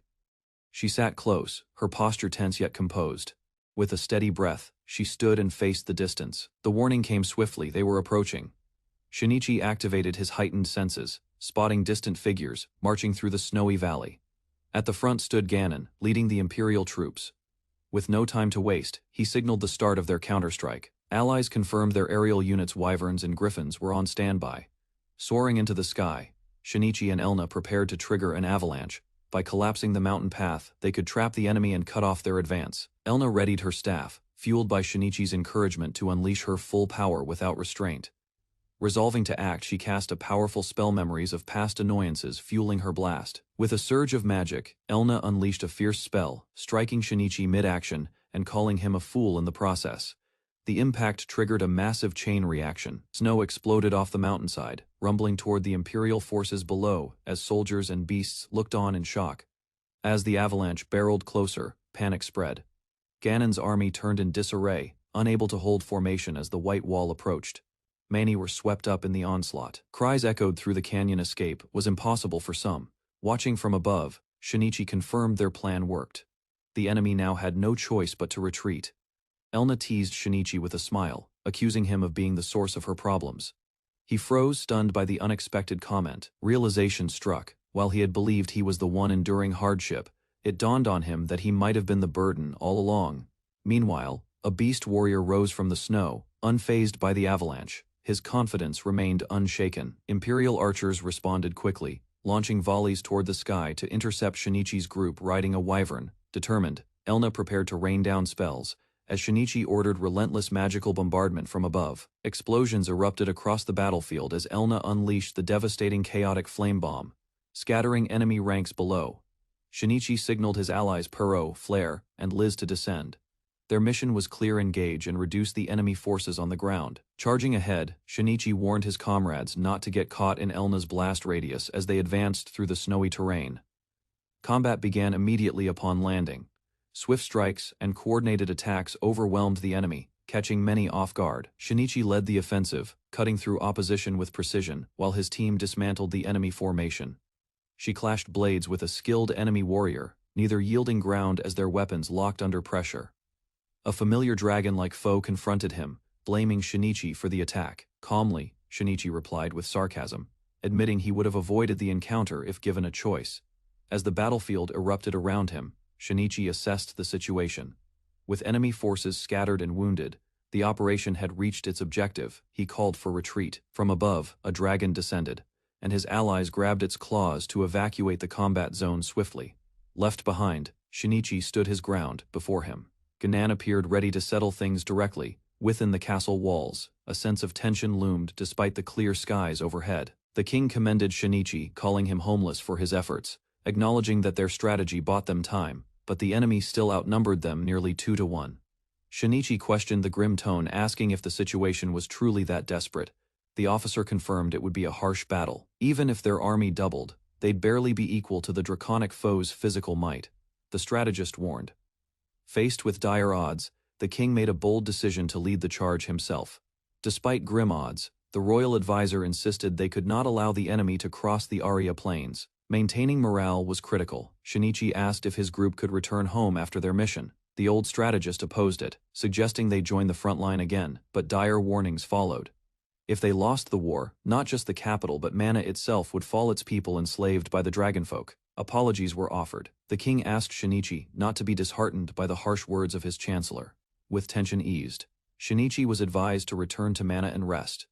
Back in Mana, the group walked the streets in silence. Elna asked what they should do next, sensing unease in the air. At the church entrance, townspeople formed a long line. She wondered aloud if something had happened, only to realize the truth. The people were preparing for war. Adventurers and civilians alike sought comfort through prayer, hoping to survive what was coming. Elna encouraged everyone to join in. Though some hesitated, the solemn mood made the choice clear. In quiet reflection, Elna closed her eyes and offered a silent prayer for peace and survival. Elna knelt in the quiet chapel, praying earnestly for the safety of everyone involved in the coming war. When Shinichi questioned her optimism, she stood firm. If she declared they'd be safe, then she would make it so. Around them, anxiety weighed heavily. Citizens and soldiers alike feared what would happen if the enemy broke through to Mana. Words hung in the air. Elna turned to Shinichi with determined eyes and spoke his name with quiet resolve. Her voice steady, she declared their choice. They would join the fight together. Despite Shinichi's concerns, she insisted that seeing the people's fear drove her to act.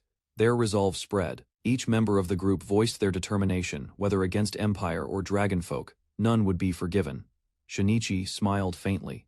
Recognizing their courage, the hesitation they once had was now gone. Standing together beneath the church's stained glass, Shinichi made it official: the homeless would stand and fight alongside the kingdom. As Elna shared an idea for Mana's future, Shinichi agreed, both committed to defending the people they had come to care for. In the heart of town, Shinichi and Elna stood beside their food stall, Homeless Beastman restaurant, ready to serve the people. They launched a big giveaway. Everything was half price, and the townspeople gathered quickly, drawn by the warm food and lively energy. As they handed out dishes, Elna reflected that good food might give everyone the hope they needed to face the coming war. They believed that uplifting the people's spirit was just as crucial as military strength.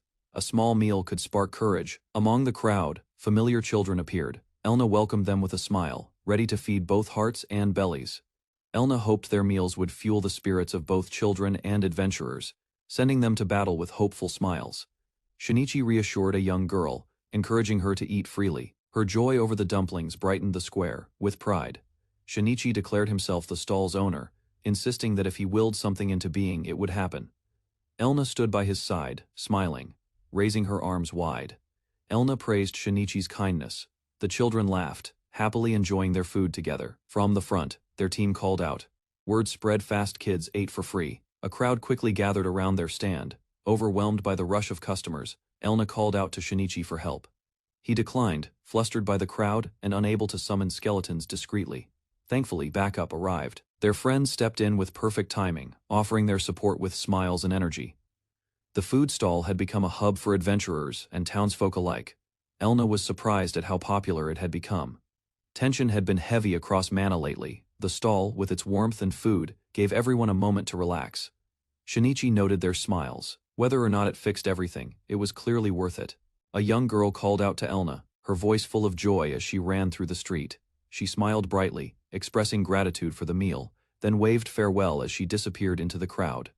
Elna watched silently. With renewed resolve, she told Shinichi they must protect this town no matter what.